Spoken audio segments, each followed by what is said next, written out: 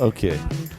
All right. I'm going to call to order the meeting of December 6th, 2016 of the Santa Barbara County Board of Supervisors. Only 2 meetings left, 2.5 meetings left for Peter Adam as chair. Sorry, Mr. Allen, would you please call the roll? Ms. Wolf? Here. Ms. Farr? Here. Mr. Lavanino? Here. Mr. Carbajal?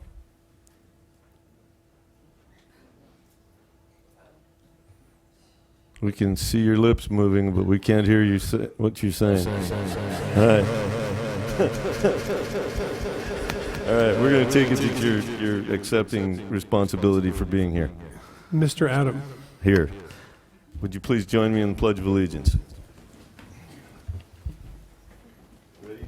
I pledge allegiance to the flag of the United States of America and to the republic for which it stands, one nation, under God, indivisible, with liberty and justice for all. God, frog in my throat. I have to get some tea. No, it's just frog.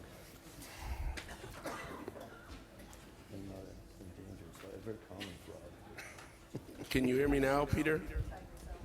That's Tiger Salamander frog. Hello? Peter? Yes. Can you hear me? Mr. Carbajal, you are on, but low volume. Great. Well, I don't need to tell you what I said after the Pledge of Allegiance. All right. Well, duly noted. Thank you very much. It's like part of the pledge. Yeah. Okay. Well, we'll miss you when you're gone. All right. Approval of minutes. Can I get a motion for the November 22nd meeting? So moved. Is there any discussion? Mr. Allen, roll call, please. Ms. Wolf? Aye. Ms. Farr? Mr. Lavanino? Mr. Carbajal? Aye. Mr. Adam? Aye. Passes 5-0. I missed that one. Can I get a motion for the approval of the November 15th, 2016 minutes? Second. Thank you. Any discussion? Mr. Allen? Ms. Wolf? Aye. Ms. Farr? Mr. Lavanino? Mr. Carbajal? Aye. Mr. Adam? Aye. Passes 5-0. Okay, and if audio people can do something about the reverberation, we're getting a little echo here. Ms. Mayasato, do you have a CEO report for us today? I do. Good morning, Chair Adam and board members. This morning, I am pleased to introduce to our public and the rest of the county family and announce our new General Services Director, Jeanette Pell. And Jeanette, if you'd mind coming up. Jeanette was selected last month as our new Director of General Services. And as you know, Jeanette has been our Assistant Director. She has 27 years' experience in capital projects, parks, airports, fleet, maintenance, and purchasing. And she began her career in the IT field. And that ultimately led her to a diverse career. And she's been at the director level in the county of San Luis Obispo and the county of Kern. So we are pleased and delighted that she's our General Services Director. So why don't you say a few words, Jeanette? Thank you. Good morning, Mr. Chairman, members of the board. I'd like to take this opportunity to really thank you for selecting me and giving me this opportunity to lead the General Services Department to help the citizens of Santa Barbara County. And I really am looking forward to helping each and every one of you as well. Thank you. Thank you very much. Okay. So that brings us to our administrative agenda. Anybody want to pull anything? Supervisor Lavanino? No items. Supervisor Farr? No items. Supervisor Wolf? No items. Supervisor Carbajal? No items. Anything from the public? No request to speak. Okay. Well, I want to pull A7 and A8 just for a roll call vote. Separate vote. So if we get a motion for those two, please? Well, you got to read them, yeah, that's true. You want to, can we handle them both together, or, yeah? Okay. Read them both. Chair Adam, members of the board, item A7 is from Human Resources. This is consider recommendation regarding the Engineers and Technicians Association's successor memorandum of understanding. A8, also from HR, consider recommendation regarding the Service Employees International Union, SEIU Local 721 successor memorandum of understanding. I'll And move these. no request to speak from the public. I'll move these items. Okay. Mr. Allen, would you call the roll? Ms. Wolf? Aye. Ms. Farr? Mr. Lavanino? Mr. Carbajal? Aye. Mr. Adam? No. Passes 4-1. Okay. And then can we get a motion for the balance? Okay. Did you get that, Mr. Allen? I did. That went by pretty fast. Okay. Any other discussion? Seeing none and no public comment. Mr. Allen? Ms. Wolf? Aye. Ms. Farr? Mr. Lavanino? Mr. Carbajal? Aye. Mr. Adam? Aye. Passes 5-0. Okay. Well, that may be a record. I'm not sure. So that brings us to our D items. Wait. One resolution today? Oh, we got resolution, that's right. I'm sorry. We're going to do that right away. Yeah, we're going to First. do that right Yeah. after this, yeah. This was Yeah, mentally jumping to. February 24th, they said. Okay, Mr. Allen, would you read in A33, please? Or, oh, is that 21? Yeah. Okay. Chair Adam, members of the board, we have one resolution to present today.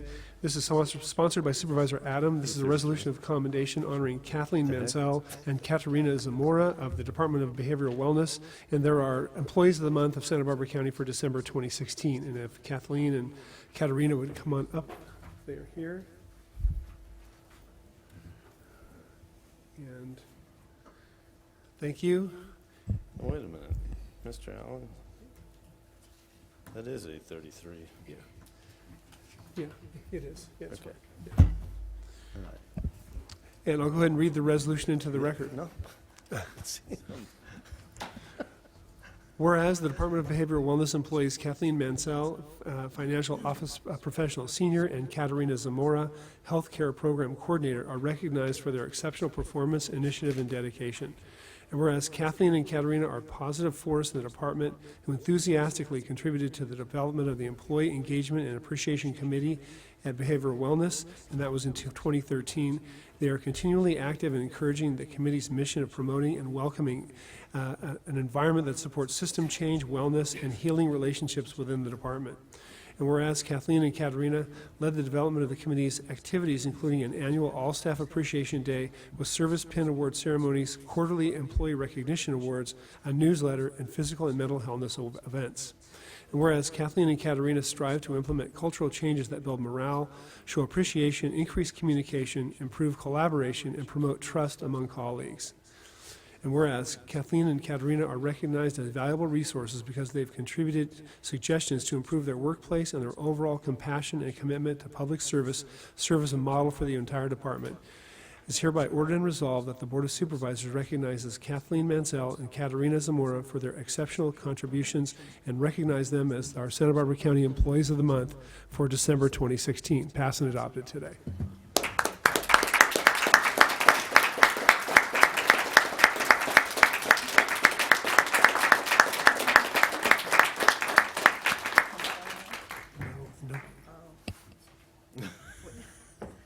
Well, thank you so much. We really appreciate this.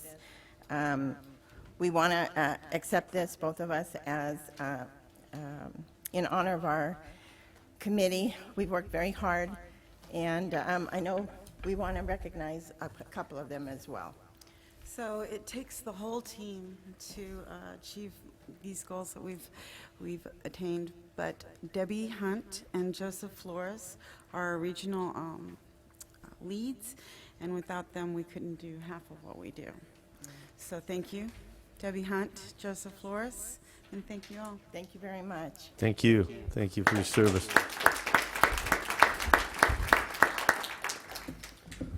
All right, Mr. Allen, you got some housekeeping items? I do have a couple of speakers under public comment this morning. If you'd like to do public comment, we could go to that right now. Okay, we have 4 requests to speak, and they are all in Santa Barbara, so we're going to start with Dorothy Dent in Santa Barbara, to be followed by Ed Kolaski. Good morning, Supervisors, and congratulations, Congressman Carvajal, or future Congressman. You have big shoes to fill, stepping into Walter and Lois Capps' long path, promoting environmental and social justice. But with dedication and attention to your grassroots constituents, I'm sure you can do a great job. I hope you had a nice Thanksgiving. My family and friends got together at an outdoor fire, the big backyard, and tofurkey and organic vegetables. Some from the garden, and especially delicious are the yellow pear tomatoes and homemade berry pie. We were so thankful for all the bounty of our area and the hard-working farmers and workers and truckers and produce workers and store personnel who help bring the food to us. Also needing to be appreciated are the bees and other pollinators who pollinate all those crops. But these extremely valuable yet helpless insects desperately need all of our help because toxins from commercial industrial agriculture are killing them in droves.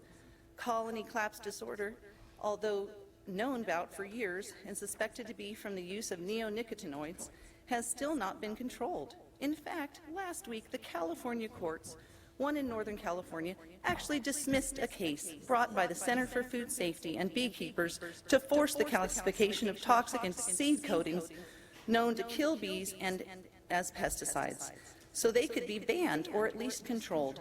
But instead of assuring that our food supply beekeepers and farmers be protected from further paralyzing crop failures due to bee shortages, our court system suggested only that the EPA rewrite the regulations, which could take years and puts the bees and our precious food supply for millions in jeopardy.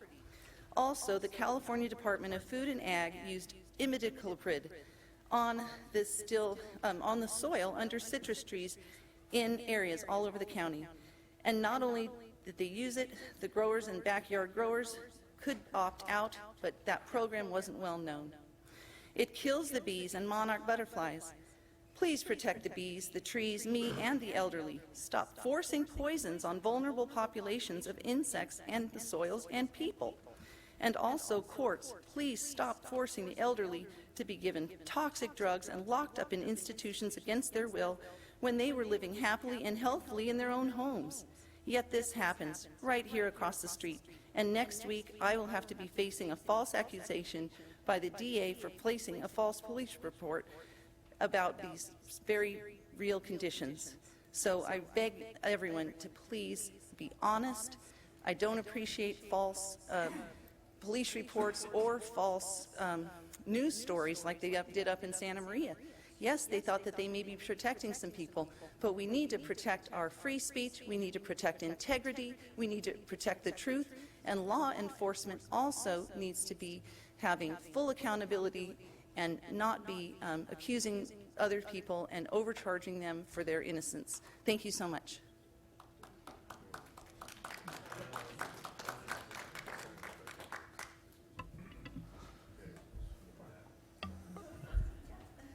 Our next speaker in public comment is going to be Ed Kolaski in Santa Barbara, followed by Tom Reed. Mr. Kolaski. Yeah, thank you. The title of my talk today is It's Not a Question. It's not a question that SBAR, Board of Architectural Review, is corrupt. I mean, there are numerous items in which they violate the law.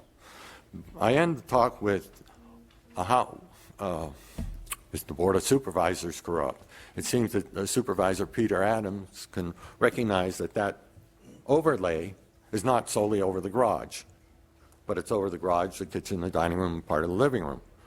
However, the other 4 members insist that it's solely over the garage, yet no one can explain to me how that is solely over the garage, not Ann Almy or anyone in SBAR. But that's what we're claimed to have violated. They have stated that we have located our second story solely over the garage in violation of guideline 4.7, which says do not locate your second story solely over the garage or any single entity of the dwelling. Well, it turned out that 3 of the members persuaded the other 7 to vote against our project when we attempted to submit it, which we were never allowed to do. They just solely told them that we didn't make any changes to our drawing. And if you look at the drawing, that is not solely over the garage. However, 4 of the members never even saw it. They had a plan. The plan was between Dylan, John, and Alex. If our architect would stand up to present or ask questions, Dylan was to stand up and yell at him. And he did. Every time our architect stood up to ask, why were we voted down? He couldn't get a single word out. Dylan would jump up and start screaming at him. The plan worked. So we could appeal it. We appealed it to the PC and we appealed it to the supervisors. We got the same basic remarks. It's solely over the garage. You're in violation of guideline 4.7, which said do not locate it solely over the garage, even though it's over the kitchen, the dining room, part of the living room, and they can explain, which they should. But let me proceed with the number of laws that they violated. They kicked us out of the meeting without giving us an opportunity to speak.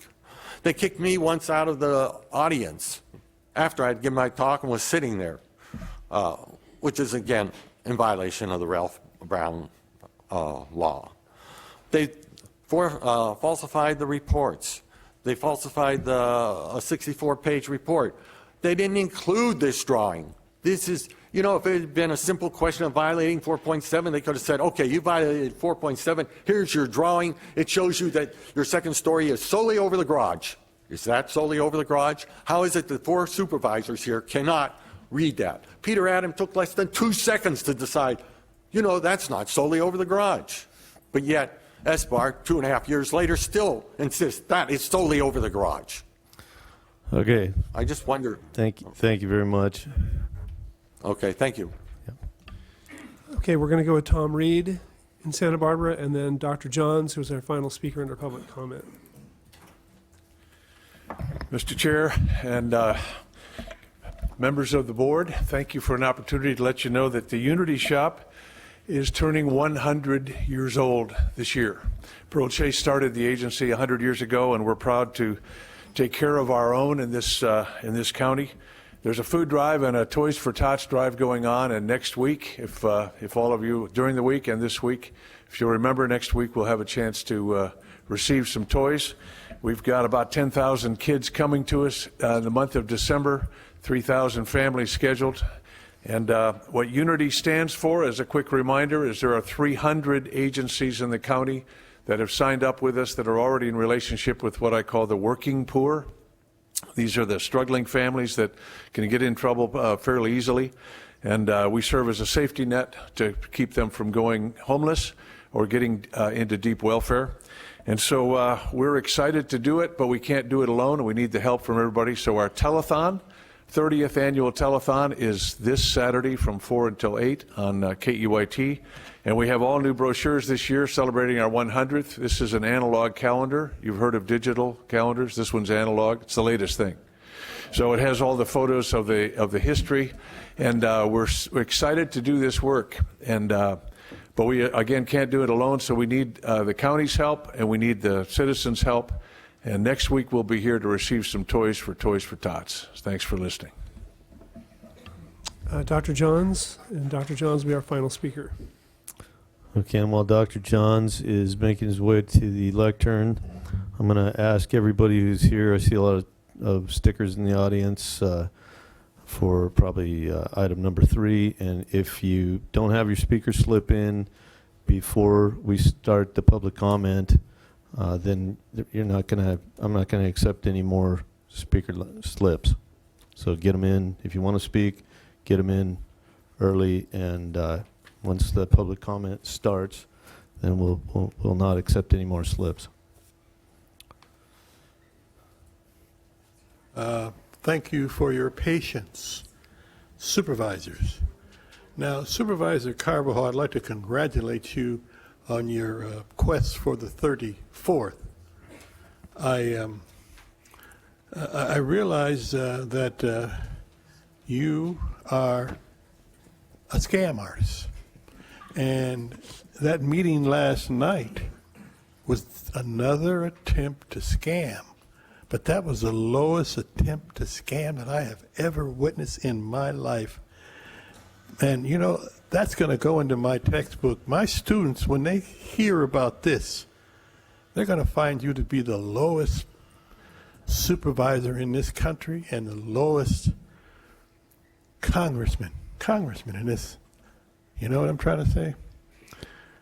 I mean, for a man to scam his own people and say before this that this is not immigration, this is about farm working, that's just a scam. I mean, there's nobody who could go so low.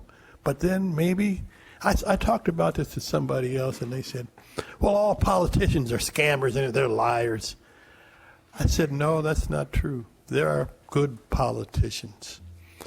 But thankfully, you won't be able to scam your own people again, because I'm sending documents to Congress on your scam attempts, telling people, and that lady, and I know that lady who came up to you in the comments and said, we need immigration fair practices.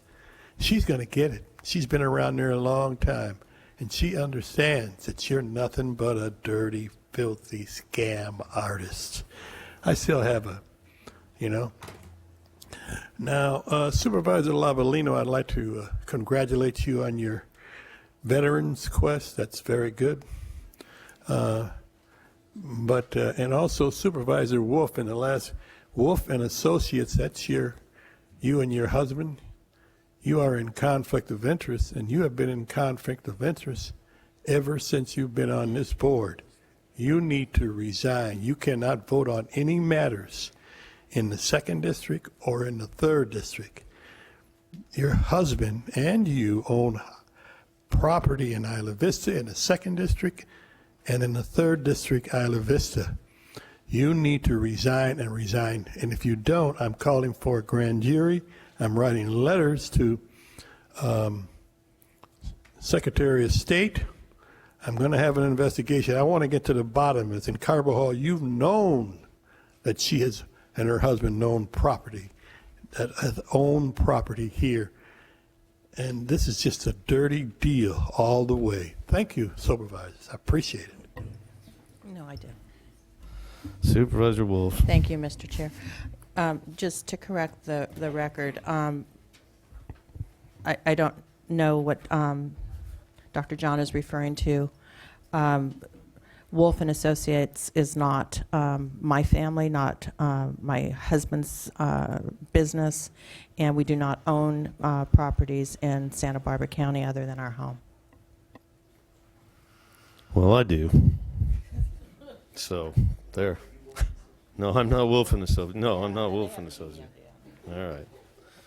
All right. So, we're down to the housekeeping items at this point, Mr. Allen. Chair Adam, members of the board, first off, what we'd like to do is to go ahead and continue item number 6. This is from Planning and Development. This is a hearing to consider the appeal by Tom Signorelli of the PC's August 31, 26 denial of the Appeal 15, APL 19, and the de novo approval of the Jimenez land use permit. This is in the 3rd District, and we have a request to continue this item to our meeting in January. That would be the 24th of January. Supervisor Farr. Thank you, Mr. Chair. I'd like to go ahead and make that motion since it's in my district. Did you say January 24th? That's correct. Okay. Yeah, you're off the hook. Yeah. Yeah. All right. Mr. Allen, roll call vote except for Supervisor Wolf. Oh, she just wants to vote. Okay. Ms. Wolf. I'm ready to go. You're Aye. on it. Ms. Farr. Mr. Lavanino. Mr. Carbajal. Aye. Mr. Adam. Aye. Passes 5-0. Yeah, we're going to do that now. Chair Adam, members of the board, we also have a request on item number 1, and this would be to withdraw this item. I want to note that we did post an addendum on Friday, which set forth the motion to affect this. That would be items A, B, and C in the addendum. And if we could get a motion to approve those items, then that would be the withdrawal of item 1. And I do have a request to speak from David Fainer in Santa Barbara on this, and I don't know if, David, you have any comments on it? Or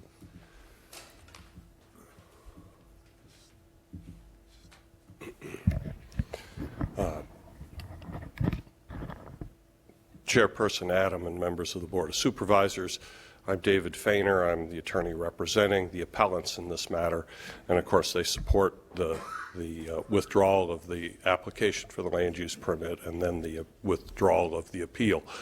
I wanted to put in one good word on the process. I'm assuming that you will be amenable to allowing the withdrawal of the application and the appeal, but the parties reached an agreement on a number of issues, some of which were within the county's jurisdiction and some of which were not. And that resolution was made possible by your board allowing time for the parties to have that discussion. So thank you for that. Second of all, I wanted to put in a good word for an element of the process between the Planning Commission action and a board hearing. And that is the facilitation process in which a deputy county counsel acts as a mediator between the parties. At the time of that facilitation meeting, there was absolutely no progress towards a resolution, but it was an icebreaker. So I encourage the planning department, the county council, and your board to continue that process because it probably saves you time in the end in matters like this. So hoping that you will accept the parties' settlement, thank you very much. Supervisor Farr. Mr. Chair, thank you. Since this is also in my district, I'd like to go ahead and move staff's recommended amended motions to withdraw this from the agenda. And Mr. Chair, I would just like to note that I think it's the first time somebody's actually applauded our process. So I want to give kudos to County Council. And I don't know who our Deputy County Council was that impressed them so much, but I'm sure all of them do a great job. But if you happen to know who it is, it would be nice to highlight somebody. Chair Adam and Supervisors, this program is actually a creation of the board's direction more than a decade ago, the facilitation process for third-party appeals. And probably our most frequent flyer recently on facilitations has been Senior Deputy Johanna Hartley. Mr. Chair, Mr. Carbajal. If anybody would like to see the list of how this process has worked in my district successfully, I'm glad to share that list of many successes.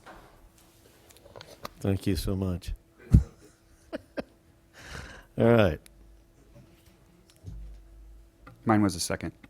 Okay. Mr. Allen? Ms. Wolf? Aye. Ms. Farr? Mr. Lavanino? Mr. Carbajal? Aye. Mr. Adam? Aye. Passes 5-0. Okay. Item number 2, Mr. Allen. Chair Adam and members of the board, item 2 is from Human Resources. This is a hearing to consider recommendations regarding the classification and salary plan for unrepresented executive and management employees.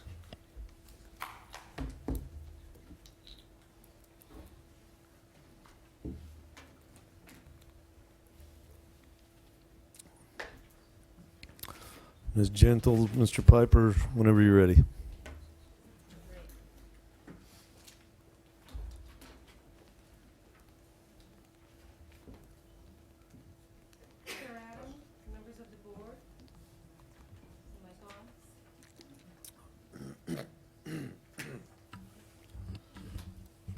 Good morning. Thank you for hearing the proposal and recommendations pertaining to the unrepresented management and executive salary plan changes. I also want to thank you for the special dispensation that you've given me to allow me to present more than 10 slides on this topic. However, due to the nature, the complexity, and sensitivity of this project, I felt that it was necessary to provide more information than not. So again, I want to thank you, and I'll try to get through the material as quickly as I can. As you know, this project was one of 3 priority projects given to me by the CEO and the board upon my arrival in early 2016. The charge was to evaluate, review, update, and enhance existing management class and compensation salary plan that was adopted by this board in September of 2015. In doing research to begin the project, I discovered that the plan has been in flux for a period of 10 years and has been a source of contention for many managers. A committee of dedicated employees have continually worked to enhance the plan, and fortunately, some of those employees are still here and served as an advisory council to me. Paradoxically, however, many of the original committee members have since left the organization, a few of them due to normal attrition, but many of them due to frustration with the management salary structure and the real or perceived lack of salary growth, partly caused by an inflexible, unprogressive compensation system. Other stakeholders, such as department and assistant department heads and department HR liaisons, also echo this sentiment. The plan that I'm proposing today considers past, but more importantly, present and future issues articulated by key stakeholders and contemporary research regarding retention and recruitment challenges nationwide. I caution that this plan is not a panacea and will not fix all of the issues expressed to me by my colleagues.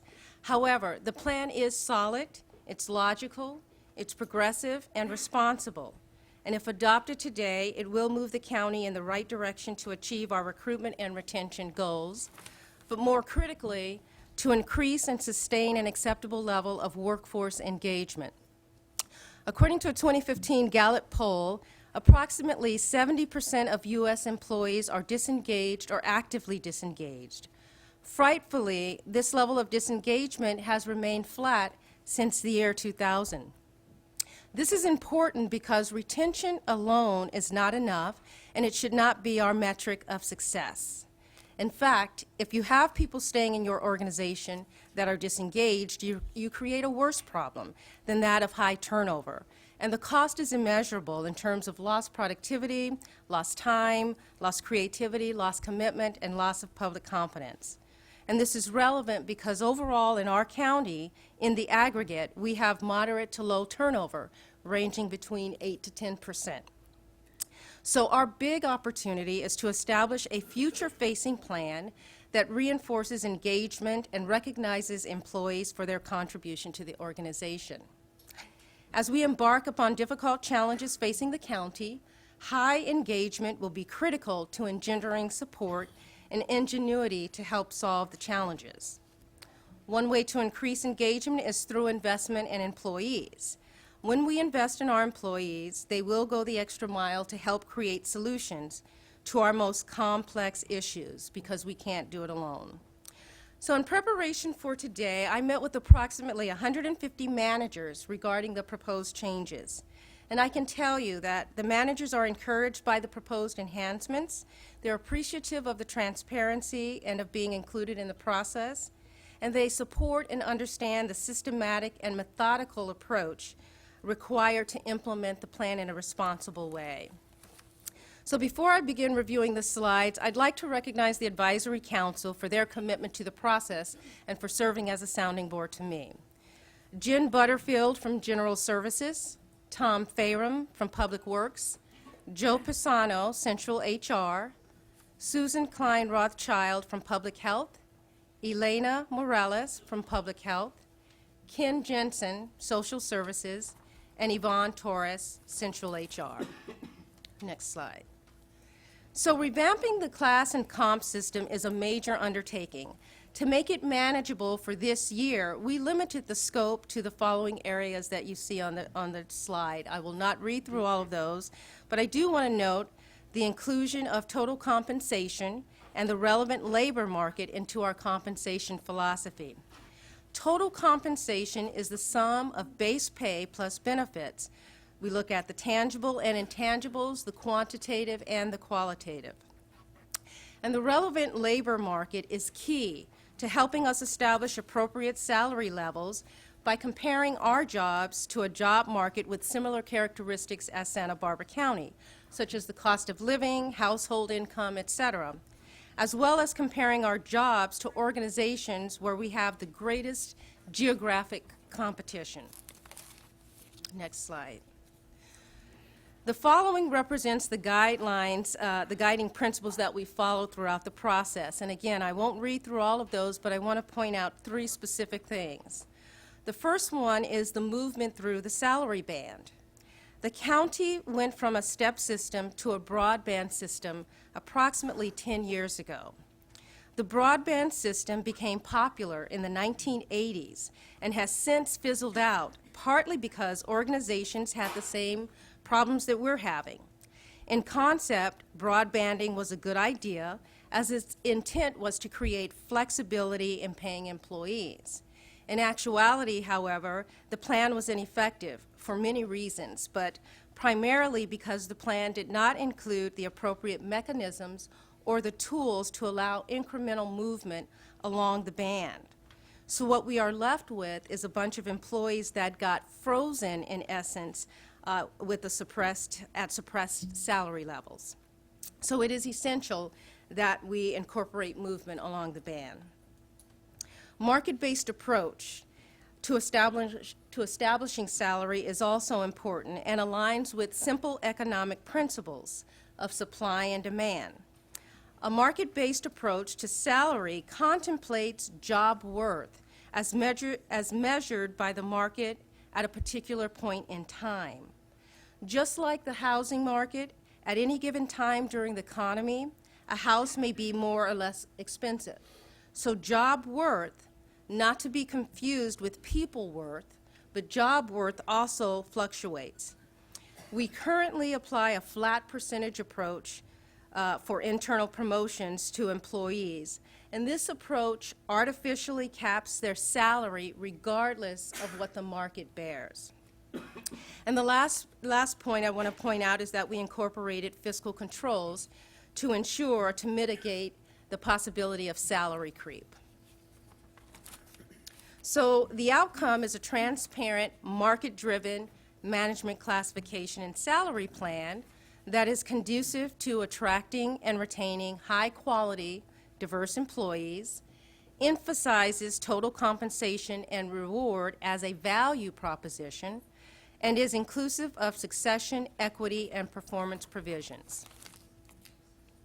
Next slide. So this was a two-pronged approach. We looked at internal policy changes as well as external compensation. Next slide, please. So the internal policy changes were broken into two categories, monetary and non-monetary. I'll start with the non-monetary. We define total compensation, as you've heard me say already a couple of times. It's important because it's a culture shift for the organization. We changed the designated control point for hiring from an anchor point system to a quartile system, and I'll talk about this in more detail later in the presentation. We identified relevant comparative agencies. These are counties that better align with our realities in Santa Barbara, and we also included flexibility to examine city and private sector agencies for hard-to-fill positions. We incorporated non-base building pay. This is an effort to recognize employees without incurring ongoing expenditures by increasing base salary. We also included promotion within leadership provision. In our current system, many positions are within one broad salary band, and so in essence, it is one classification with many different jobs. This poses a problem when an employee doing one job wants to apply for another job that is within the same band. Even if the job is completely different and has a higher level of duties and responsibilities, the individual would not be able to receive an increase in recognition for the higher duties. A recent example of this was with our assistant CEO recruitment, where a department head and the assistant CEO falls within the same salary band. And so theoretically, a department head applying for the assistant CEO position would not be eligible for an increase. This is a disincentive to employees wanting to promote into different jobs. So this provision that I'm recommending makes it possible for one to promote within a band if the job is materially different. And then the last thing is we added the assistant department head specialized classification. And this is to account for people requiring special licensure or certifications such as in engineering or what have you. The monetary policy changes include a general salary increase, GSI. Historically, the county aligned management salary increases with the largest employee union. This approach was dissolved with the leadership progress that was introduced several years ago and that implemented a pay-for-performance approach that was variable based on funding and board approval on a year-to-year basis.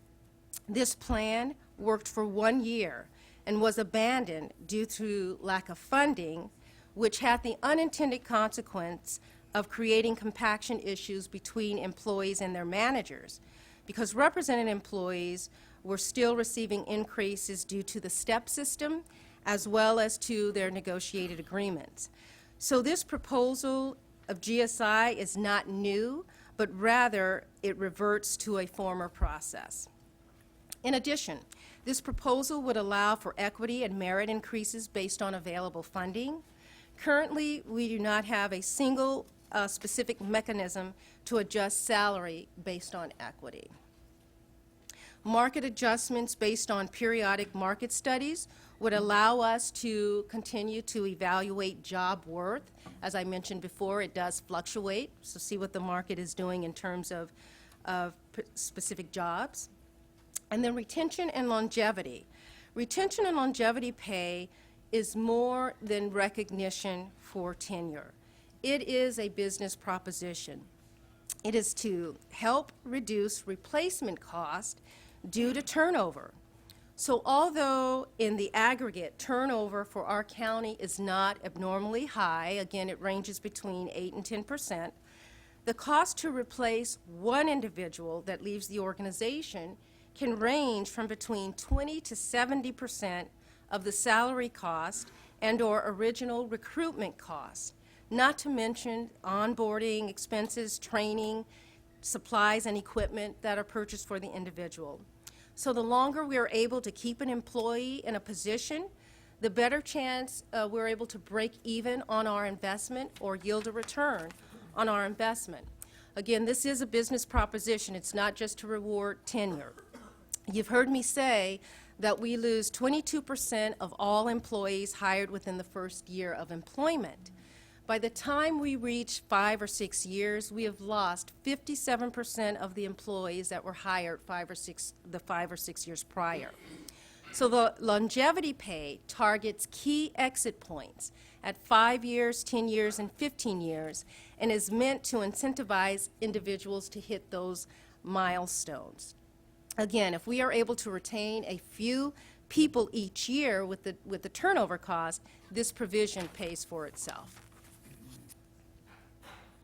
Succession incentive pay is a new provision, and this is designed to help the organization strategically plan for seamless transition and continuation of public services upon the retirement of a person in a critical or hard-to-fill position. As you know, it does create a hardship when people in critical positions announce a retirement with little time for the organization to respond or to recalibrate.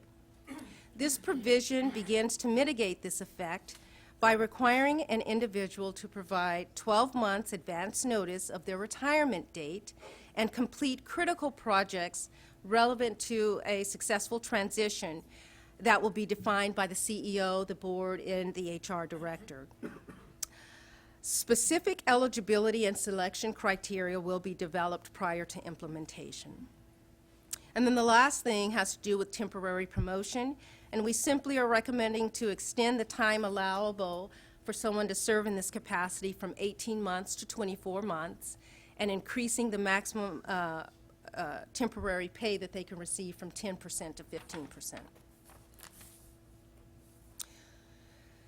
So the plan incorporates several fiscal controls, as I stated before, to mitigate salary creep. However, two primary controls include defining market base as plus or minus 10% of the mean or the average of positions in comparable agencies, and moving from our current anchor point control system to a quartile system. Next slide. So in full disclosure, market can be defined however an organization chooses to define it. There is no absolute science to this. However, to be competitive, I would not recommend going above the 10%. In previous organizations, my rule of thumb was plus or minus 5%.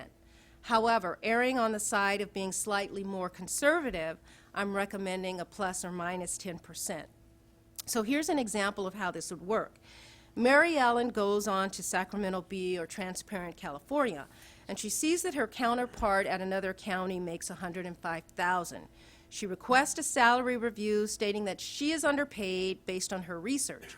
However, based upon our official salary survey data, our comparable counties, and our definition of market, we find that the average of all persons in similar jobs is $100,000. The market is $90,000 to $110,000. Therefore, Mary is within market and no adjustment would be required. However, when you look at Michael Foghorn, you could see that he would be slightly under market, and we would be recommending at a minimum approximately 6% adjustment. The second main fiscal control is moving from an anchor point for hiring to a quartile system. Within our current broadband system, department heads are able to hire at the anchor point without approval. The anchor point is nearly 90% of the band.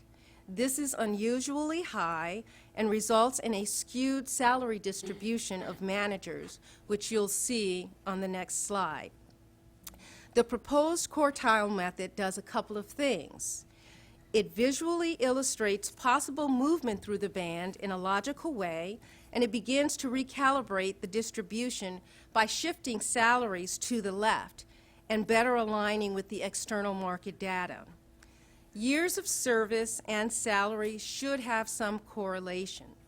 So for example, if I were to overlay the years of service on the quartile method, it could look something like this, and mind you, this is just an example. This is not exact. So 0 to 5 years experience or time in the job would be hired in the first quartile. 6 to 11 years, second quartile. 12 to 17 years in the third quartile, and people that have 18 years or more moving in the fourth quartile and moving toward the end. Within the management ranks here at our county, we have 103 managers that have 18-plus years of service, and 23 of them fall within the fourth quartile. Theoretically, and in an ideal world, and the elimination of other past variables such as past salary freezes and managers being inappropriately classified in positions, we should see a more balanced distribution. This chart illustrates that most management employees are in the third quartile. Many of these employees are new. People in quartile 1 and 2 are those employees that I referenced earlier that got stuck on the band because there was no mechanism to move forward. This, of course, has created internal disparity. To further illustrate, here's an example of an enterprise leader wage rates by years of service. The green line represents our current anchor point. Red is the proposed second quartile plus 5%, and I'll explain the 5% later in the presentation. And the purple is the market average. As I stated, there should be a normal linear line to show correlation between years of service and salary. However, there is not. And it is very scattered, which illustrates an ad hoc, kind of random compensation system. You can see just by looking at this that we have people with 1 year of service making substantially more. Maybe you can highlight that up at the top. Yeah, those folks up there making substantially more than someone with 30 years of service. This will need further exploration because there are many plausible explanations for this. The next slide is just another example. It's a different classification, program business leader, and you can see it's the same scenario. So what do the scatter charts tell us?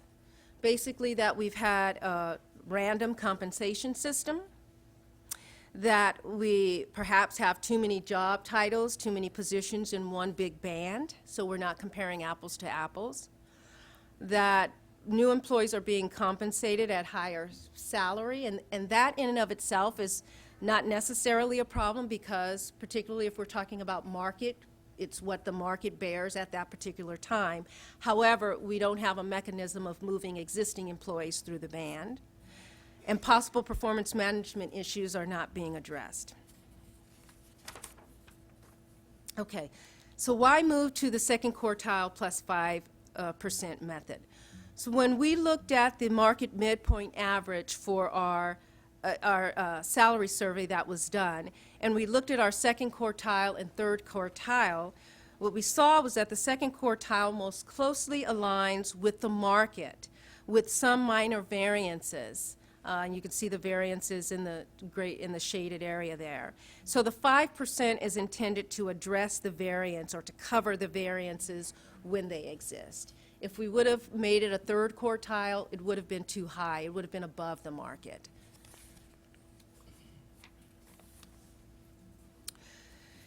In 2015, the board adopted a provision to support a 5% differential between management and rank and file, and as well as management employees, in order to correct the unintended consequence of compaction, which was caused in part by the leadership project and the unfunded pay-for-performance plan.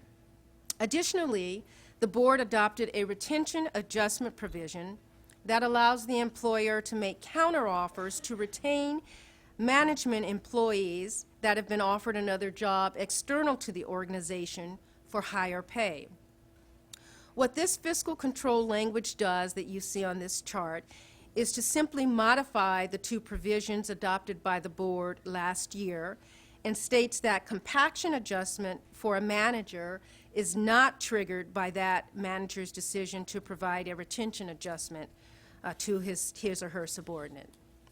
It also requires that a bona fide written job offer is required for consideration of a retention adjustment, not just rumor of a job or hearsay of somebody applying for another job. Lastly, and to be responsible and in recognition of internal equity issues, we will address compensation issues over time through a multi-year implementation. Okay, so that pretty much covered the internal policy changes. For the external compensation section, we consulted with Siegel Waters Consulting Agency, and they did a couple of things. They surveyed 22 peer employers, and we received results or data from 15. We included 4 published private sector data sources for those hard-to-fill positions. We evaluated 59 benchmark jobs, and those are jobs that are standard or consistent across peer agencies. We made geographic adjustments to account for the cost of labor, and we collected and compared total compensation elements. So there are 3 main findings. Overall, our salary band for the benchmark positions is competitive. This should not come as a surprise to anyone because our salary bands are so big, many of them yield a 65% spread. So the salary band in and of itself is competitive. However, there were 11 benchmark classifications where the salary bands were below market. And so we looked at the people that were in those salary bands and said, are the people in the salary bands also below market? And what we found is that there were 9 incumbents within those bands that were between 2% to 42% below the market. And for the pay supplements, more work is going to need to be done regarding that area. But we did look at auto allowance, benefit allowance, paid time off, looking at employer contributions to retirement, et cetera. But more work needs to be done on that. So considering all of the data, applying a logical, systematic, and feasible strategy that addresses the most critical issues first within budget constraints, I'm recommending the following. Just the 9 managers that I mentioned are 2% to 42% below the 90% of the market midpoint average. So adjust them. Also, we can go back to the scatter diagrams for enterprise leader and the program business leader, that scatter chart that you just saw moments ago. We took a look at people that have 15 years of service and are also below 90% of the market. And we ensured that they were properly classified within that salary band. And when we did that, we found that there were 9 additional managers that needed adjustment, that we would recommend adjustment for. Other adjustments will be recommended during further evaluation as part of a multi-year plan. Also, on an ongoing basis, for the next few fiscal years or until further evaluated, we're asking for a budget of $75,000 for market adjustments, carve out funds to address equity and merit adjustments, budget $30,000 for potential succession pay, and $115,000 for longevity and retention stipends.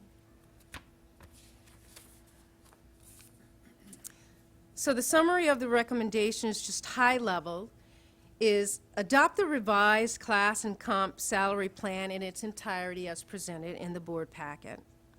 Approve alignment of the general salary increase compensation pool with the largest bargaining unit for appointed department heads, elected department heads, and confidential employees. Approve market adjustments for the 18 managers.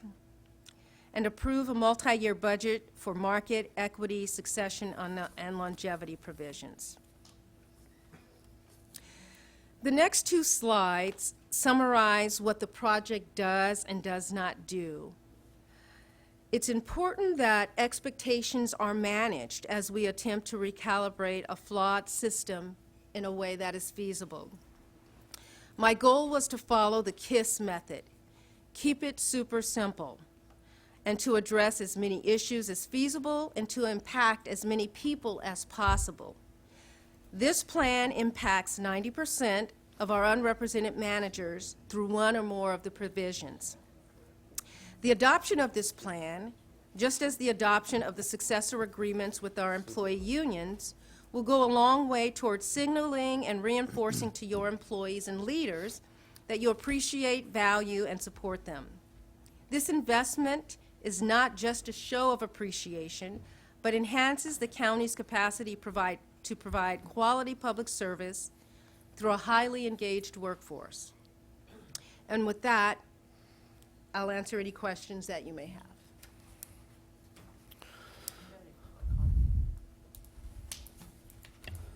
We have one request to speak.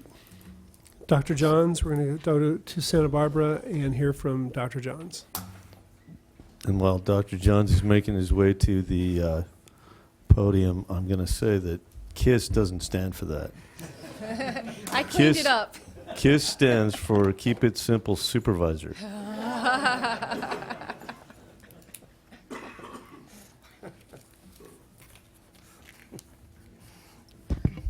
I will ask one question while Okay. Dr. John is approaching the podium. Ms. Gentle, you said that this includes elected department heads. Yes. So it does not, just so the public understands, it's not the Board of It Supervisors. is not the Board of Supervisors. It's strictly appointed department heads, confidential employees, and elected department heads. Thank you. Yes.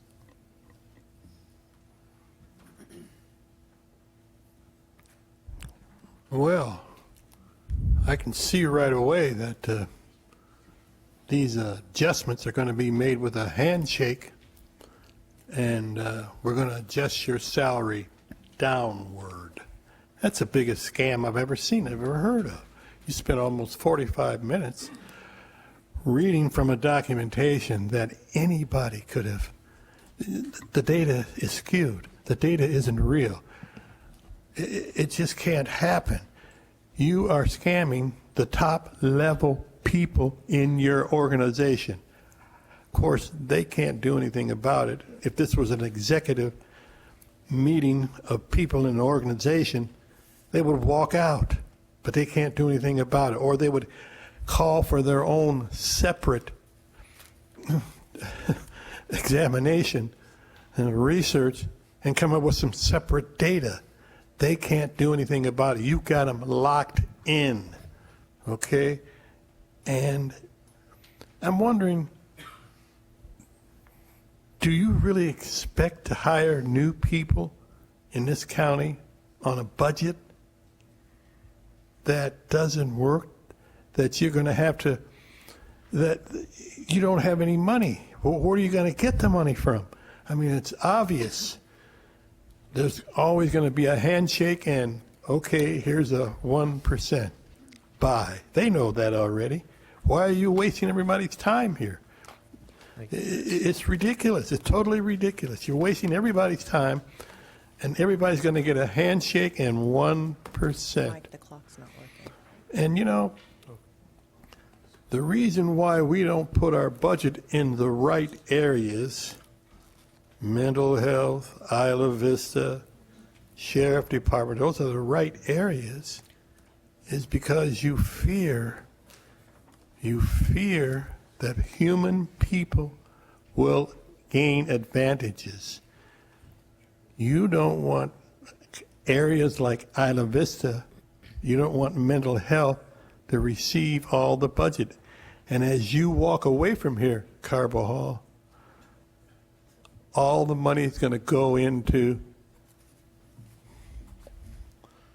well, let me put it like this. It's all going to go out of Isla Vista, and all the students in Isla Vista are going to be looking at, they're going to be looking at one sheriff's deputy, one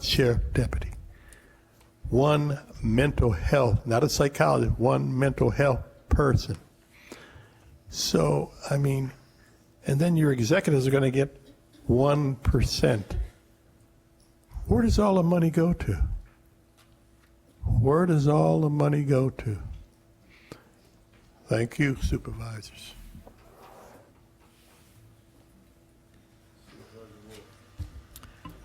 Thank you, Mr. Chair. Ms. Gentles, I just want to take this opportunity to thank you and the folks that you mentioned as part of your team, and also CEO Miyasato for taking the leadership role in moving this forward. And you know, as you stated at the beginning, this leadership project that was enacted almost 10 years ago was very complex. It included, and I'm just taking some of the things that you talked about, which was the pay for performance piece. And something else that was included in that leadership project was allocating bonuses. And back in early 2007, I think through the then CEO, I think there was over $1 million allocated for bonuses. And back then we eliminated that program. So, you know, that was one minor step in modifying this broadband program, which I felt for my 10 years on the board that it was unwieldy, and it always felt that it was, I got the sense that it was so ingrained, and so many people, in fact, actually didn't understand what this all meant. But the implications to our organization was astounding. And so the fact that you have taken this on and are now making small, incremental changes, but you've, taken on this task, and I know this is not the end, this is just the beginning of making, as you said, systematic and methodical changes. So I'm really pleased with what you've come up with. I think the modification from the anchor point to the quartile is, it just makes so much sense. And you've made that change in a very academic way, and I appreciate the work that you've done. So I think we are on the path to really changing and modifying this program, and it will be a program that all of us can finally understand.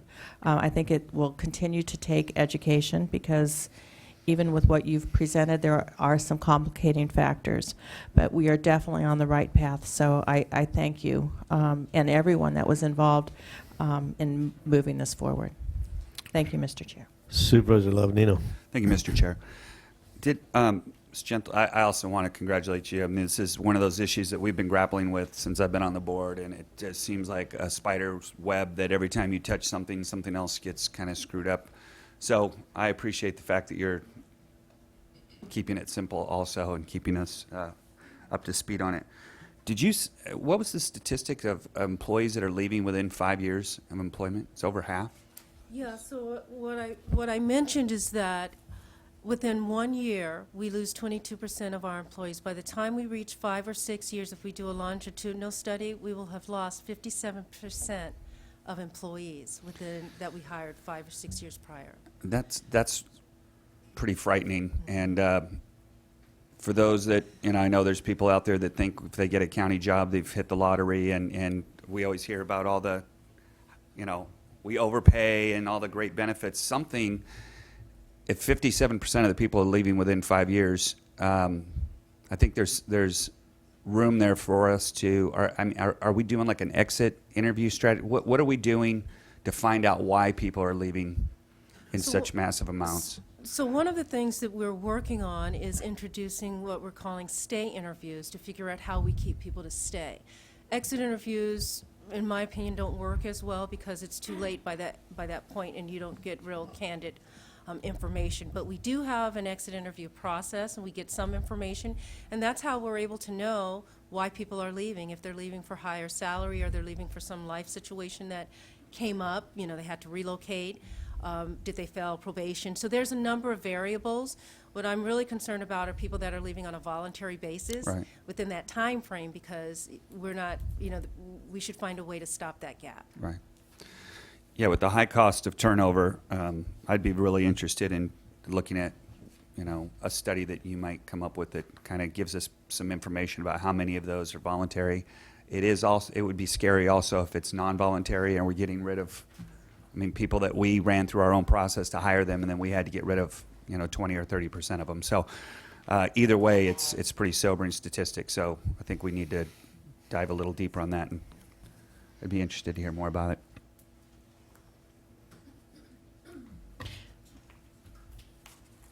I have just one thought on that. Supervisor Wolf. And I really appreciate your comments, Supervisor Lavardino. But, there is another piece to that. When folks are in a probationary period, I really think that we do need to make sure that our supervisors are really doing the work of evaluating our employees early on, so that during that probationary period, that if they are not meeting the standards, that they are let go. So I agree we don't want high numbers, but on the other hand, we don't want to necessarily maintain employees who aren't meeting our standards, and that's exactly what that probationary period is for. Thank you. Supervisor Gentles, what is a reasonable rate of turnover? So just to give you a comparison, I talked to my colleague just last week, another HR director that works in the Santa Barbara area, and she was telling me that their turnover is 17%. That's high. 17, 20% is pretty high, and that's across the board. What's relatively low is somewhere between 4 or 5%. If you're within 10 digits, low 10 digits, so we top out at about 10%, and it fluctuates from time to time, that's decent. That's average, standard. So that's our target. It's a target, yeah. Okay. I mean, I think I would like to see that as a stated goal, is to have a target for turnover, because if you don't have any turnover, clearly you're paying too much. But if you don't have, if you have too much turnover, that's not good either. Did you want to say something, Supervisor Farr? Thank you, Mr. Chair. Just to thank Ms. Gentles and her staff. This is an issue that the board has been grappling with for a long time, and to have the study come forward and be so well done, so sophisticated, so in depth, and making some corrections which we felt needed to happen, but couldn't quite get to with this kind of an organized study. It's really refreshing and really important to have.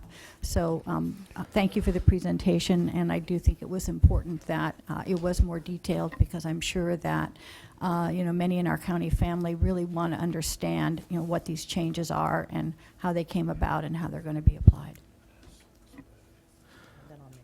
Okay, Supervisor Carbajal, do you have anything here?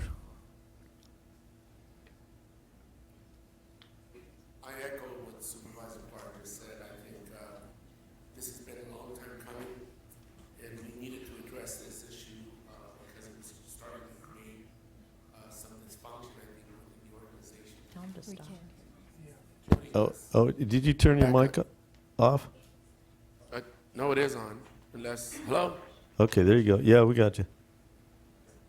I said I think this was a very important report that is now putting us back on track. I think we needed to address these issues because the way the status quo was creating some serious dysfunction within our organizational structure and compensation structure. And I think this alleviates some of the challenging issues we were facing. And I'm really glad that Lori was able to do this in such a professional and straightforward, methodical way that I think gives us lots of confidence. Okay, thank you very much. And I'm just going to make my comments because I know that Supervisor Wolf's going to make a motion here. I think the real problem here, the big picture, is the cascading effects of compaction caused by the agreements that we've given to some of our represented units. And that's never going to change if we don't change the way we do that. I really thought that I was going to vote no on this when I first saw it. And maybe I still should, I don't know. But I think it seems like you've got a well thought out, potentially very effective plan to deal with some of these issues that we've chronically been dealing with.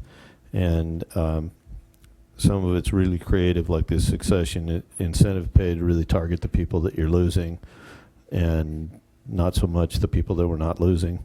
I really like that. And I think the big problem for me in this, and maybe you'll address this in time, is the definition of market, because I think we over rely on other governments like comparison counties, and it causes this ratcheting effect where we all give a raise and then everybody else has to give a raise, and then we got to give another raise because everybody else gave another raise, and it never goes down. It can't go down because nobody ever goes down. So, the private sector should really be more of a guideline here than just talking to ourselves. So I'm actually going to support this. Supervisor Wolf. Great, that's good news. I'm going to move this item that we adopt items A through F as noted in the agenda packet. And again, thank you for everything that you've done and continue to do. Thank you, Supervisors. Go ahead. Are you going to second it? Well, yeah, we were trying to get you, Mr. Chair, to second it, but if you're not going to, I mean, it must be the holiday season, so, I will second it, and let's see this unanimous vote here on this. Well, and I think it's a testament to Ms. Gentles as well, to bring something that's put together so well that you get a unanimous vote on something like this. This is not normal. Thank you. Ms. Wolf? Aye. Ms. Farr? Aye. Mr. Lavanino? Aye. Mr. Carbajal? Mr. Adam? Aye. Passes 5-0. Okay. Thank you. And I'm going to, thank you as well. We're going to take a 10-minute break, and I'm going to remind everybody that's here that does not have a speaker slip in, if they want to speak, they need to get that slip in before public comment starts on item number 3. And at this point, we have how many speaker slips? We have just about 80. Okay. So we're going to have a 1 minute. I'm just going to tell you, we're going to have 1 minute per speaker today because we have other things on the agenda as well. So let's see you in 10.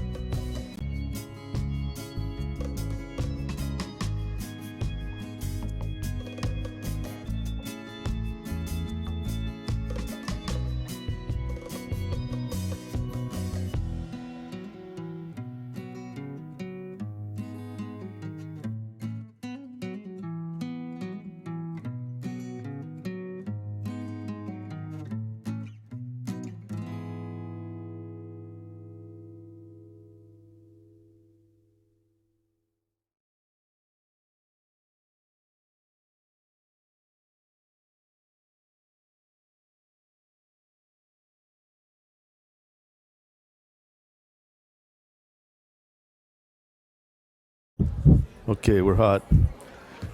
All right. Do we have Supervisor Carbajal in Santa Barbara? Yes, you do. Okay, perfect. Thank you. You know, you might want to change mics there. Did you change it? Okay. All right. Very good. All right. Let's read in item 3, Mr. Allen. Okay. Chair Adam, members of the board, item 3 is from Planning and Development. It's a hearing to consider amending the Santa Barbara County Land Use and Development Code, Article 2, the Coastal Zoning Ordinance, and the Montecito Land Use and Development Code of the County Code to implement new regulations and other revisions permitting and prohibiting land use of short-term rentals.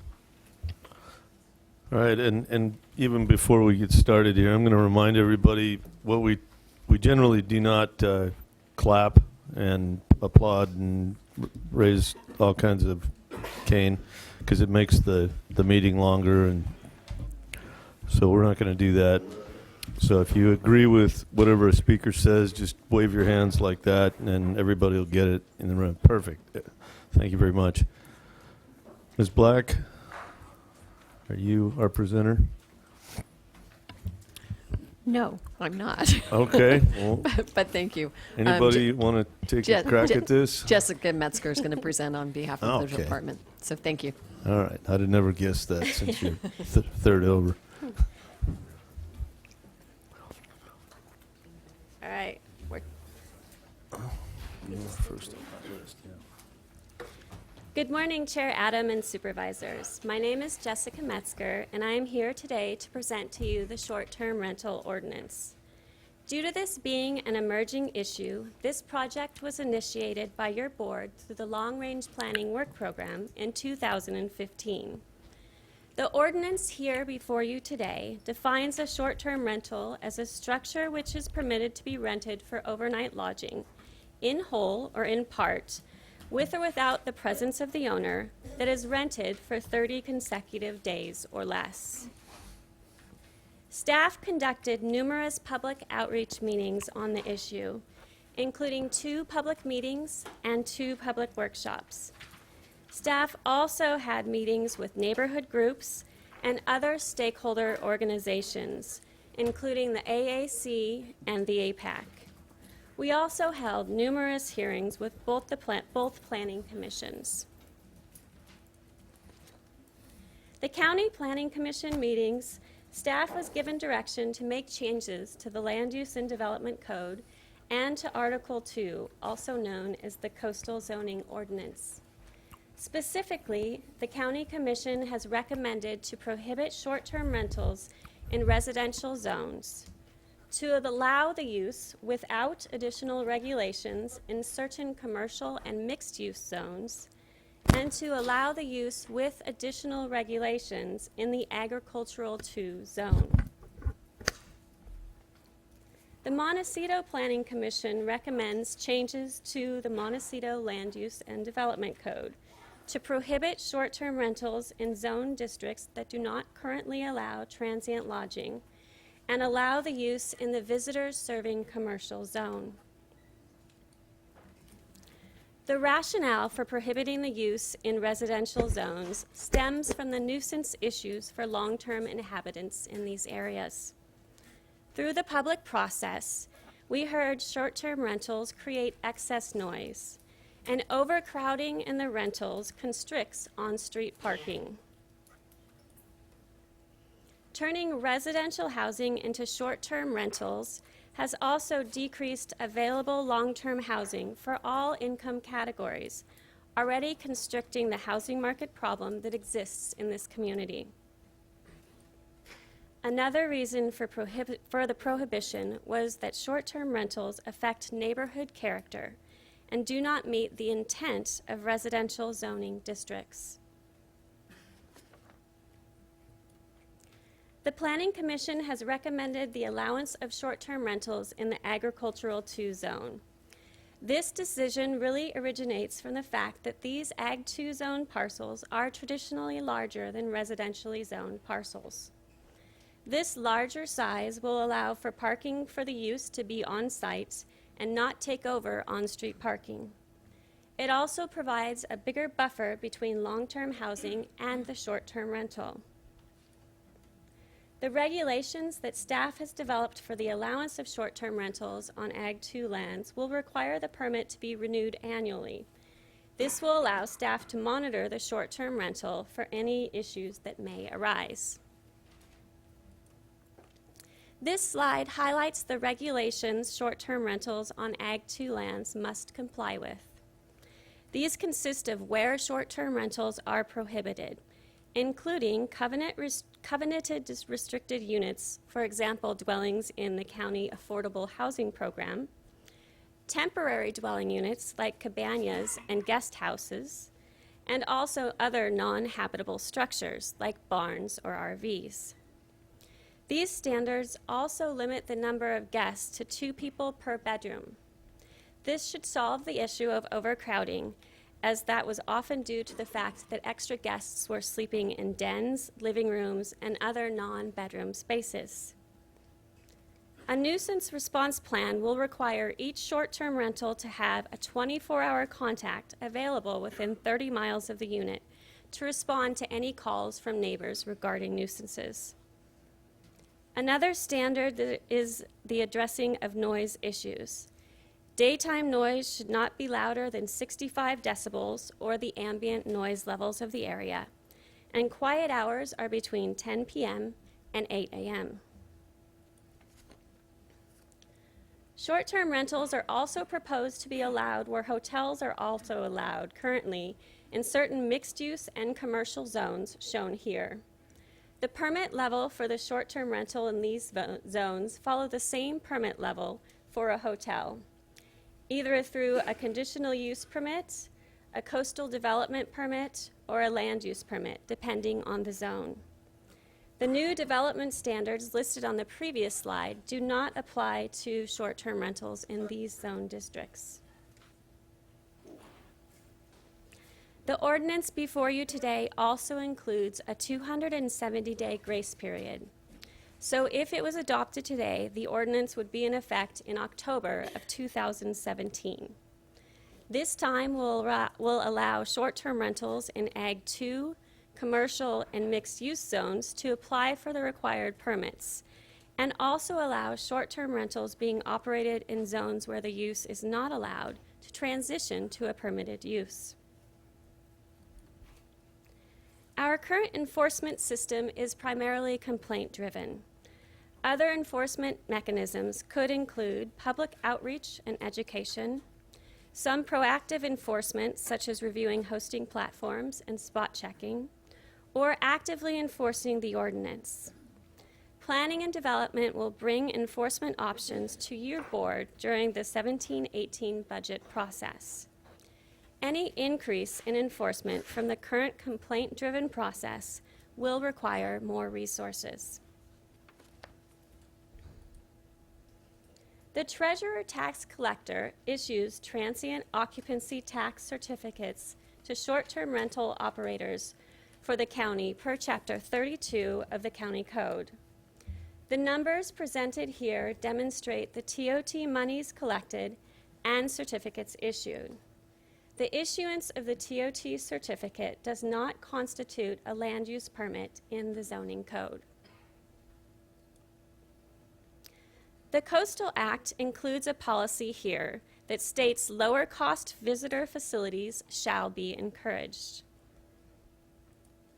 Staff has had conversations with the Coastal Commission staff in regards to this policy and the use of short-term rentals, and we also received a letter from them last week. Their staff has expressed the opinion that short-term rentals provide an affordable accommodation while visiting the coast. While this might be true in some coastal areas, in Santa Barbara County, prices for short-term rentals are rather high. In staff's review of rental platforms this last summer, you could find short-term rentals ranging from $300 a night with a 3-night minimum to $1,000 a night for a 3-bedroom with a 3-night minimum.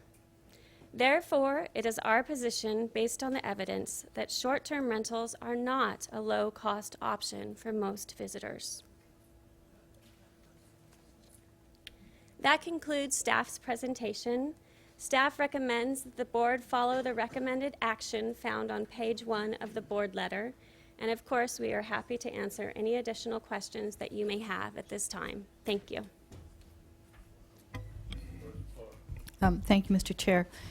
Staff, on the number of certificates listed on slide 9 for the TOT, are those all of the certificates, including for anything that, any structure that charges TOT, including hotels and motels, or are these just the short-term rentals that we have?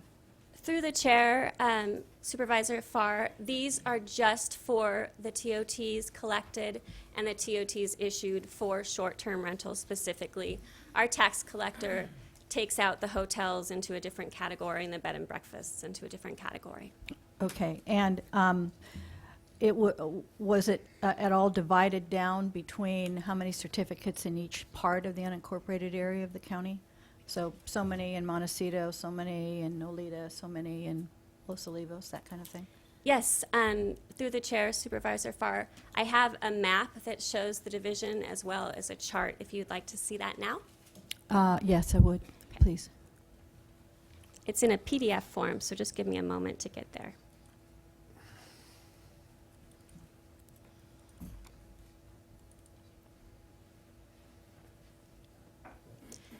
So through the chair, Supervisor Farr, as you can see, the chart at the top demonstrates how many current TOT certificates are distributed by community plan area.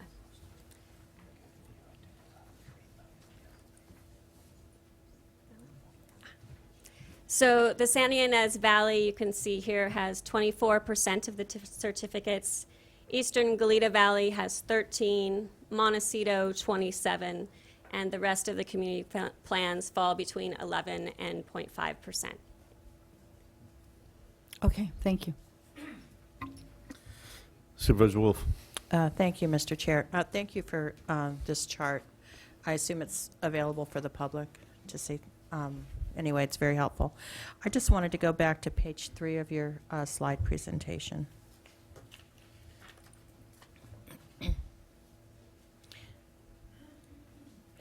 You know, and as you're looking for that, it seems obvious that the Montecito Planning Commission is more restrictive than the County Planning Commission. And according to your timeline, the Montecito Planning Commission met after the County Planning Commission. Did our County Planning Commission have an opportunity to discuss what Montecito did, to see if they wanted to align their recommendations with Montecito? Yes, through the chair, Supervisor Wolf, the staff report to the County Planning Commission included a section on the Montecito Planning Commission's recommendation for the section of the coastal zone that is in the Montecito Community Plan. So if I'm reading this then correctly, and just to clarify, so in Montecito, they won't allow STRs in mixed use, for instance? Through the chair, Supervisor Wolf, actually there's no mixed use zone that exists in the Montecito area. Okay. Yet. Thank you. That's interesting. And how about then the commercial? Is that the same issue then? They don't have as many different commercial zones as the rest of the county?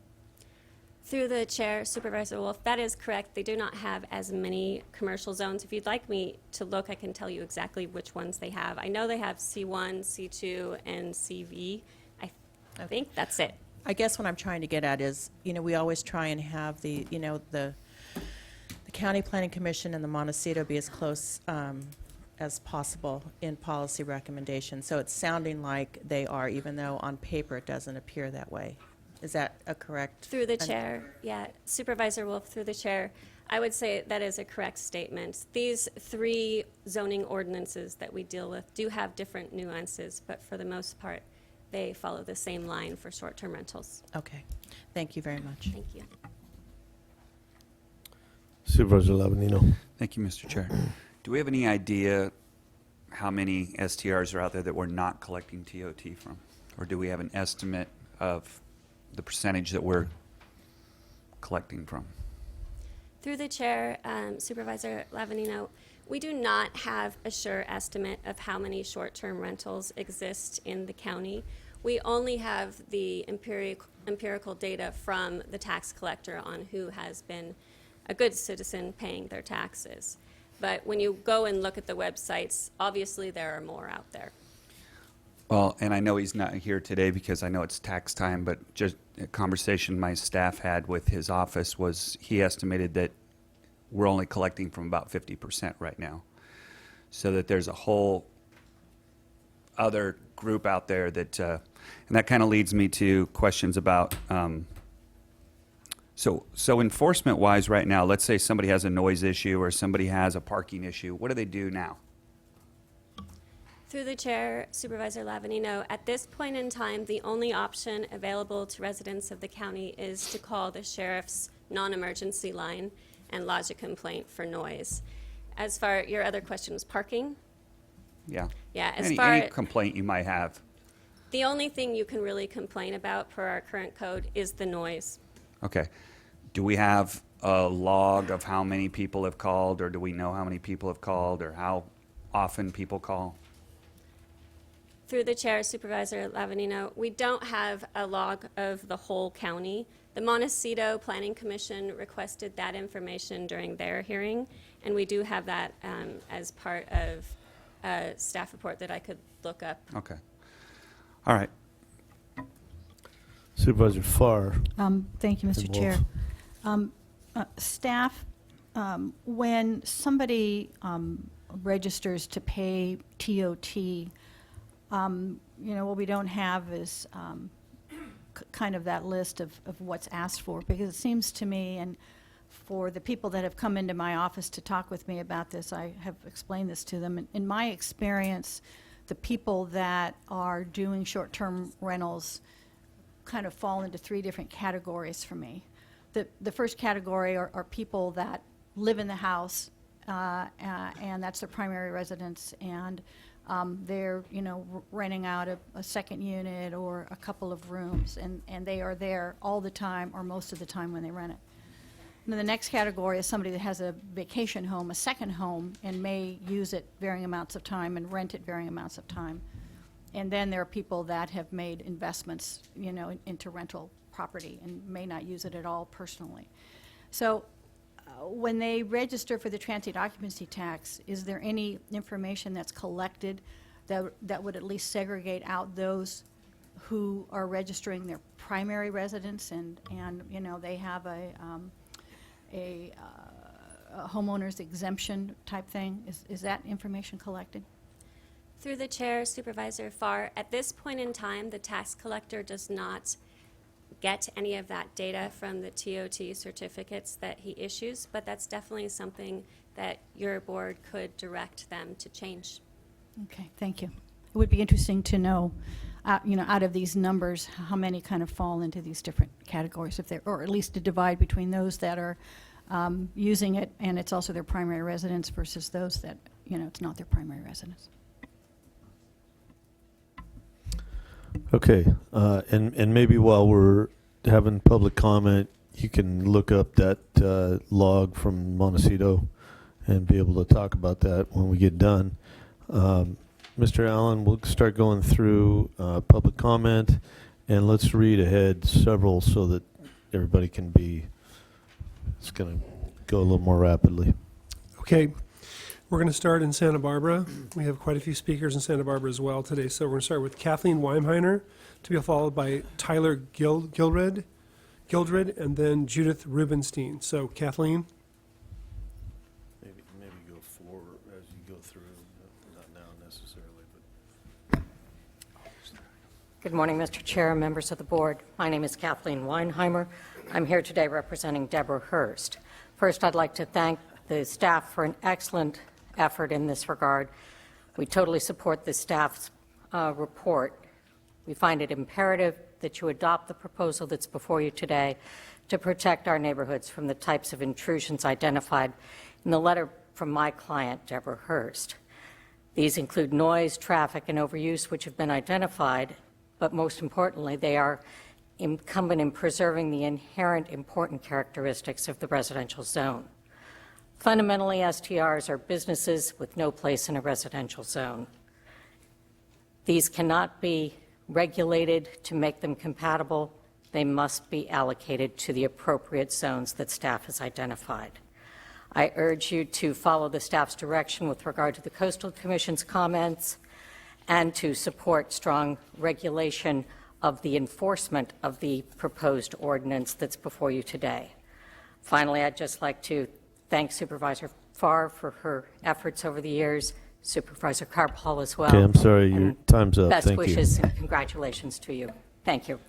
Tyler Gildred to be followed by Judith Rubenstein, and then Ken Opplinger. Tyler? Hello. I was born here in Santa Barbara. It's my home. I love it here. I've started businesses here in town, employed a lot of people, and I travel a lot for work, though.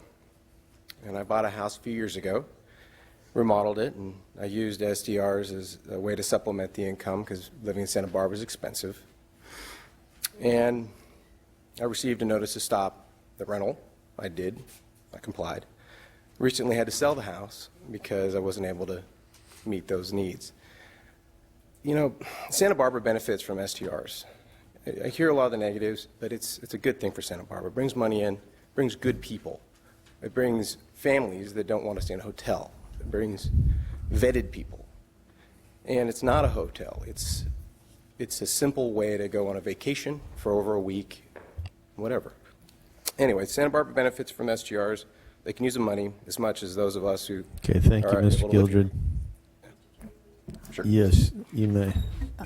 Thank you, Mr. Chair. You know, I just want to make a clarifying comment. I think that the board received quite a few letters from people that may be in the city, either live in the city of Santa Barbara or have rentals in the city of Santa Barbara. And I know that the City Council of Santa Barbara, you know, has taken a position that that they are not going to allow them. But I think in the minds of some people, the issues of the jurisdictions of the county of Santa Barbara and the city of Santa Barbara have gotten a little muddled. So I just want to say that if you have an SCR in the city of Santa Barbara, we have no jurisdiction there. Nor does the City Council of Santa Barbara, the city of Santa Barbara, have any jurisdiction in the unincorporated area. So I just wanted to clarify that. You saw the map of the county and the area where we have them. All those dots are all in unincorporated areas of the county, and those are the areas that we're talking about here today. Thank you, Mr. Chair. Okay. Okay, Judith Rubenstein, then Ken Opplinger, to be followed by Denise Solanay. Supervisors and staff, I've written you a letter about my personal situation, so I won't go into that, but I would say that recent studies have shown that the vast majority of homeowners that do STRs, like myself, 85% of recent studies showed, are in their homes at least full or part-time, 85%. The reason we do this is to be able to stay in our homes. It's not my preference to rent out short-term. I have tried to do long-term rental when I'm away in the summer. My partner lives back east, but it has proved impossible. So I did hire a good management company. There have been no complaints, no problems. The character of our neighborhood has not changed. I have ample parking, and I do believe that there are going to be enforcement problems either way, with either a total ban on Thank you. or the ban that's proposed, or Thank you. with regulation. And I propose you. that there be regulation with the money that comes with the TOTs. Thank you. Okay, we will not be doing that repeatedly. Ken Opplinger, then Denise Solanay, to be followed by Bonnie Freeman. Ken?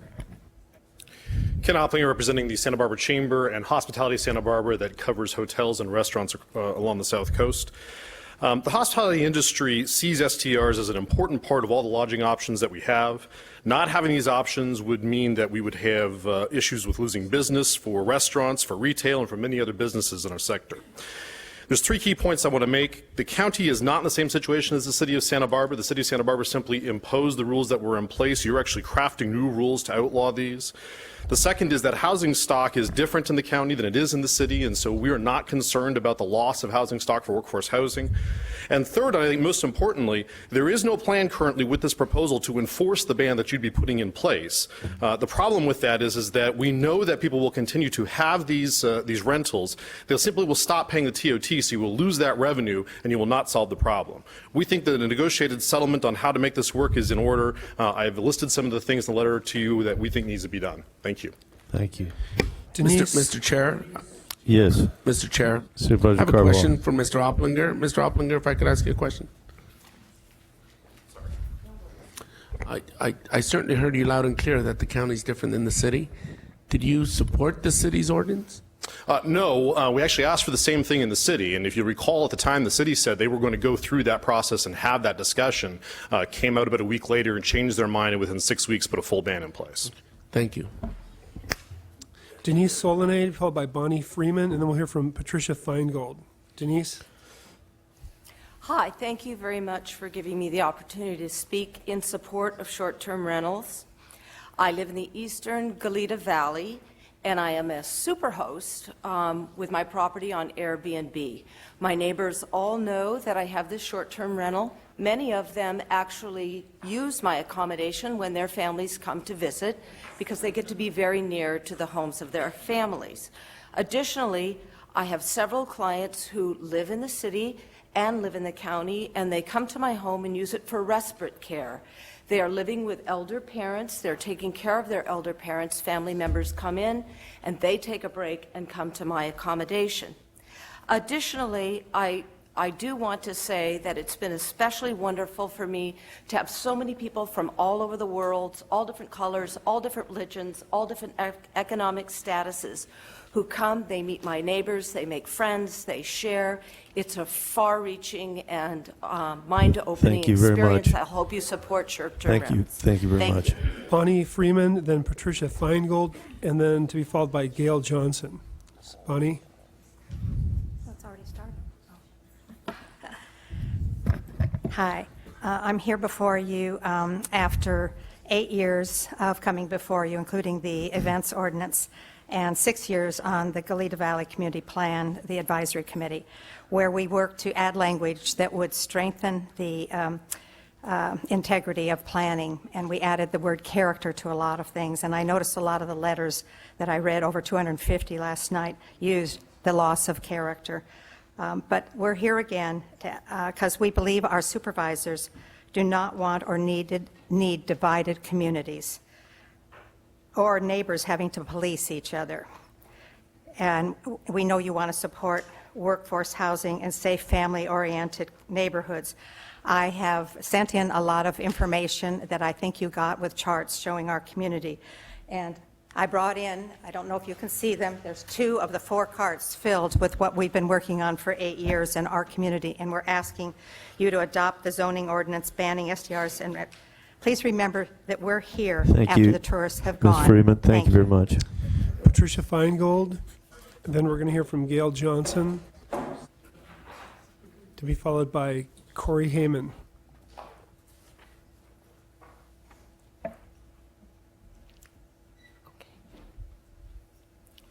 Okay. In my small neighborhood of 90 homes, we have experienced all of the problems associated with short-term rentals that you have heard articulated before. And in addition, we have had numerous issues with STRs, which host major events such as weddings, photo and film shoots. My neighborhood has been experiencing problems associated with some of these rentals for the past 7 years, and with the number of these rentals growing with each year, I fear it will only get worse. If this industry is allowed to grow unchecked, what will happen to my neighborhood and so many others in our county in 5 years, 10 years? What are we leaving for our children to inherit? Do we who reside here really want to live in one big, massive commercial tourist zone? Because that is what I fear the family neighborhoods in Santa Barbara County will become if our existing residential zoning laws are not respected and enforced. Make no mistake, short-term rentals are an industry. This is big business, and it's only getting bigger, and unchecked will continue to do so. Please do not be pressured by big. Ms. Feingold. Okay, I'm begging you, please. Thank you very much. Gail Johnson, to be followed by Corey Heyman, and then Fiona Fritz Herbert. Hi, my name is Gail Johnson, and my husband and I are homeowners and residents of the More Mesa Shores in eastern Goleta Valley. We moved into our neighborhood in 1998 when it was a modest and affordable area. Eventually, we have met many lifelong friends. Now, recent increased STR homestay activity throughout our neighborhood is clearly visible, with strangers coming and going just about every single weekend and holiday. Those who are affected or care about the community are now dealing with this phenomena on a reactive basis rather than through enforceable R1 zoning regulations. The operators of these businesses are not held accountable to any sort of safety standards that I'm aware of. They don't have to comply with ADA requirements. And sadly, in our neighborhood, they've changed the quality and their source of numerous problems between our neighbors. I want to thank the Planning Commission for all the work they've done on this. Please help those of us who value our property investments, our neighborhoods, and our Thank you, homeowners Mrs. association Johnson. by implementing and Thank you, enforcing this Mrs. ban. Johnson. I have a question. Yes. Ma'am? Yeah, I'm Mrs. sorry. Johnson, Supervisor Lavanino has a question. Mrs. Johnson? I just could you have a come quick back to question. the- Would you come back to the mic? Yeah. I'm not completely familiar with More Mesa, but so I was just trying to Google everything. Do you have a homeowners association at More Yes, Mesa? we do. And how have they It's responded to called this? More Mesa Shores Home. I'm sorry? How have they responded to this? They have submitted a letter, actually, the president will be speaking to, but our CCNRs very specifically prohibit it unless the county allows it. So people are kind of working outside of the intent of the CCNRs and the language of the CCNRs. So your Does but that your help? association, yeah. So I'm curious. Like I've been in associations before, and CCNRs are very difficult to live under, and they're very direct. So what you're saying is, it's allowable if the county allows it. Correct. I mean, there's language that says no boarding houses, no hostels, no youth groups, no, basically, no multiple use residency for commercial purposes. Okay, thank you. Well, and Okay. if I could follow up on that, Mrs. Johnson. So Okay. if you had a CCNR change so that it took out whether or not the county approves it in your homeowners, I also live in a homeowners association, and it seems like that would be something that we could easily prohibit in our association. Is that not something I that- agree. Okay, so that's It a could be solvable done. issue for you. Well, it is. I mean, it's one approach, but it requires 60% of our members to agree to, too. So it's not an easy or short-term process. Right. Well, nevertheless, it's another avenue for you. Right.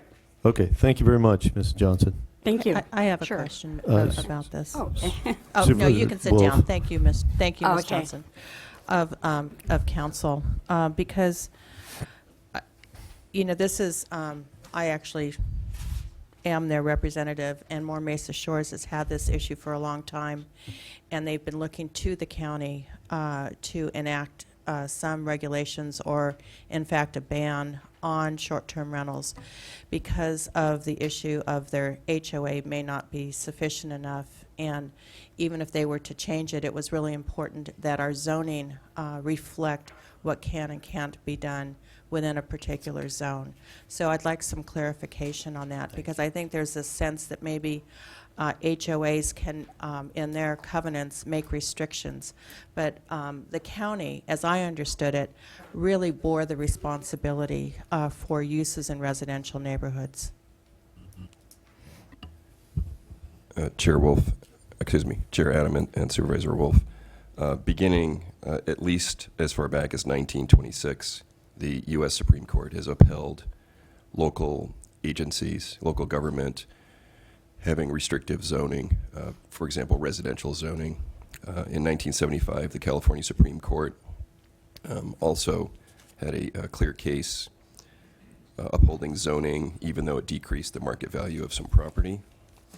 And probably more on point, our neighbors to the north, the city of Carmel, in 1991 had their short-term rental ordinance go to the Court of Appeal. And the Court of Appeal found that the City of Carmel's short-term rental ordinance was rationally related to the stated goal of enhancing and maintaining the residential character of the neighborhood, referring actually to the residential zone as the heart and soul of the city. So the authority, legal authority is clear, and the board has great policy discretion in this area. So as it relates, sorry, as it specifically relates to HOAs versus county authority, it would seem that the county has more of the leverage for enforcement. Chair Adam and Supervisor Wolf, yes, the county, and what is referred to as the police power of zoning, has broad authority so long as it's rationally related to a particular goal. And again, in the Carmel case, the Court of Appeal found that preserving the character of the residential neighborhood was an acceptable goal for that short-term rental ordinance. Thank you. Thank you for the answer, and thank you for bringing up the Carmel case. All Thank right. you, Mr. Chair. Okay, are you, Mr. Gazzoni, telling me that my homeowners association cannot ban these things? Chair Adam and Supervisors, no, your HOA has further powers and is not a government actor, so actions that it's taking are not actually analyzed under the takings regime that we've been talking about. Right. So the HOA also has very, you whatever you Yeah. signed on for are the powers that HOA has. Yeah, I've been on my board for probably a cumulative total of 15 years, so that's something that I know that we could do. And, So- and again, I'm referencing an enforcement action. Thank you. Right. But there's parallel activities that can go on. You can do it here, or they can do it there, or both. Yeah, absolutely. But for the homeowners association to do that, it would not be required that we did it first. Chair Adam and Supervisors, that's correct. The HOA, again, HOAs are creatures of the powers that the homeowners have given to the association, Exactly. but they're not dependent on the zoning actions of the county. Right. Okay, Supervisor Farr. Thank you, Mr. Chair. Just to also weigh in on this issue, there are several homeowner associations in the San Ynez Valley that their rules do specifically prohibit this, but when it's happened anyway, then it puts the HOA as the enforcement mechanism, which means that they end up having to raise money to litigate to actually try to stop it. So, so even when it's written into the HOA rules, the enforcement can still be very difficult and expensive. Well, and that is true in relation to the color of the fences where I live. So, if somebody paints the fence the wrong color, we have options. So, let us continue on. Corey Heyman is our next speaker in Santa Barbara, then Fiona Fitzherbert, and then Daniel Lindsay. Corey?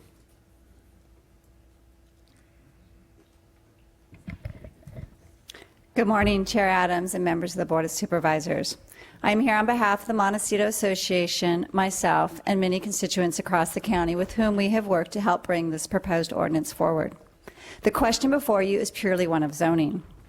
The public policy underlying basic residential zoning laws is, as taken directly from our existing ordinance, to protect the residential characteristics of our neighborhoods and to promote a suitable environment for family life.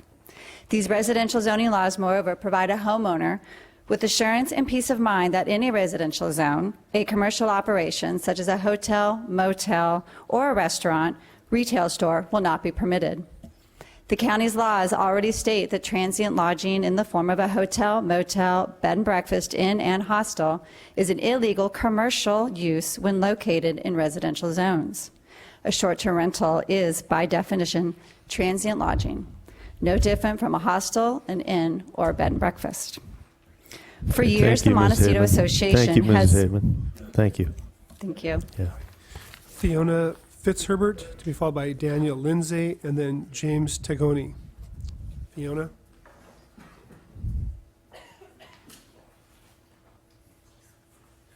And while he's making his way up, I just want to say that I'm sorry that it has to be this short. It's a very short period of time, but we have many speakers, and Don't assume that I'm cutting you off because I disagree with what you're saying. Is Fiona Fitzherbert in Santa Barbara? My name is James Tagoni. My family and I... No. Excuse me. Okay. All right. Go ahead, Mr. Tagoni. My name is James Tagoni. My family and I have been living in Moore Mesa, 5272 Austin Road since 1997. We were enjoying a wonderful way of life. However, in 2005, they built a new home across the street from mine and has turned into a short-term rental and event house and not a family resident. It has become a living hell with the partying and constant activity at all hours and unknown faces. They tell me they have put new controls on it, but when the cat is away, the mice will play. In addition, my real estate agent has informed me to put my home on the open market. I have to declare that I have an STR in front of my house, which will drop my home value. To sum it up, since 2008, others have decided to cash in, and now we have 9 STRs in our small community. I strongly urge, as a taxpaying citizen, that you put a halt to these STRs and protect our residential zoning and allow our neighborhood Thank you, Mr. in return Tagoni. for residents. Thank you. Thank you. Daniel Lindsay is our next speaker, to be followed by Doug Keep and then Sybil Rosen. Daniel Lindsay. Good morning. I'm Daniel Lindsay here in Santa Barbara. I've been here since 1967, and the one thing I've noticed a lot in Santa Barbara is my property taxes keep going up year after year. In fact, it's gotten so high it's almost impossible to live sometimes in this town. And we've got to remember what this town is. It's a tourist town. We're a host to many people. They come from all over the world, and they have to have accommodations to be here. So I encourage the use of homes in any way possible to accommodate the number of people that come here.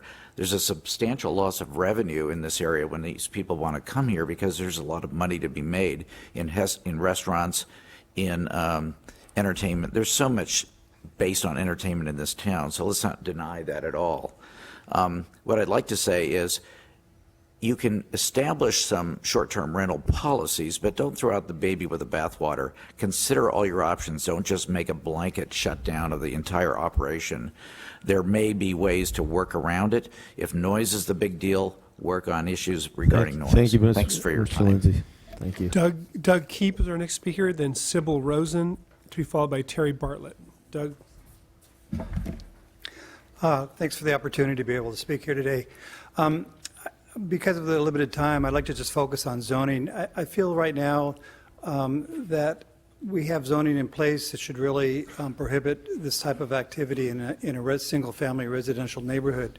We have zoning for commercial, industrial, and all kinds of sub-zoning.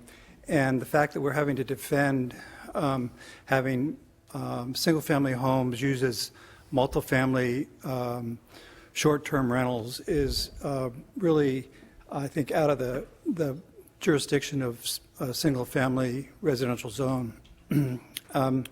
We've had, I've lived in the neighborhood for 30 years. In the last 5 years, we've had the input of several homes that have multiple families living in them. That for one home, we have 2 or 3, 4 Thank you, families Mr. Keep. over a weekend with a. Thank you, Mr. Keep. Thank you. Sybil Rosen is our next speaker, to be followed by Terry Bartlett and then Anna Citron. I personally know the distress of 2 years of strangers next door every weekend. I now am grateful to my neighbor who has changed to longer-term rentals, and the difference is dramatic. I hope this continues, but I want to make this a security for all residents. Vacation rental companies and real estate investors are looking for any loophole to continue invading residential zones. 3 years ago, there were 150 ads for STRs in Montecito and Summerlin. This morning, there are over 750. What will that look like next year? The description of 3 nights in paradise, muffins in the morning, wine on arrival is a B&B. Make no mistake about it.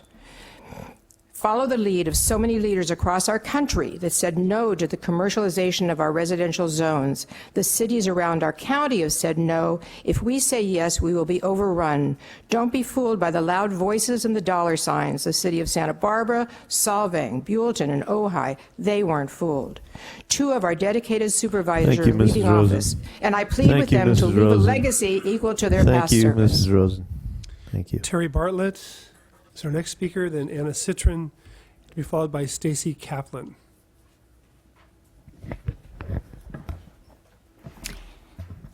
Good morning. On 4 separate occasions, I've now communicated with your county staff and the Planning Commission and now your board. In particular, I've been communicating about the way that the Constitution prohibits adopting standards that attempt to regulate conduct based upon the identity of the participant, the user. For example, tenant versus property owner. The proposed ordinance attempts to regulate short-term renters different than long-term renters or property owners in violations of the protections of freedom of speech and assembly and equal protection. In addition, the special land use policies and requesting that a coastal development permit be obtained, again, distinguishes unconstitutionally between the 2 uses. And I was very pleased to hear County Council weigh in today because I have been promised that County Council would in fact respond to my letters. Thank you. Thank you. Anna Citron, to be followed by Stacy Kaplan, and then we're going to come back here for Barry Chersky in Santa Maria. Anna? Good morning, Chair Adam and Supervisors. I'm Anna Citron with the Law Office of Mark Chatillo, representing the Gaviota Coast Conservancy. A very important issue has gotten lost here. You are considering opening all of the county's Ag 2 zone lands to short-term rentals, and there's been virtually zero discussion of the impacts to agriculture. Now, your Ag Preserve Advisory Committee in February voted unanimously that short-term rentals are an incompatible use on Williamson Act contracted lands and cautioned against opening any ag-zoned lands to this use for fear that it would diminish ag viability. Also, just made aware to me recently, buried in another comment letter, in November of last year, the Department of Conservation weighed in also with similar concerns.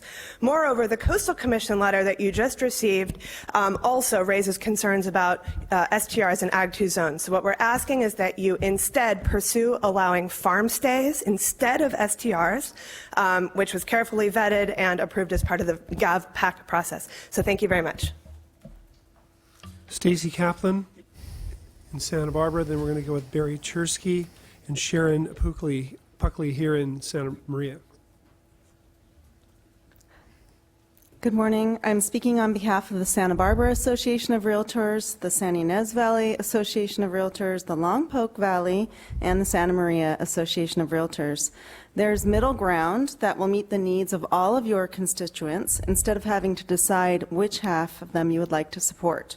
A program that requires registration and strict rules will give the neighbors a better protection than an outright ban. It will protect private property rights of those who want to use their homes as a short-term rental. And as a side benefit, but not the reason to make this decision, the county will be able to generate transient occupancy tax. I urge you to vote no on the proposal in front of you today and rather direct staff to return with a better proposal like the Goleta Plan, which will give the proper protection to our neighborhoods through registration and policies specific to short-term vacation rentals. Thank you. We're coming back here to Santa Maria for Barry Chersky, to be followed by Sharon Puckley and Jim Solis. Good morning, Mr. Chair and members of the board.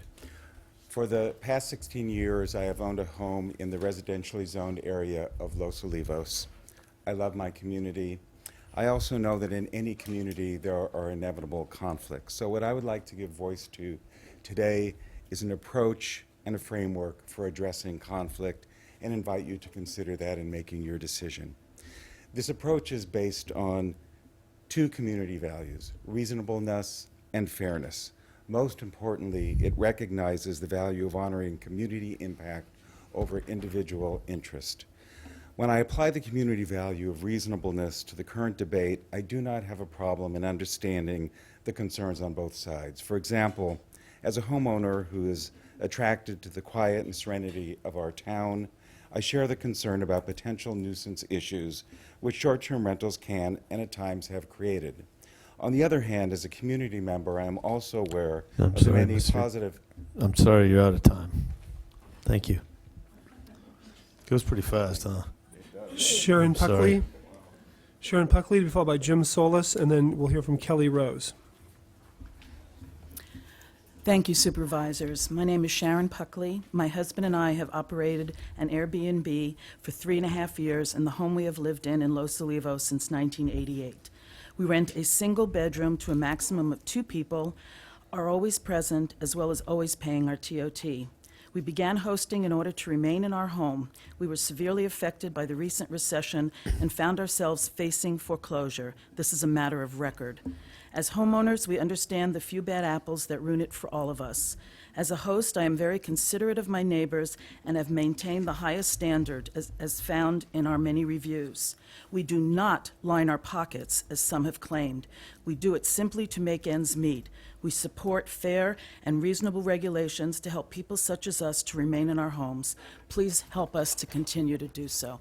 Thank you. Jim Solis, to be followed by Kelly Rose, and then Sandra Jankowski. Hello, Supervisors. My name is Jim Solis. I'm a retired Fish and Game Patrol lieutenant that was in Santa Barbara County the last 5 years, and I have a degree in planning from Humboldt State University. This is using a blanket to put out a match. There has been no data gathering, no analysis conducted showing a correlation between increased nuisance complaints and short-term rentals. B&B properties are immaculate and tidy. They have to be competitive. I attached pictures to my letter I'd sent to the board showing examples of long-term rentals, short-term rentals, and permanent residences in Los Alamos. The short-term rentals were well-kept, even charming and improved. The long-term and permanent were not. Cars and trailers were strewn about. Allow STRs for owner-occupied dwellings. Restrict the number of rooms that may be rented. A complete ban in the residential zone is lazy and disingenuous.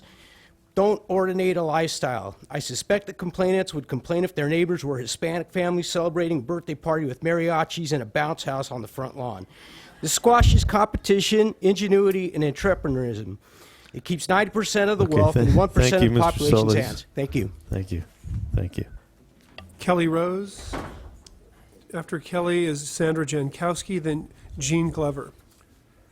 My name is Kelly Rose, and I live full-time on a ranch in Los Olivos. STR proponents claim that all of the problems would disappear if the county simply adopted fair regulations.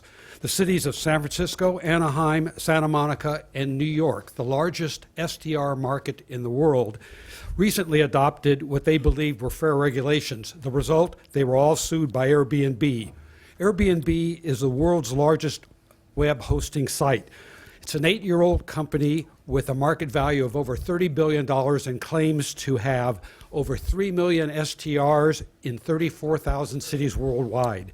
To claim that STRs are not an integral part of an enormous commercial enterprise is to ignore reality. Once you open Pandora's box by allowing STRs in Santa Barbara County, there'll be no going back. You won't be able to strip people of the right to commercialize their homes, and zoning restrictions will effectively disappear. Please Thank do you, the Mr. right Rose. thing. Thank you. Sandra Jankowski, Jean Glover. My name is Sandy Jankowski, and I own a small horse ranch in Los Olivos. I live next to 4 STRs, a situation I wouldn't wish on anyone. What do you call a property that pays transient occupancy tax, just like a hotel or motel? What do you call a property where 60% of the owners use the residence for less than 90 days a year? According to the supporters of STRs, they aren't commercial. They claim they are agricultural or residential.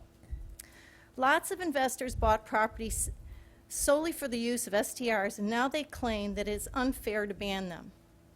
Lots of real estate agents say that banning STRs would depress the price of homes in Santa Barbara County because they could not be sold to investors. But don't forget, according to these people, STRs are not commercial use. Don't forget that the cities of Santa Barbara, Buellton, and Solvang banned STRs other than commercial and mixed-use tourist areas because they don't belong in areas zoned residential or Thank you, agricultural. Ms. Jankowski. Thank you. Jean Glover, then Ted Johnson, and then Holly Delaney. I'm here today to urge you to reject the Planning Commission's recommendation to ban STRs on Ag 1 properties. All rentals are not the same. That's why they're zoned differently. To say that our rental in a separate residence on our 10-acre property in Santa Ynez has the same effect as a residential home on a cul-de-sac is ludicrous. It simply does not. There is no noise disturbance. There is no parking issue. There are, in fact, owners living on site, ensuring complete accountability by our guests. If you ask our neighbors, I'm sure most of them don't even know we have a short-term rental. We have never had a single complaint in 7 years of renting. Clearly, the Commission recognized the difference between Ag 1 properties and residential homes when they approved Ag 1 short-term rentals in February. Then inexplicably, they reversed that decision in August and offered as a compromise STRs on Ag 2. Well, that is simply insulting to say that that is a compromise. Ag 2 is a very minuscule Thank you, Ms. number. Glover. Yes. Ted Johnson, to be followed by Holly Delaney, and then Christy Hensley. Hello, Chair Adam, members of the board. My name is Ted Johnson, longtime resident, Santa Barbara County, and president of More Mesa Shores Homeowners Association. We are a small coastal beach community at the end of South Passion that is ideally suited for STRs. But as president, I am obligated to encourage you to pass an ordinance to uphold traditional R1 values and prohibit short-term rentals. This obligation is because the wording in our CCNRs and vision statement prohibits such activities, and all our members have signed documents that they understand this agreement. Despite this fact, approximately 10% of our members have chosen to disregard the rules, rent their properties out for less than 30 days. Our board has met with these members. We have encouraged them to petition the association and change the CCNRs to allow this type of activity, and even encourage them to band together to come up with ways to work with the homeowners association. But to date, there has been no petition or no banding. They advertise. Thank you very much, Mr. Johnson. Thank you. Holly Delaney, then Christy Hensley, to be followed by Margot Smith. Hi, thanks for hearing us today. My name is Holly Delaney. I live in the middle of the Santa Ynez Valley, and I'm on 7 acres. And I would like to just not throw a blanket over the whole thing, and let's come to a medium ground on this. We are providing an experience. We have come up with a product that people want, and we are lucrative, and we are adding money to the economy, and we are not on welfare, and we're trying to do the right thing, and we're having fun doing it. And if you've ever been a guest, I would like to invite Ms. Farr, you're my district supervisor, and I would like to invite you to come and visit and come check out what we're doing. People get to let their dogs off leash, get to feed my goats, feed my horses, and I would say that nobody around me knows we even have one. We've never had a complaint. I've had well over 200 guests and paid our TOTs from day one, and have had tons of fun. I'm also a user, and that's it. Thank you. Christy Hensley, Margot Smith, to follow Christy, and then Angela Slater. Good morning, supervisors. My name's Christy Hensley. I have a 10-year-old stepdaughter, a 1-year-old toddler, and another one on the way. And we have to travel about one weekend a month because our 10-year-old is in water polo and she plays in tournaments. And we use Airbnb. We cannot stay in hotels because if you have any children, you know a toddler will not go to bed in a hotel room. So we have to have separate bedrooms, and we like the kitchen, and we use the laundry facilities. About 2 years ago, we purchased our future retirement home in Santa Ynez. We hope to move there in about 10 years when our 10-year-old graduates. And we rent it out. We've had no complaints. We have 6 acres.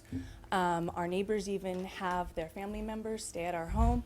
I have a very strict lease. If there's any complaints, I automatically charge the $1,000 deposit and immediate eviction. I've never had any problems. They have to park. Thank you, Ms. Hensley. Thank you. Margot Smith, be followed by Angela Slater, and then Layla Williams. Good morning, Margot Smith from Santa Ynez. My parents bought 10 acres in San Ynez in 1968 and built their dream home. They recently deceased, and we would like to keep the home in the family for their grandchildren. We have not rented out yet, but we're hoping to be able to cover just the property tax and the insurance in order to be able to do this. Again, it's 10 acres, so I'd like for there not to be a blanket ban, but be allowed in Ag 1. And we're happy to have any strong regulations and to pay any taxes that are deemed important. We want to keep it in the family. Thank you. Our next speaker is Angela Slater, followed by Layla Williams, and then we'll hear from Joseph Bounds. Thank you, Chair Adam and Santa Barbara County Supervisors. I strongly support fair and regulation for allowing STRs on all ag zone parcels in Santa Barbara County with a reasonable permit to help mitigate negative impacts which are associated with online off-site management such as Airbnb and VRBO. I've had ongoing STRs on my 10-acre property for 10 years with no negative impacts whatsoever from my neighbors and no negative impacts on my property. I have on-site parking.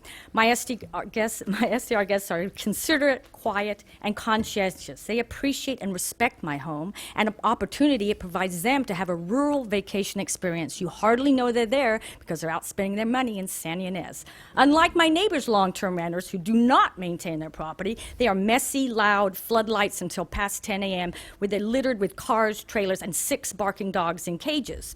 Majority of my STR guests would not come to San Ynez at all if they had to stay in a hotel. My guests seek the ranch-style environment. Thank you very Ms. much. Slater. Layla Williams is our next speaker. Then we'll hear from Joseph Bounds, and then we'll hear from Lee Rosenberg. Hi. We made a choice to move to San Ynez to be near the grandparents, but since there is a higher cost of living, I sought for an additional source of economic infusion. Finally, we tried Airbnb as a way to make ends meet after many other tiring attempts. Living in a rural setting, having a young family makes finding supplemental income a real challenge. Since our primary residence is on a 5.3-acre Ag 1 property, we do not cause residential interruption. I ask that you please do not obligate the rural areas that are not imposing interruption to a generic solution. Modest use of our primary residence to help us make ends meet has been a huge relief, allowing us to be residents of Santa Barbara County and remain with family. We ask that you allow Ag 1 and make the effort to only apply surgical and necessary adjustments to short-term rentals so real families can be protected from economic crisis at our rural residence. Thank you. Thank you. Joseph Bounds. Then we'll hear from Lee Rosenberg and then Joe Armendariz. Hi, my name is Joseph Bounds. I'm the Property Services Manager for Paradise Retreats, World Class Vacation Rentals. Until recently, the primary source of our notification of noise issues has been when a neighbor contacts us. This puts neighbors in a bad position for 2 reasons. One, by the time they actually make the decision to reach out to us, they've already been dealing with the noise issue for a little bit of time and they're already upset. The second reason is neighbors don't like to have to be the police force for noise in the neighborhoods. So what we've done is we recently discovered an effective system that solves both of these issues. The system's called Noise Aware, something that we started using earlier this year. Noise Aware product helps to protect against noise complaints. It's like a smoke detector, but for noise. We get alerts from Noise Aware. We get alerts from Noise Aware via text message and via email when violations are detected. The Noise Aware sensors plug into a wall. They connect to Wi-Fi, and anytime those settings that we set are exceeded, then we get the notification. The point is, our experience is that over 99% of short-term rentals nights booked do not result in noise violations. Thank you, Mr. Bounds, but I want to know how that works actually. So it's a great product. It plugs into an outlet. It connects to Wi-Fi, and then you set the level of noise tolerance within the home. Like a decibel level. Exactly, and it constantly monitors the decibel levels, and so we get readings, from various sources. Every one of our properties, every Friday at 11, we see the gardener is there with his leaf blower. We're even currently working with Noise Aware Company on integrating with our rental software, so even the guest gets an alert that you are currently in violation of of a noise ordinance and you need to keep it down. Is there application for outside? Yeah, we're currently using it outside, and we've had absolutely no problem with it. It's been working great for us. Okay, thank you very much. Appreciate that. Lee Rosenberg, then Joe Armendariz, to be followed by Michael, I'm not going to get this one, but Bass or Baird. So, Lee.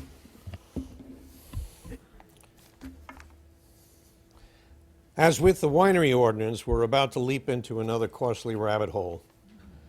Here are 10 pounds of records from the county. The first segment, about 5 pounds, concerns itself dominantly with one property on Figueroa Mountain Road and one on Moore Mesa, plus a host of inter-office communications. The issue of complaints has been raised. In this entire jumble, I could find only a handful of complaints. The majority of those were not about nuisances, rather they involved inquiries about language definitions in the LUDC and other such documents. Some years ago, Supervisor Farr initiated an attack on the special events industry. That industry showed that they would not accept the kind of regulation that clearly would destroy their companies and put hundreds of people out of work. The Board of Supervisors tabled the issue. Besides very few complaints, the major nuisances of noise, lights, traffic, park, and dust. Thank you, Mr. Rosenberg. Oh, my point is lost. I'm so sorry. I'm so sorry. Reject the proposal. Joe Armendariz. Is Joe here? Okay, we're going to move on to Michael Bays, Tom Moyer, and then Marcia Nelson. Good morning, Mr. Chairman, members of the board. My name is Michael Bayed, and I've been a homeowner in Los Olivos for the past 16 years. During the past 2 years, we have hosted guests in our home. We're registered with the county and faithfully pay our transient occupancy tax. Our property is located on a half-acre with off-street parking. Because the 2 rooms that we rent are part of our home in which we are present, our rentals fall under the county definition of homestays. Accordingly, when we rent our bedrooms, guests are provided house rules which address quiet time as well as sensitivity not only to our home and property, but to the neighborhood as well. There has never, ever been a violation. After all, our guests come for the peace and quiet of both our home and our town, which we cherish as well. We understand that there can be nuisance issues related to short-term rentals when the owner is not present. While we totally respect and encourage the development of regulations... Thank you, Mr. Babb. Thank you. Tom Moyer. Then we're going to hear from Marcia Nelson, and then Gary Goodgame. I've already gone 10 seconds. Okay, we'll start the clock. I thought for a minute we were talking about STDs instead of these vacation rentals. Certainly rather not. Well, we might as well be. No, but Supervisor Farr said earlier on in an earlier hearing that preceded us that she was really concerned about hearing what was really going on. And so if you really want to hear what's going on, it's very hard to do it in a minute. We all know that. Maybe you've all made up your minds about how you're going to vote. However, I think the important thing that everyone sort of glossed over is everything that the county has proposed earlier, there's an objection to all of that that's just as sound or probably more sound. What I think needs to happen, this is a really important thing, and I think this county can set the spotlight on how it can be done right. You need more time. This ordinance cannot be voted up and down today. We need more time to work with the county. Thank you. We obviously, one minute, I'm going to take just one. No, we know what no, the that's not how it works here. I'm sorry. I'm sorry. Our next speaker is Marcia Nelson, to be followed by Gary Goodgame, and then Barry Shulman.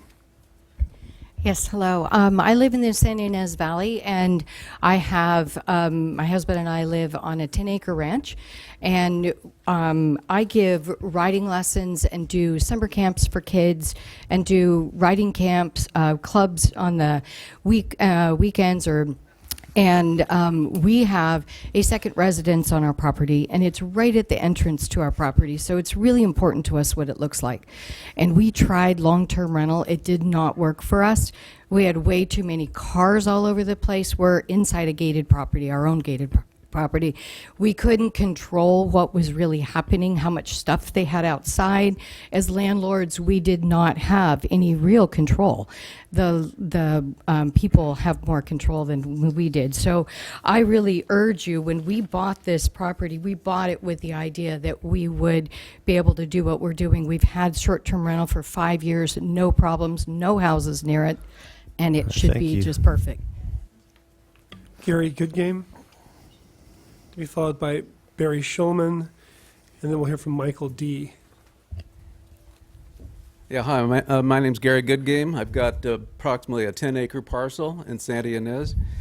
I've had the property for 11 years. We remodeled it. It took about a year. Then we had it with Santa Ynez Vacation Rentals, and never had a complaint. All the neighbors love the house. In fact, I had a neighbor coming by about a month ago, asked me if I owned the house. I was fixing a fence, and I said, yeah, we've had it on Vacation Rentals for 10 years. He said, oh my God, we live 2 doors down on another 5-acre parcel, and we just love your house. Wanted to know who to go through so they could rent it for their family. And regulation is the way to go. Banning just makes no sense for Ag 1 property. It's taken away a huge property right, and it makes absolutely no sense. Thank you. Thank you. Barry Schulman. Is Barry here? Then we'll go on to Michael D., to be followed by Loretta Russo, and Patricia E. Thanks for having us. I think this placard says it all. It says fair regulation, not prohibition. This is a growing industry. We know it's flexible. This draconian, one-size-fits-all ordinance that you're considering passing is absurd. The basis for the assessment that you did on the nightly rates was completely specious. It's not. We don't have any property room we rent for $300 a night. I don't know where you got these averages. They're completely off. Because of this reasoning, you're going to open yourself up to a lawsuit. However it's done, there's already one that's been filed. You're not complying with the Coastal Commission in that regard. So to kill this business based on this ordinance is actually going to make you liable to lawsuits. So I think what's been considered here to rethink this through more methodically and come up with something that is not draconian but is fair, that's going to be great. Thank you. Thank you. Loretta Russo, to be followed by Patricia E. Okay, Patricia E. Following Patricia is Michelle Gasson and Leanne Schlesinger. Hello. Good morning, supervisors. Short-term rentals is our livelihood. We rest on a 1.2 acre of land, and no one would know we are doing STRs. We've been conforming and have been paying the county tax religiously. We are recommending that the county creates more regulations that falls under the 3 different types of rentals named earlier. Please do not squash it, rather amend it, reinforce the ordinances. We never had any problems with our neighbors, rather they want us to stay. Thank you. Michelle Gasson, to be followed by Leanne Schillinger, and then Kelly Blau. Thank you, Board. Thank you for all that you do for our community. I have almost a 7-acre parcel in Santa Ynez, Ag 1. My parents built it 23 years ago. I just lost them both 2 years ago, and we renovated the house, and I'm living there part-time. It is a vacation rental. It's serving a gap we don't have right now. I get families of 10 people because I have 5 bedrooms, plenty of parking. My nearest neighbors are so far away, it's ridiculous because it's 7 acres. What's beautiful about it is it serves this gap that hotels can't. They can all be under one roof together. They can wake up and make breakfast together. All my guests are families of friends. I have no parties. I have an 11-page lease they must sign for the weekend. I'm there during the week. They come on weekends. 11-page lease. I have one clause that I go over with them. If there's any noise, any intervention by police, I will charge $1,000 either security deposit for my time and intervention. so I've never had an issue. I have all white carpets, no stains. 700 people have passed through my house in the Thank last you year. very much. Thank you. Leanne Schillinger, to be followed by Kelly Blau, and then Ashley Hartford. Hello. My name is Leanne Schlinger, and I founded San Ynez Vacation Rentals, which is a small boutique management agency over 10 years ago, with the intention of providing authentic farm and ranch day experiences that can't be recreated in a hotel. A place for people to connect with nature and family, cook meals with friends, a place to unwind and get away from it all. I believe when managed properly, when greed and irresponsibility is taken out of the equation, when occupancy limits are enforced, when events, bachelorette parties, etc. are strictly prohibited, when those seeking accommodations are thoroughly vetted, this industry works seamlessly for the benefit of all in our community. Regulation works. It has been working for San Ynez Vacation Rental since we opened our doors 11 years ago. I encourage you to take the time to do what's right and please implement a robust permit process. With this system in place, you will eliminate the issues and nuisances associated with STRs. It would be short-sighted to ban STRs on properties outside of the Ag 240 designations. Please implement a reasonable permit system for all agricultural properties. Thank you very much. Thank you.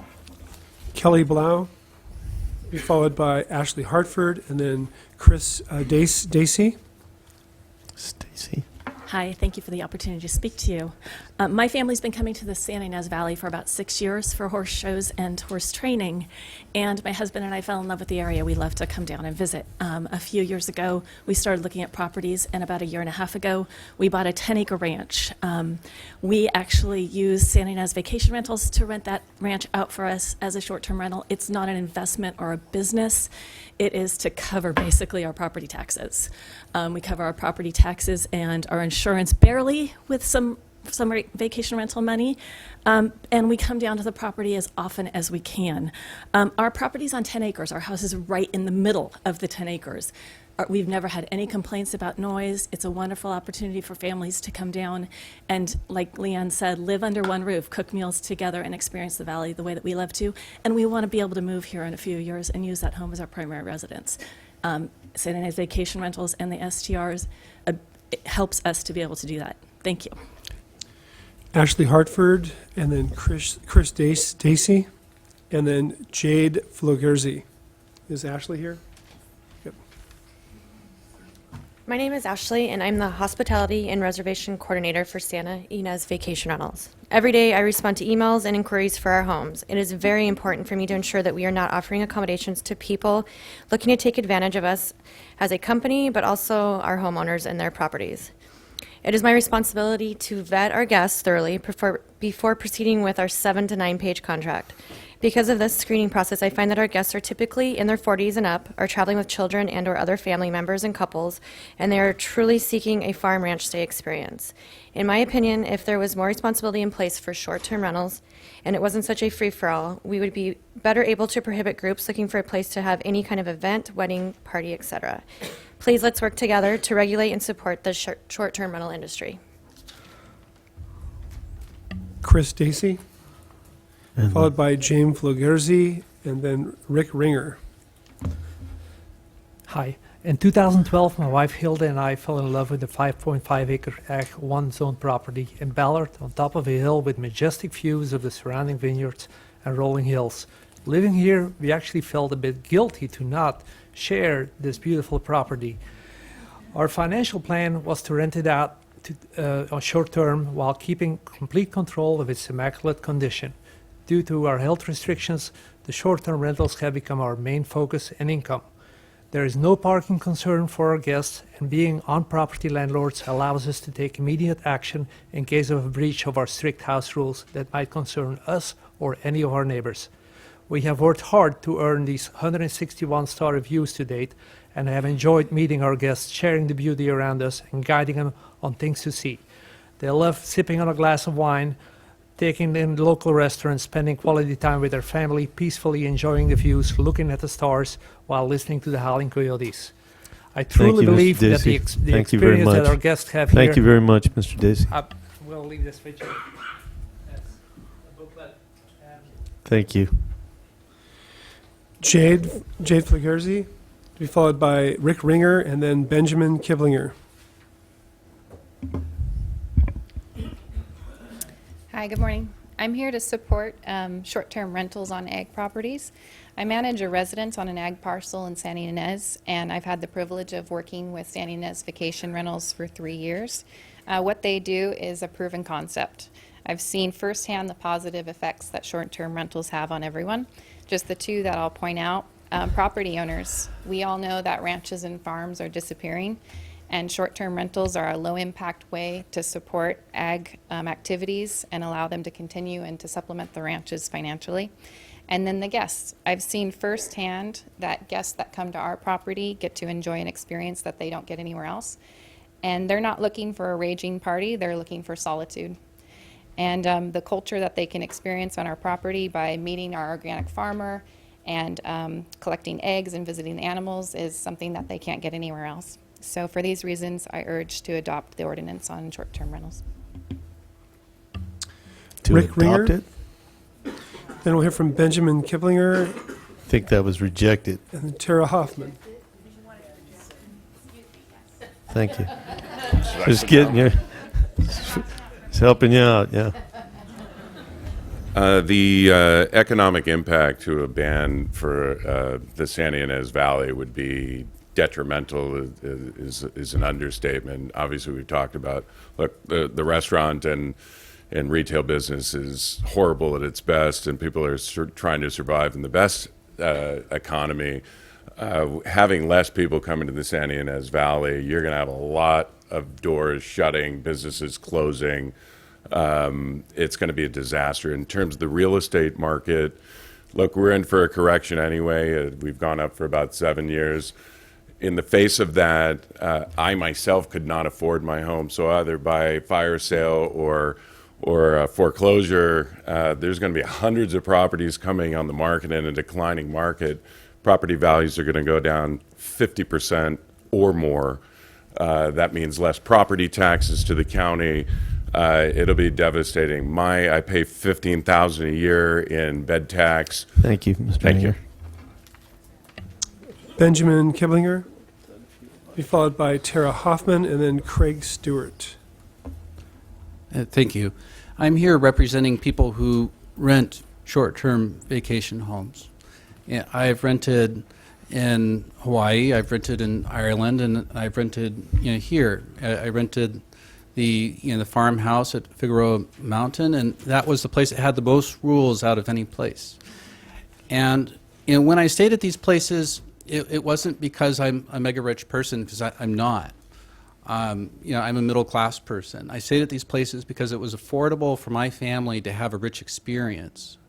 For us to do something extraordinary that we couldn't get if we were going to stay at a Holiday Inn or someplace that was affordable for 3 rooms. So that's why it's really important that Santa Barbara County maintain its world-class status as a world destination for travelers. We have that because of the different places people can stay. Short-term rentals are an important piece of that. Carry on the aloha spirit for Santa Barbara. Thank you. Thank you. Tara Hoffman, Followed by. and then we'll hear from Craig Stewart and then Kathleen Weigley. Hello, I've had an Airbnb out of my home for the past couple of years.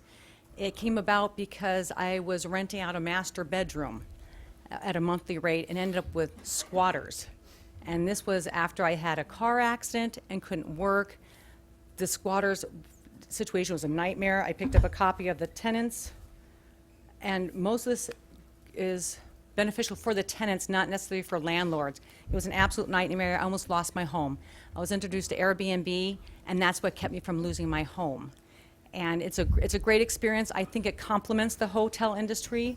I have families that stay at my house with their children, and their children can be allowed, and it's great because I can just be a grandma to them.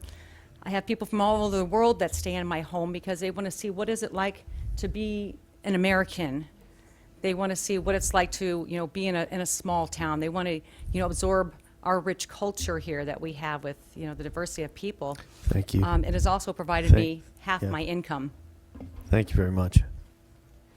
Craig Stewart, and then Kathleen Weigley, and then Caitlin House. Craig. A quick correction. I am Farmer Craig. a farmer, small business owner, neighbor, and a host. We moved our lavender farm from Texas to California, the opposite of what others are doing. Not only was farming the motivation to come, but the essence of the quality of life in the valley offers could not be matched anywhere else. The people of the valley have been the unexpected bonus, warm, compassionate, and have become family. Our SDR is a key component to my business plan. It serves as a way for us to practice agritourism and supplies needed income to the bottom line. Our SDR is an experience and not just a place to sleep. It walks hand in hand with the wine culture, giving the customer more than they had expected. Our guests respect the beauty and the peace that the valley offers, many wanting to reach out to a realtor to find their own special place. As an Ag 1 10-acre property, we feel it's vital that the ordinance regulations be put in place that allows us to continue the dream we have created. Okay, thank you. Kathleen Weigel, to be followed by Caitlin House, and then we'll hear from Joanna Villa. I'm a homeowner of a 12-acre property zoned Ag 110 in the Carpinteria Valley, which is totally in the coastal zone. I am currently listed with the county as an SDR and have been paying my TOT taxes.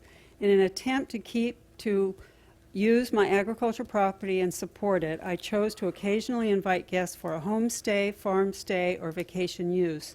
That is now put in jeopardy by this proposed ban. I urge the supervisors to reject this rushed ordinance banning 99% of the short-term rentals in the county and direct the planning department and commission to revise it by extending approval with regulations to additional properties, both agriculture as well as in the coastal zone. I will be attending the Coastal Commission hearing Thursday in Ventura to speak in support of regulations versus banning SDRs in Santa Barbara County. Carpinteria's comprehensive and supported SDR plan will be approved at that time. Thank you. Caitlin House, followed by Joanna Villa and Richard Good. Hello. We've heard from a lot of homeowners, but I'm here to speak as an employee in the hospitality industry. For every $100 spent on lodging, the average visitor to Santa Barbara spends $200 between recreation, food, transportation, and retail. Not only are these visitors spending in our community, they also obviously provide extra income for homeowners generated by the rentals, which is also spent within the community, benefiting both large and small business.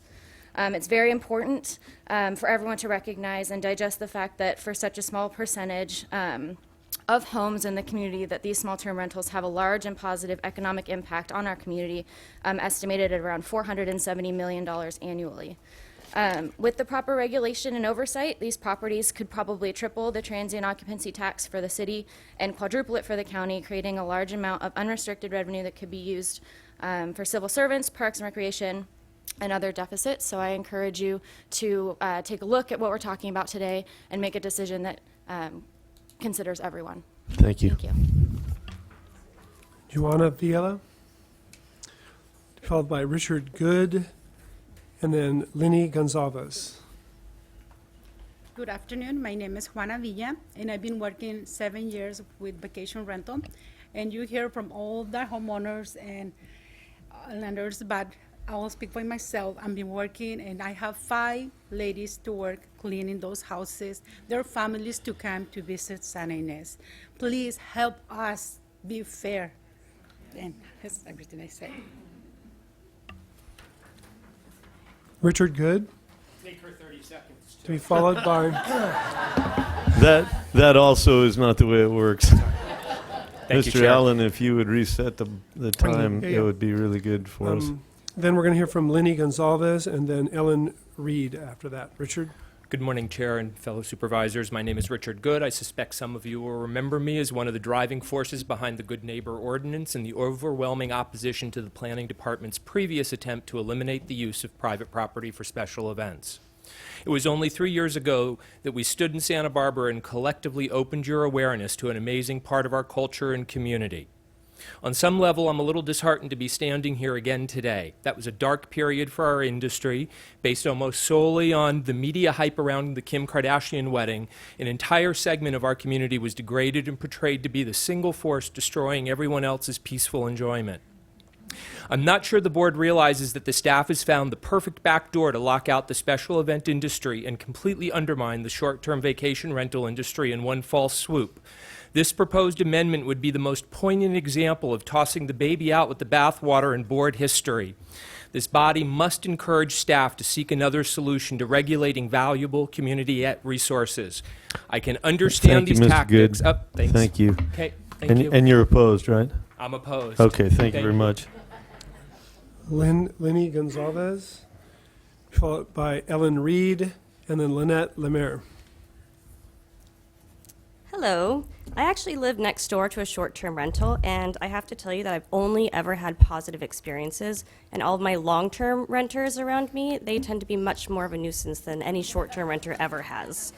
I'm also in the event industry, and by banning short-term rentals, you're going to be depriving numerous small businesses from millions of dollars. Santa Barbara is one of the top wedding destinations in the entire country. That brings in tons of money for us. Please don't ruin the reputation that Santa Barbara has as a top wedding destination by deterring visitors.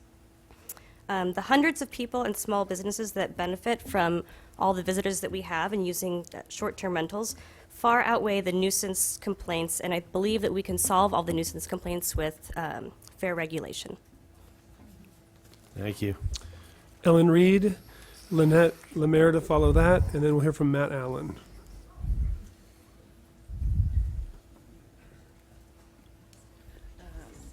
I also work in the wedding and events industry, and a large percentage of our clients are not from the area, nor are their guests or their families. Santa Barbara County, as she said, is one of the top wedding destinations in the country, and their guests and families attending travel together in groups and use STRs. I believe that fair regulation is the way to go. Thank you. Lynette Lemaire, followed by Matt Allen, and then we'll hear from Joyce Harrington. Hello, thank you for hearing me. Fair regulation is the solution. Clearly, the incredibly small percentage of complaints compared to the thousands of positive instances needs to be considered. Through short-term rentals, Santa Barbara shows the world that we have an open community welcoming the world into our homes. Please factor also the unintended financial impact. This is one of the top 5 wedding destinations. You've heard this from me before. The events industry deserves a right to communicate here with short-term rentals. The families come in, plan their weddings, attend weddings, and they choose Santa Barbara because that's an option. Thank you. Matt Allen, to be followed by Joyce Harrington, and then Mike Powers. Good afternoon, Mr. Chair, Supervisors. I represent Santa Ynez Vacation Rentals. I'm an attorney from Los Olivos. You've heard from my client that when run well, these systems and with robust systems in place, it protects the neighbors and it gets rid of the problems. Putting a permit system in place for just Ag 2 won't tell you that this is true. You need to expand the permit system to cover much more of the county. The ordinance that's in front of you today is simply not ready. You need to send it back. You need to expand it. You also need to look at the commercial section they put in there. They indicate that no additional development requirements will be required in the commercial districts. Then they go on to say, but you need a land use permit for no additional requirements. That's just a waste of money. Then they go on to say that in the actual ordinance, you need a conditional use permit for multi-use and C1. Again, a waste of money and a waste of time, and it shows this just isn't thought out. It needs to be sent back. Thank you. Joyce Harrington, followed by Mike Powers. And following Mike Powers, Theo Cracky. Good morning, Joyce Harrington. I'm a senior. This is 20 years of vacation rental business on my properties and my homes, and I've been doing it for that long, so I consider myself pretty seasoned in it. I live in Los Alamos now. I'm considering down the road of possibly doing that in my home. And I supplement my income now with a property that I've owned for 25 years in Santa Cruz, where it's a vacation rental. And it's a ton of work, and you have to be accountable, and you've got to pay attention, and you've got to have good people helping you with the effort. And I know probably everyone in this room would say the same thing. We do pay attention. What helped in Santa Cruz 4 years ago was Santa Cruz stepped in and began to require a permit for a vacation rental.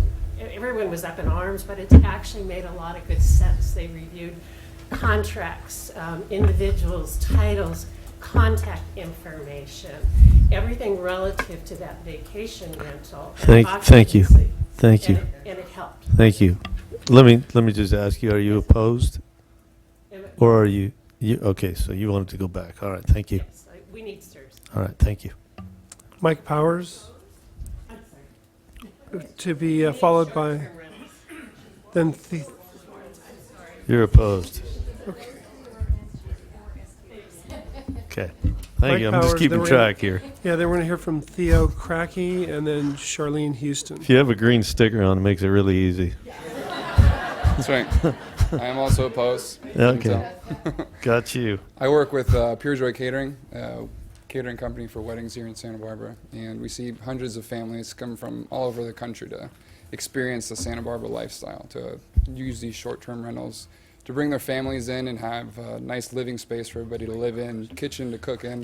This promotes people to go out and support our local businesses, farmers, our farmers market, everything that they can collect and make their own food to get that experience of living here in Santa Barbara and getting the best of what our city has to offer. So, yeah.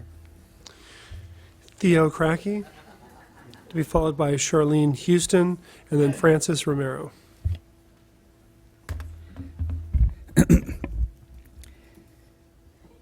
My name is Theo Cracky. I'm a 35-year resident of Santa Barbara County.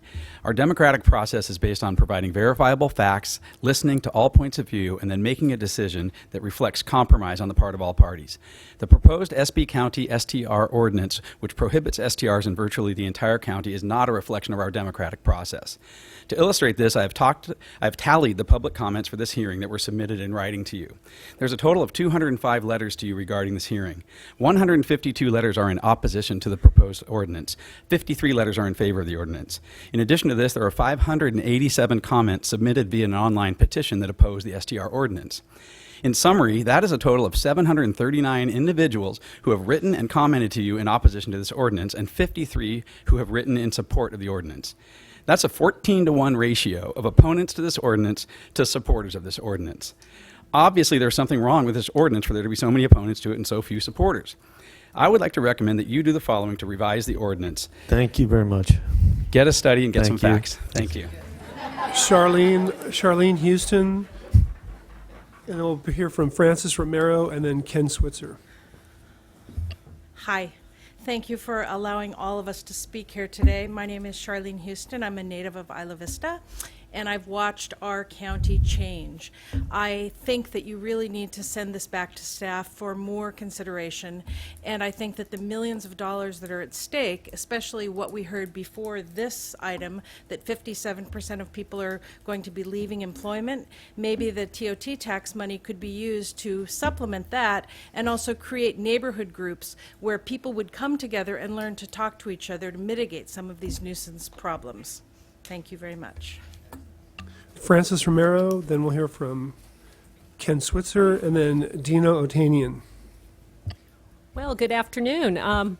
Basically, I think facts should matter. You have 155,000 units in the county, and only 1.7% of them are used for STRs. That's 2,635. You have 535 people that have certificates. You have a major opportunity to really increase your TOT if managed well. People's Self-Help does not believe there is a problem with affordable housing units. I talked with Ken Triguero personally. That is why you do not see People's Self-Help here today saying that there is a problem. Don't penalize people that have followed the rules. You have people that you at least owe the courtesy of grandfathering in while you figure out what to really do, something that makes sense, that doesn't take a sledgehammer instead of a scalpel to the problems that exist. oh, I still have more time, that's awesome. There's always somebody that's going to be unhappy about something, and as you've heard, a lot of us have long-term neighbors that really suck, and that is just me as a citizen saying, I wish I had a well-maintained short-term rental. Thank you for next being to so me. blunt. All right. Sometimes we have too much fun in here. Ken Switzer, then Dino Otanian, and then Dottie Nelson. Just so everyone knows, the TV doesn't show it. Behind me are about 60 or 70 people with stickers and this fair regulation placard. It may not be obvious to those watching on TV or in Santa Barbara. My name is Ken Switzer. I've been a resident of Santa Barbara County for 29 years. I own a second home in the San Ynez Valley that I worked to purchase from nothing to be able to afford 12 years ago with the knowledge that short-term rentals were legal in Santa Barbara County. I use the home myself and rent in between to short-term tenants. Almost all short-term rental owners in Santa Barbara County are like me. They have some personal use component of the property. If short-term rentals were to be mostly banned, as this ordinance would do, almost none of these rentals would become long-term rentals. The idea that short-term rentals are having an effect on the long-term housing supply is not supported by the facts, at least for the housing market in Santa Barbara County. Ironically, I'm one of the very few, maybe 5, short-term rentals that could be preserved by the ordinance as written, as my property is an Ag 2 and has more than 40 acres. I could potentially make out like a bandit if this ordinance passes. But like many in this room, I'm strongly opposed to the current ordinance. Thank you, Mr. Swisher. Dino Otanian, then Dottie Nelson, and then we'll hear from Jeff Nelson. Dino? My wife and I have a homestay vacation rental, and in the 7 years in Montecito that we've been part of the sharing economy, we have hosted many guests from all over the world. We truly enjoy extending our hospitality and making lasting friendships with visiting tourists who come to enjoy the many attractive features of our region. But first and foremost, the transient occupancy tax facilitates all sorts of improvements in our county. And as I'm sure you are well aware, the TOT will be going up to 12% this new year. The first thing our guests ask after they settle in is, where can we get something to eat? Where's the nearest grocery store? Where can we rent kayaks? So not only are they paying the TOT tax, which benefits us all, but they're supporting local businesses and providing jobs for the natives. And that leads me to the definition of a homestay. A homestay is a vacation rental, but with the added requirement that the owners live on the property. This is a very important distinction, as the owners have a vested interest in vetting the visitors and regulating their on-site behavior. My wife and I have never had a problem in 7 years. Summing up, we believe that fair and thorough regulation would be necessary with or without a vacation rental ordinance. Thank you very much. We're going to hear from Dottie Nelson, then Jeff Nelson, and then Carolyn Dismuke. Good morning. My name is Dottie Nelson. My husband and I own a vacation rental on the west end of Isla Vista, next to the Devereaux property. It's on the cliffs, has coastal access, and it's new. It's been a huge success as a vacation rental. I manage it actively myself. I vet all the renters. We too have a multi-page contract. We've never had a complaint. We've never had a complaint. The neighbors love that we're there. As an alternative, it could have been a student rental, which would have been much more lucrative. We did not want to do that and add to more of the Isla Vista party scene. So we pay thousands of dollars in occupancy tax. To shut this down is arbitrary and unfair. It seems like rather than punish all vacation rental owners while hurting the tourist industry and losing much needed income from transient occupancy tax, a much fairer approach would be to monitor and regulate those properties that are a nuisance and do cause problems, and let the vast majority of vacation rental owners thrive and benefit as they are currently doing. Thank you. Jeff Nelson, followed by Carolyn Dismuke, and then Michael Anderson. Greetings, Jeff Nelson, Santa Barbara. The sharing economy is real. It is a good thing. It is ever fine-tuning and recalibrating and adjusting to issues quicker than legislation ever could. Imagine the noise control technology you heard about. Things like that are going to happen like that because it's the marketplace requires it. You have in front of you some of the best ambassadors to guests of people who come to our county around. It's because people are looking for the human experience of the vacation rental experience, which is a much more human and authentic experience, and the settings are more authentic than you have in motel rooms. And these ambassadors are to be honored, frankly, rather than to be scorned. These are also some of the most meticulously maintained properties around. People have pride, and the marketplace requires it and honors it. This is access to the Thank you, coast. Mr. Nelson. Thank you. Thank you. Carolyn Dismuke, followed by Michael Anderson, and then Hillary Anderson. Thank you for pronouncing my name correctly. I'm just here to urge you, before banning vacation rentals, short-term rentals, to look at the mistakes of other cities. When Napa put a ban on all short-term rentals, they ended up having to repeal it. Santa Cruz is having tremendous difficulty because they're missing out on that obvious TOT tax revenue, but they also are spending money trying to track down on all the people who are running them unlawfully. So better to learn from other people's mistakes, and I think we all know, because we're in wine country, prohibition doesn't work. Our next speaker is Michael Anderson, to be followed by Hillary Anderson, and then David Lonat. Yes, I've had a vacation rental in Santa Barbara for many years, before the internet, in fact, when we used to do it through an agent.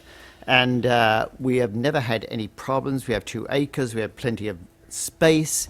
And really, we are in Santa Barbara because we rented a house before we ever lived here. We rented a house for our family, grandparents, children, for a week, a vacation rental, and because of that, we decided to move to Santa Barbara. That sort of vacation would become illegal under the ordinance that the supervisor are proposing. So I think the ordinance is anti-family, and therefore really should be very strongly reconsidered. Hillary Anderson, David Lonat, and Katrina Murdoch.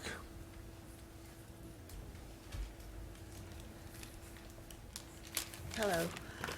I encourage the board not to make a blanket ruling against STRs, but to consider the variables.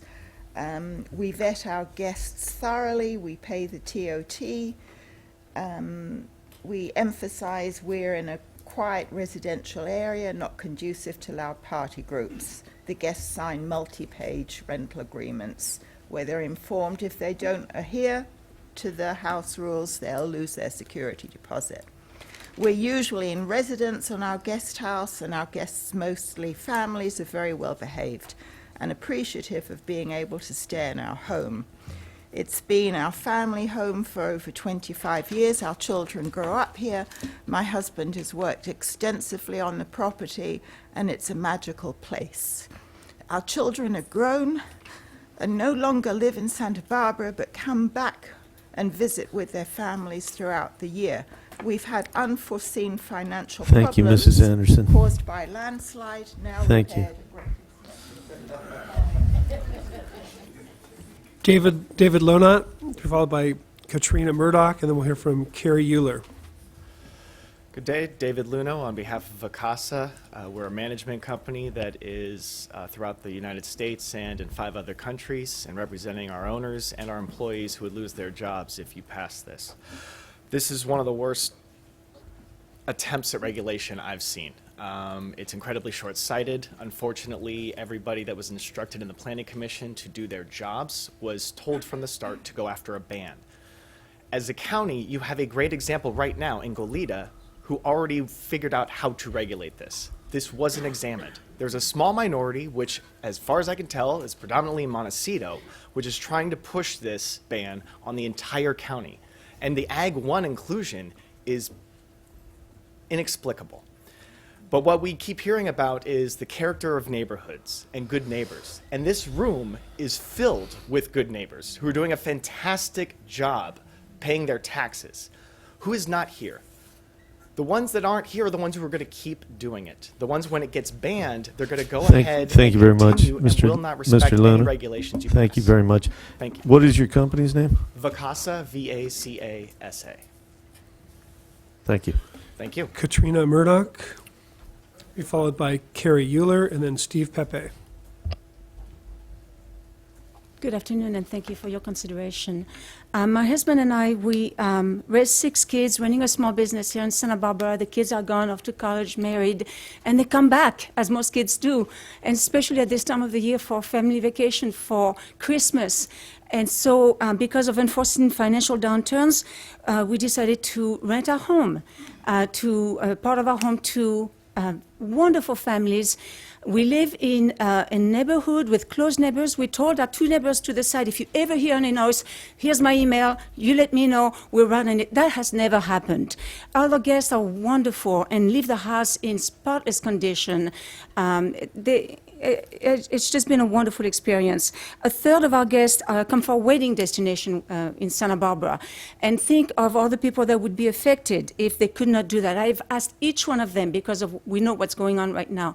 If you had not been able to rent a home in Santa Barbara, would you have come to Santa Barbara? Would you have had a wedding in Santa Barbara? All of them, without exception, said Sorry, no, we would your have gone time somewhere is up. else. Thank you very much. Regulate, don't ban. Carrie Euler, to be followed by Steve Pepe and then Claudia Santana. My husband and I have a 2-person STR studio attached to our house in More Mesa Shores. We've had no complaints. The income, $148 per night of this rental, helps with our son's college tuition. Also, we would not have this unit as a long-term rental because we need it for grandkids and our kids to come visit. All of our guests have loved their personalized Santa Barbara experience. One recent couple remarked when I told them that STR might be banned soon, they said we would think twice about coming back to Santa Barbara. They go and spend money in Santa Barbara, doing all the tourist things. One of our neighbors recently remarked that our Airbnb unit is doing a great job honoring the tranquil environment in our neighborhood. He was a board member of the HOA previously. One more thing I want to mention, the HOA board of More Mesa Shores recently sent you, the supervisors, a letter without the vote from the homeowners, suggesting the neighborhood is against the vacation rentals. This does not represent our neighborhood. Actually, the 9 homeowners who rent short-term in our neighborhood have formed a committee for the purpose of keeping ourselves Thank you very accountable much. with a good neighbor policy. Thank you. Thank you. Steve Pepe, then Claudia Santana, and then we'll hear from Vicki Connor. Steve. Good afternoon, Steve Pepe. I'm the president of Econ Alliance, and I also have an Ag 2 property in the Santa Rita Hills. There are a lot of positive reasons to encourage short-term rentals on Ag 2 land. For example, in 2015, those of us in the Santa Rita Hills lost 40 to 50% of our crop due to a bad set, and STRs is a way of ameliorating that.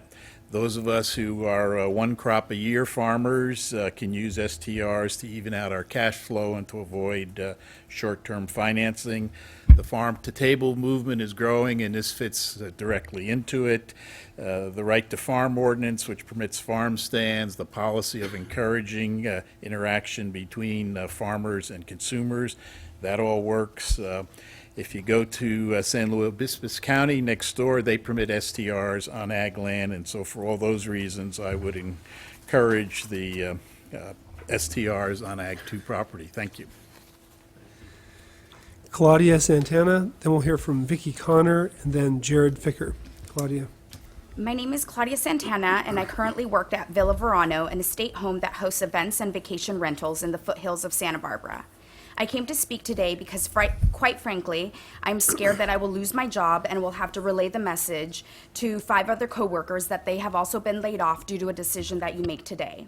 I understand firsthand that the Board of Supervisors and the Planning Department are in a difficult position. I graduated from the University of Southern California with a degree in Public Policy Management and Planning and worked for several years at the City of Las Vegas Planning Department as a planner. You have been given a task of finding a solution. However, the solution that is being proposed is an extreme one that will not only devastate my household, but thousands of other households in Santa Barbara. I beg that you instead implement fair short-term rental regulations that will allow us to continue to do business because we are an integral part of Santa Barbara County's economy.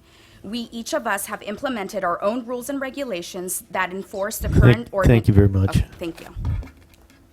Vicki Connor, to be followed by Jared Ficker, and then Ariane Sandera.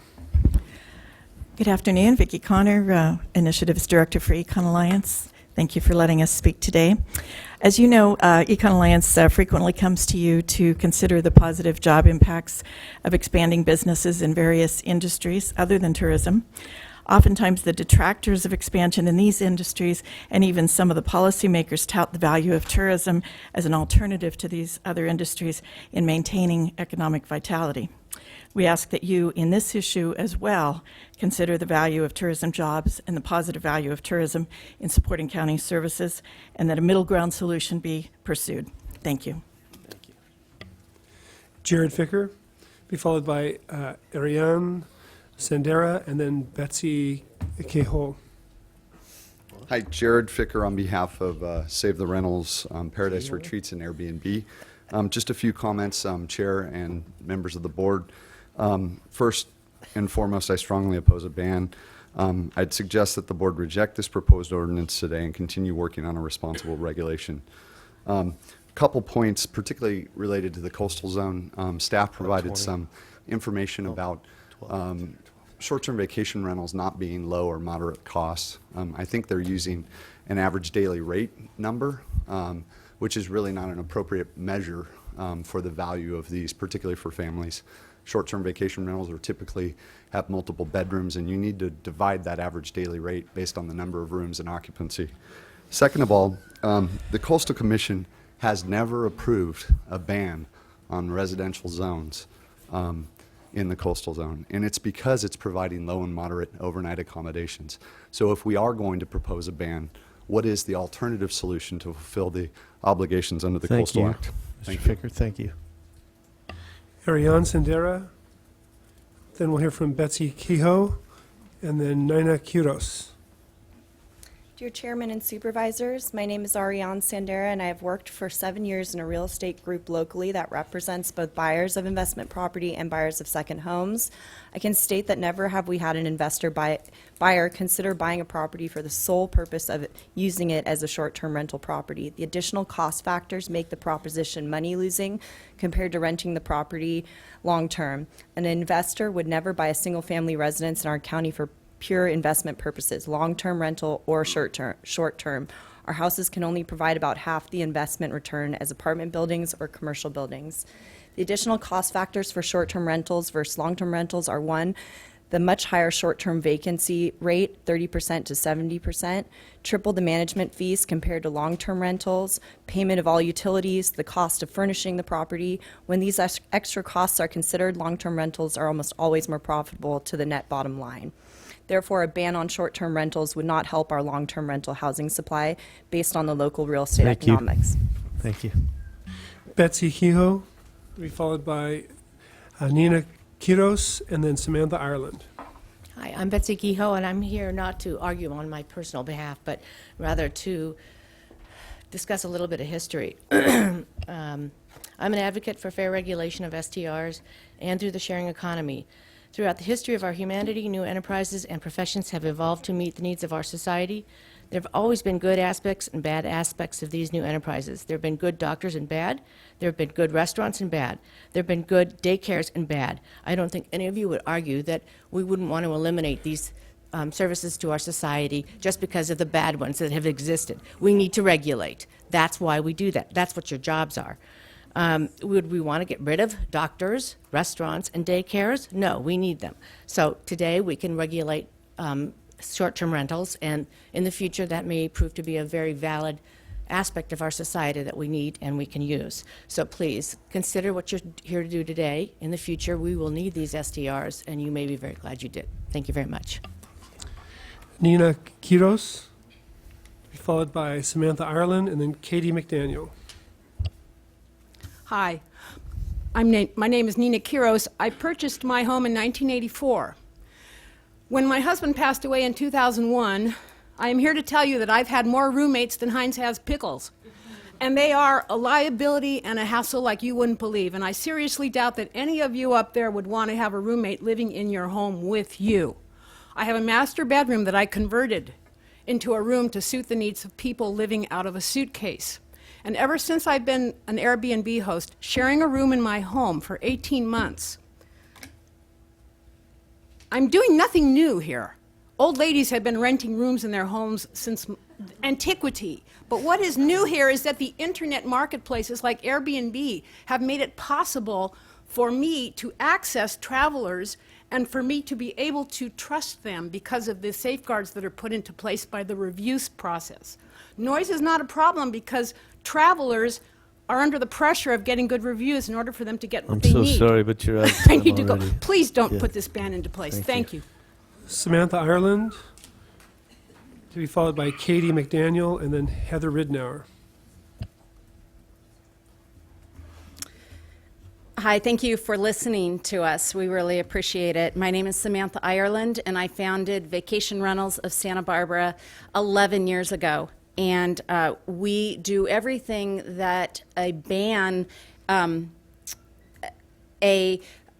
regulation guidelines would request of a vacation rental. We vet our clients, we manage them, we've had little to no complaints. What I'm here to talk to you today is similar to the San Ynez issues of all ag properties being the same. I want you to take a look at Montecito as well. Not all residential properties are the same, and I think one of the supervisors brought up the fact that there are basically no commercial properties in the Montecito area that would allow for vacation rentals. That's including the properties exactly next door to the hotels. They're considered residential.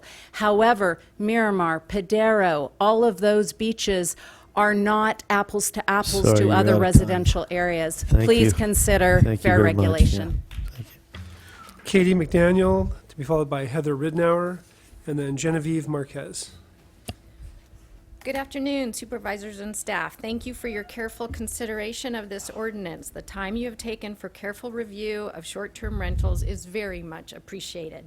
Although this is a multifaceted issue, I am here to speak on behalf of beach accessibility.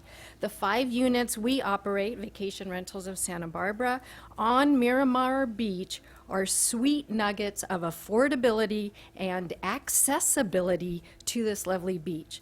These units allow the everyman, the layman, the average medium income vacationer to have access to this beach, to stay overnight on the beach, and to enjoy firsthand the gorgeous Santa Barbara coast.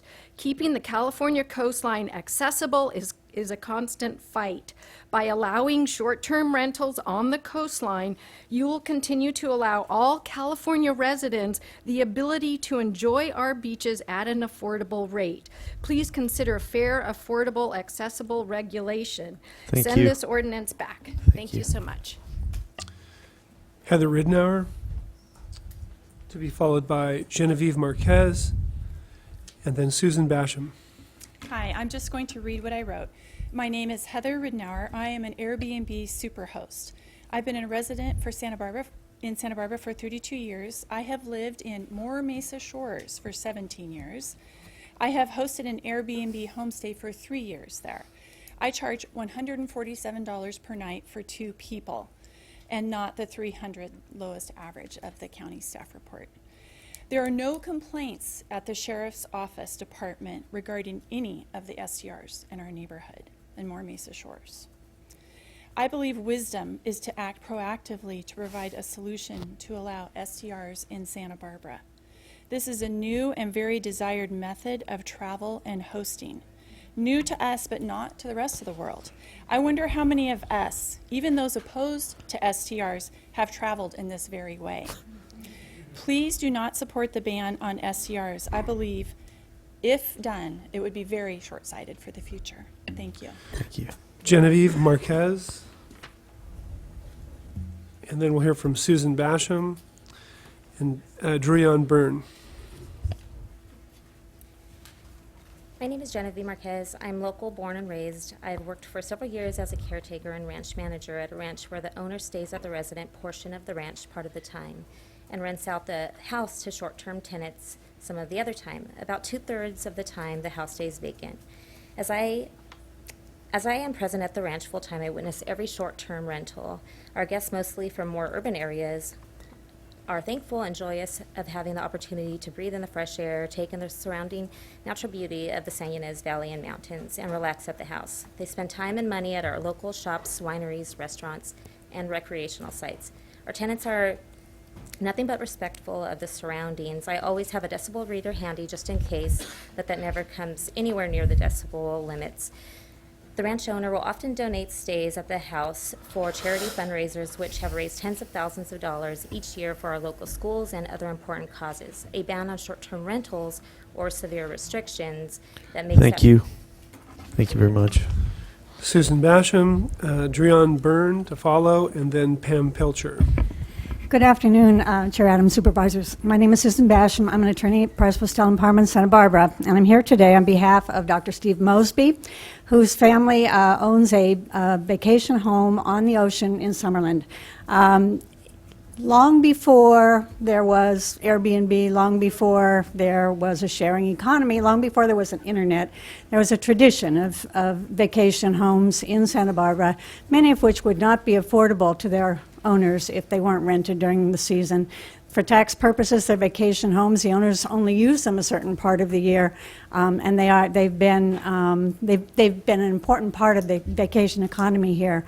Nobody set out to regulate them, but they've been caught up in this ban, a ban that says no short-term rentals in no residential areas, fails to distinguish between homestays and actual vacation home rentals, and more importantly, fails to distinguish between areas where this type of use is perfectly acceptable, where in fact it's part of the character of the area. Thank you very much. Thank you. Dreon Byrne, followed by Pam Pilcher, and then Mark Brickley. Hello. Well, there are obviously strong feelings on both sides of the issue, and I can understand and see both sides of the issue myself. When there is such a discrepancy between two groups, I think the key is compromise, and the key to compromise is good regulation.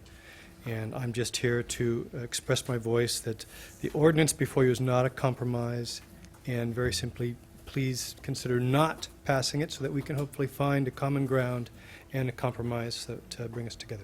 Thank you. Thank you. Pam Pilcher. Is Pam here? Then we'll hear from Mark Brickley, Larry Nimmer, and then Laura Bodie. Thank you, Board of Supervisors. I was wondering where the complaints are that Supervisor Lavignino asked staff to produce. What I heard was a non-answer. That data just doesn't exist countywide. I oppose staff's recommendations. Short-term rentals have been allowed for 25 plus years on Padero Lane in South Santa Barbara County. Beach rental homeowners continue to pay TOT. The new ordinance is overreaching and unfair. Please let the rental regulation process remain complaint-driven. It has worked because beach homeowners are responsible and responsive to complaints. Thank you. Larry Nimmer, and then Laura Bodie, and Laura's our final speaker. Hi, Supervisors. I'm Larry Nimmer. Nice to see you today. We have a family beach house on Padaro Lane since the 70s. I believe that your staff report was unfair in that it ignores the historic use of beachfront properties for short-term rentals. I encourage you to follow the City of Carpinteria's example. Their new regulation honors the historic use of short-term rentals by creating an overlay of the beach area to allow existing short-term rentals that have been paying TOT. We pay the TOT and we live nearby. My family is also a member of the Padaro Lane Association with tenant guidelines that cover issues like noise, beach use, trash, etc. In discussing this issue with other property owners, I've heard the term detrimental reliance used, and a discussion that the county faces litigation if they don't recognize their own historical recognition of the activity and collecting fees. The Coastal Commission supports beach access by people other than owners, and this is particularly true in the Padaro Lane area where I'm sorry, your time is up. Okay, Thank you. then. Laura Bodie. Well, I can tell you're all delighted to see me, knowing I'm the last speaker. Yeah, applause just for that. I'm actually with the Rental Property Association of Santa Barbara. I'm the executive director. Met a few of you before. My interest in this issue was pretty much intellectual because I represent 20,000 rental units here in the county. over 1,000 landowners, property owners. So I wanted to get behind all the innuendo and emotion and figure out what the issue really is. And for me, the best study that gives the facts is actually by Dr. Mark Schneed. He did an economic forecast that showed that there's $470 million in revenue that comes into the county from this, over 5,000 jobs. Outside of the city, that's $250 million economic impact, and at what cost? You've got 535 units that are paying.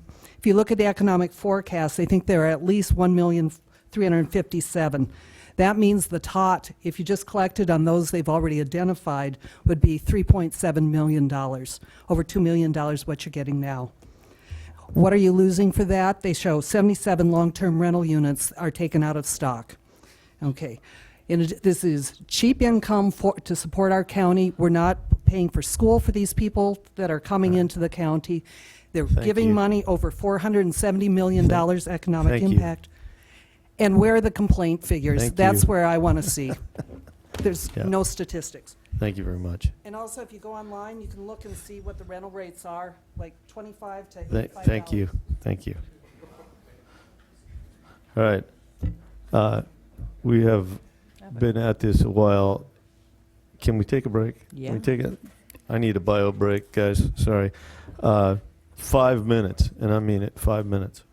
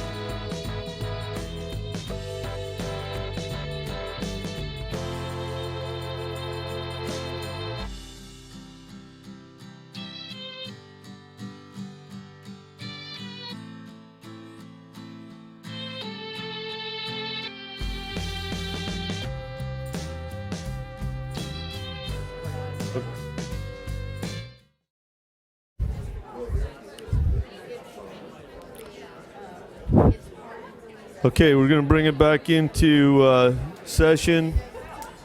If we could.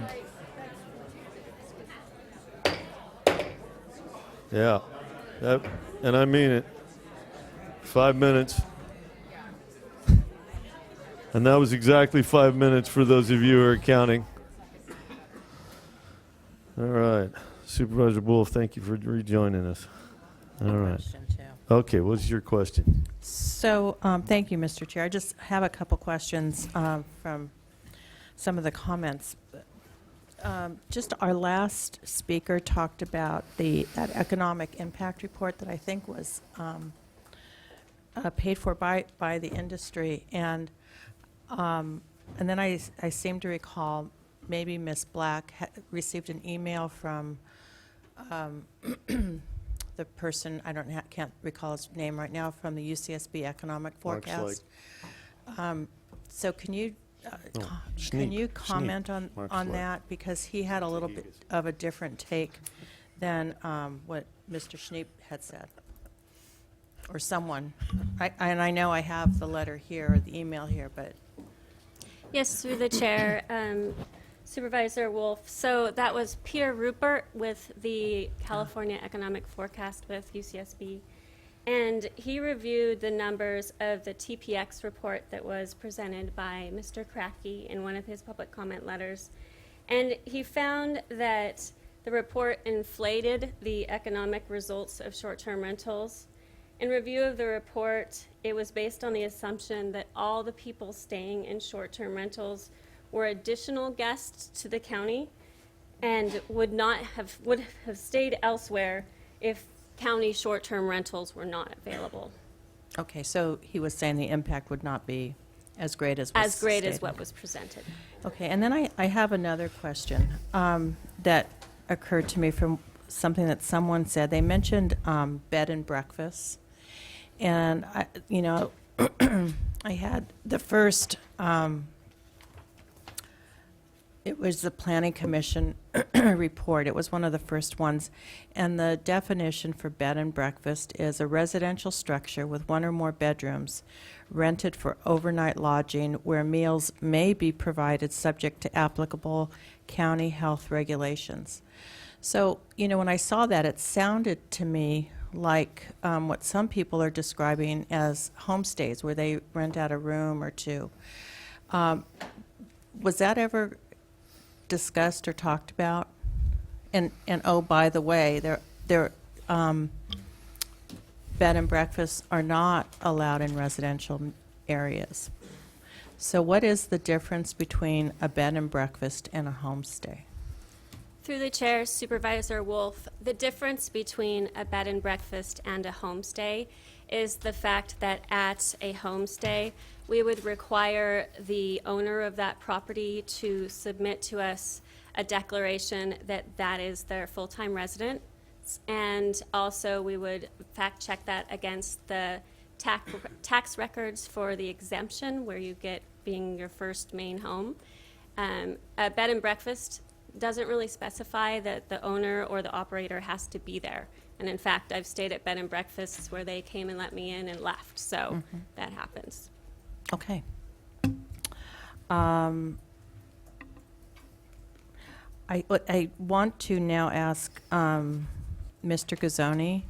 We had a comment about property rights and constitutionality of the ban and potential lawsuits. I know you can't talk about potential lawsuits, and oftentimes we hear that as a potential threat, but I would like you again, I know you talked about the property rights issue before, but I think if you could reiterate that, but also talk about the constitutionality of what is being recommended to us. Chair Adam and Supervisors, I'll summarize what I had said before. The cases that I discussed, first the 1926 U.S. Supreme Court case of Euclid versus Ambler Realty, then the HFH case, which was the California Supreme Court, and then the Carmel case in 1991, all looked at different aspects of zoning, but probably the Carmel case in 1991 is the one closest on point, and that specifically upheld Carmel's short-term rental prohibition in residential zones and found that to be rationally based and a proper exercise of the police power. All that boils down to that, as you say, we can't predict who will or won't sue, but we would feel confident of the county's ability to defend your discretion on the exercise of your zoning power. Thank you for that. And then I think this is my last question. Jessica, in your slide presentation, number 4, you have a bullet point for housing, and right underneath it, it says constricts the housing market. And we had one or maybe there was a few speakers who said they had talked to some person or didn't feel that that might be an accurate statement. Can you comment on that, and why you have that in your presentation? Yes, through the chair, Supervisor Wolf, the general theory of housing supply holds that if there is a demand that exceeds the supply, prices rise. Short-term rentals have been shown to take long-term rentals off the market, and in fact, we heard a couple speakers today talk about how short-term rentals were way better than the long-term rental that they used to have. So that's been demonstrated. Furthermore, if you look at one of the first Planning Commission reports from November 18th in 2015, the Housing Authority concluded that short-term rentals exacerbate the rental market.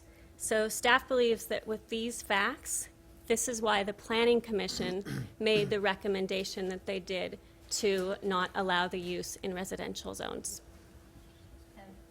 And just as a follow-up, have you looked at how does this relate to the housing element? Because I recall that when we've always done our housing element as it relates to RENA numbers, we've had to put forth the number of available housing units. And then hence we have had to develop our plans to pretty much ensure that we had enough housing. So if you could comment on that, Ms. Mr. Chair and Supervisor Wolf, it's an interesting question. It's not an issue that's been raised by state HCD with us in our past housing element cycle. You know, we just had our housing element approved about a year ago, and so we aren't facing a new RENA cycle for some years, but I think this could have a potential effect on how they view our housing stock and future needs for housing. So if I could, because I did ask my staff to look at this because I thought it was an issue. And in the last housing, it said in the last housing element, it said specifically what a healthy vacancy allowance would be in Santa Barbara County. And that would be 2% for owned housing and 5% vacancy rate for rental housing. And it's my understanding that our vacancy rate is much less than that. Now, numbers have been tossed around from 0.5 to 0.6%, but it's certainly less than the 5% rental housing. Would you say that that's correct? Mr. Chair and Supervisor Wolf, I would say that's correct countywide. There are probably some Countywide. areas where it's tighter and some areas in the county where it's not quite as tight. Okay, thank you. Okay, and I want to follow up on that, and we also had some testimony today that somebody had long-term renters in there, and then there was one particular one that ended up being a squatter, and meaning that they weren't paying. And when you do a long-term rental, the process of kicking them out is extremely difficult for residential. Much less so for commercial, but it's extremely difficult, and it can put a tenant in or a landlord in a very precarious spot. And so, it's not a given that they would exchange more money for either rental term. I think somebody that's just gotten processed by a tenant and actually has lost a lot of cash flow during that period of extricating themselves from that relationship probably would take way less money from somebody that they know that they can count on coming in and being there for a very short period of time, paying the money and leaving. So it's entirely possible that effect that we assume wouldn't be there.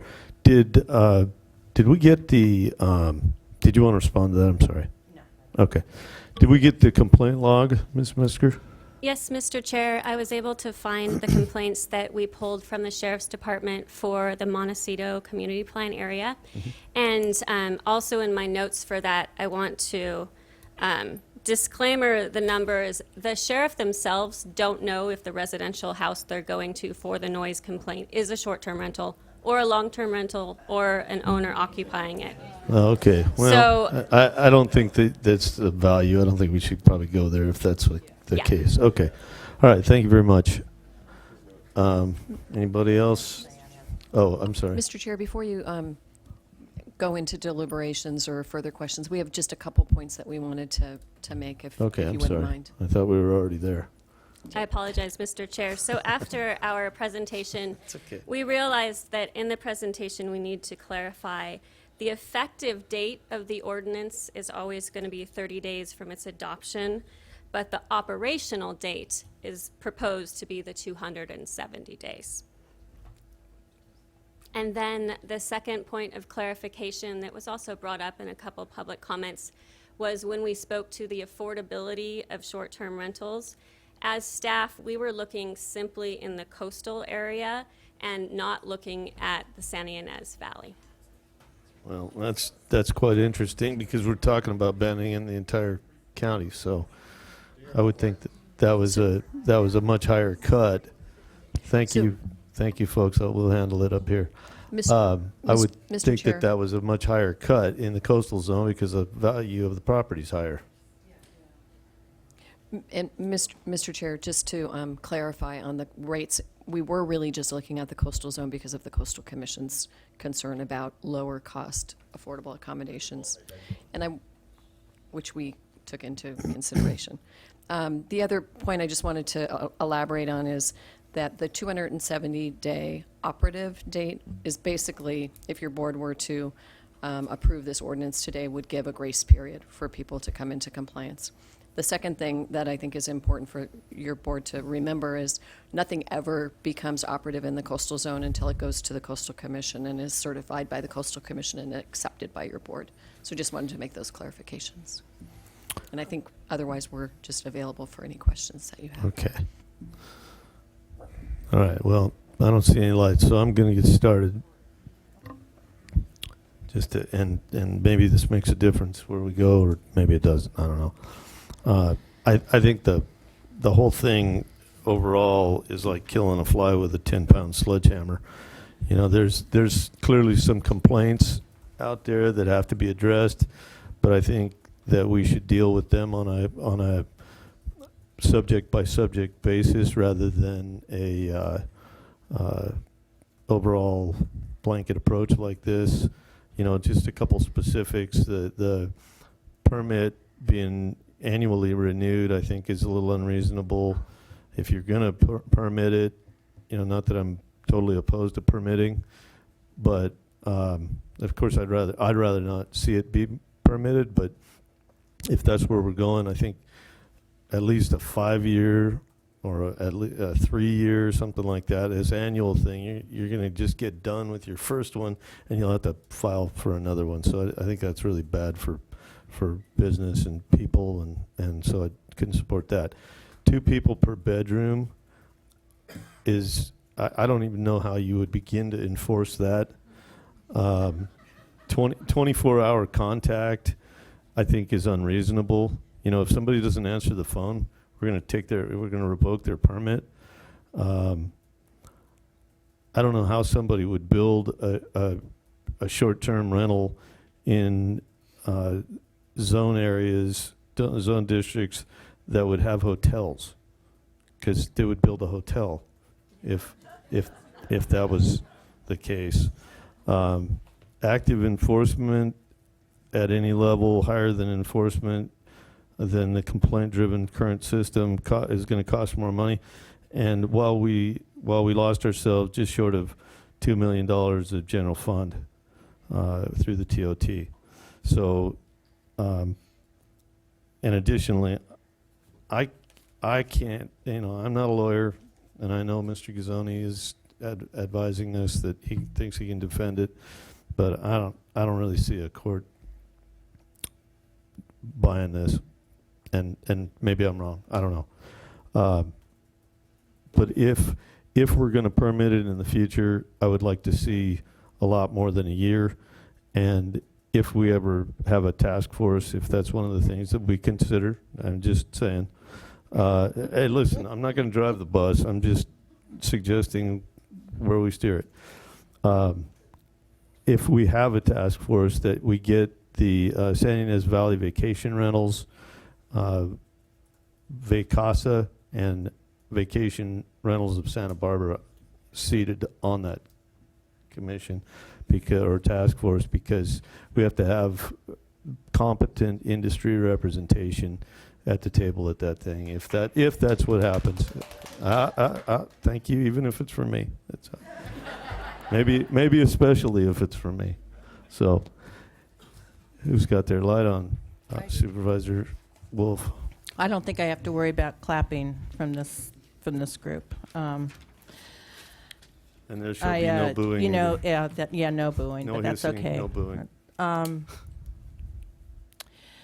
So let me just start off by saying that I have met with many of you who spoke today. I've received, and I think I've probably read a vast majority of the emails that were sent. My office has taken some phone calls. Some folks did not wish to write letters or email or come here to speak.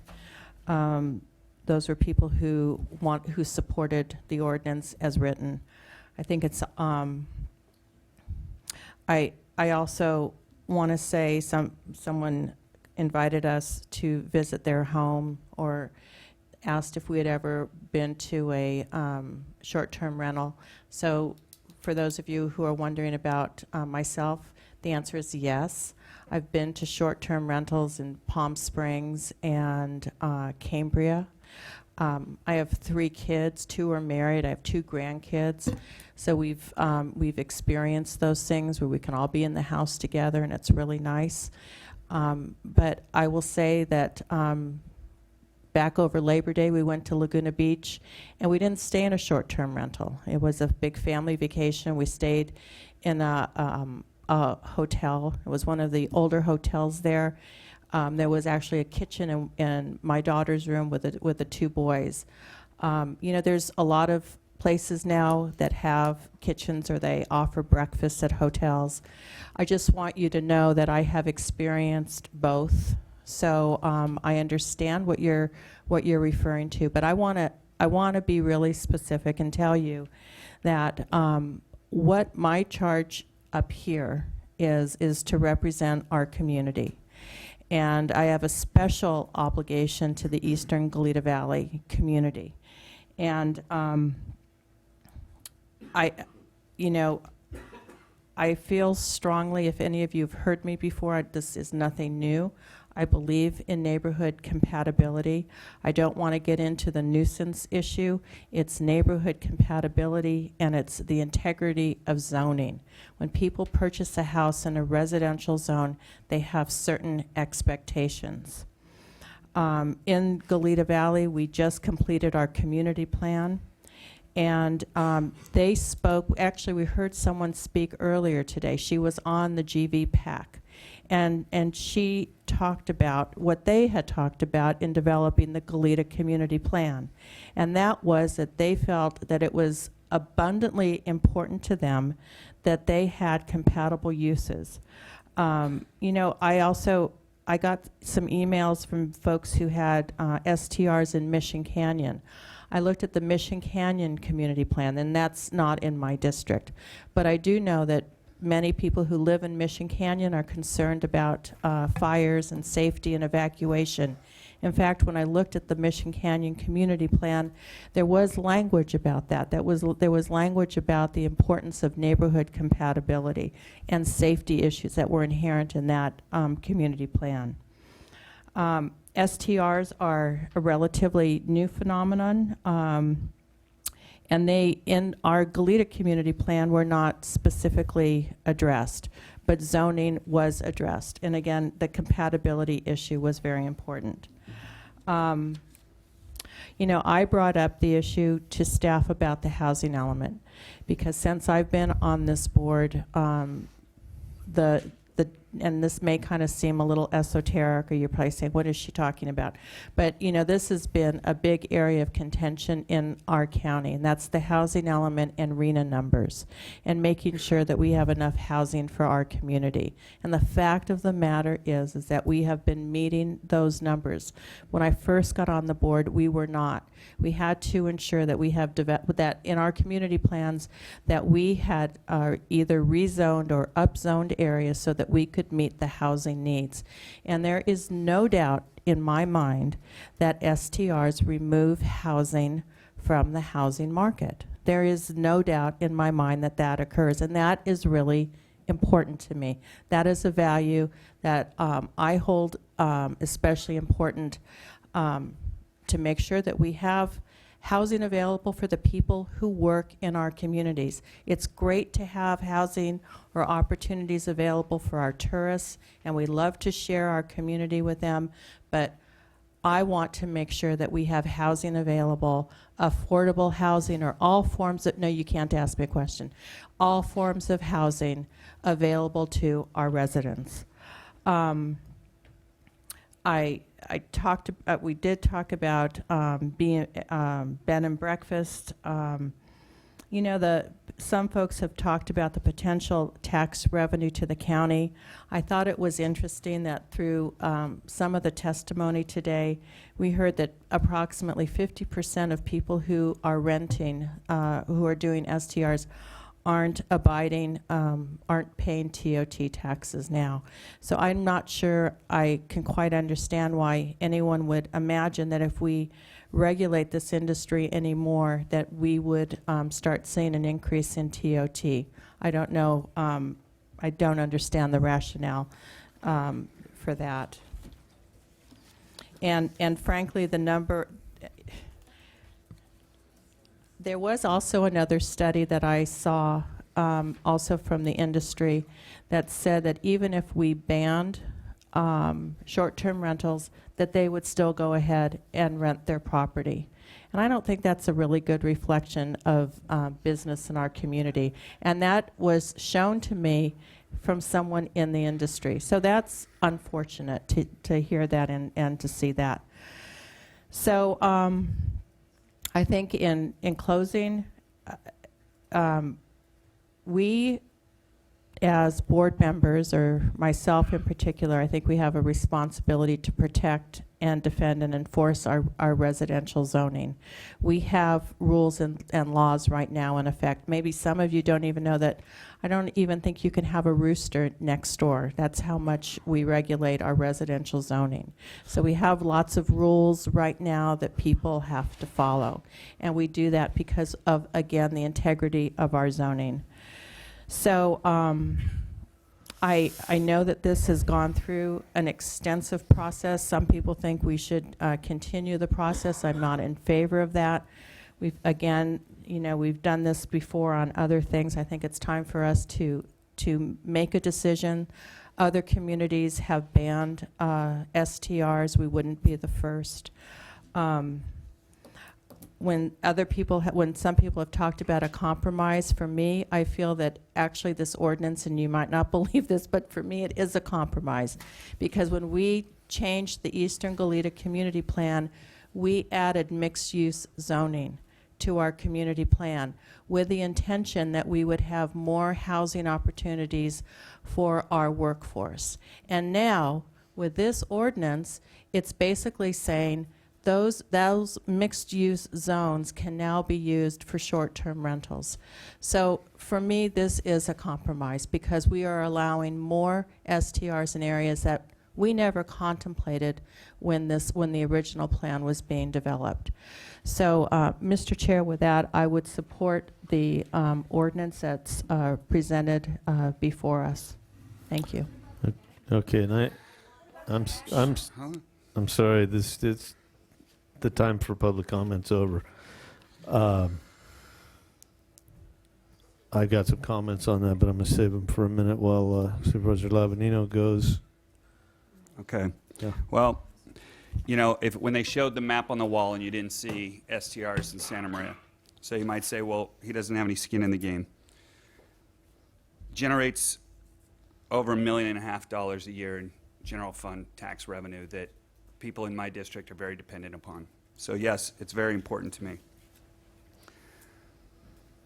It was so important, creating revenue, that I signed on to Measure B, which was an increase of the TOT from 10% to 12%.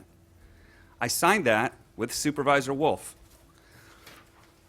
And in a letter to the editor to support Measure B, to get you to tax yourselves more so we could create more revenue, we actually said, quote, to maintain services critical to the health, safety, and well-being of our community, we, the undersigned, Supervisor Wolf and I, urge voters to support Measure B as a way to increase revenues without cutting desperately needed services. Okay, so now we increase the TOT and we cut out $1.5 million. Makes absolutely no sense, and I feel completely, I'm so upset about it that I will look to collect signatures next year to reduce the TOT back down to 10% in the next June election. I'm not going to get hoodwinked and roped into something that I thought we were going to increase revenue to help people, when in fact we're going to turn around and just cut the legs out from underneath all of us. No, what I'm really upset about too is what's so difficult when you come to these meetings is we work under the Brown Act. The Brown Act says that I cannot talk to more than one other person on this board and try to figure out a solution before we get here. So we come here, and I don't know what her position is, or Supervisor Farr, Supervisor, anybody else. But I really looked at this one as an opportunity. We don't have to be for STRs or opposed to STRs for a ban. This is a giant opportunity for the county. This is, you know, we keep saying we need a cash infusion somewhere, and we keep looking, where is it? Where is it? Is it oil? No, it's not oil. We can't do oil because we have to protect the tourism industry.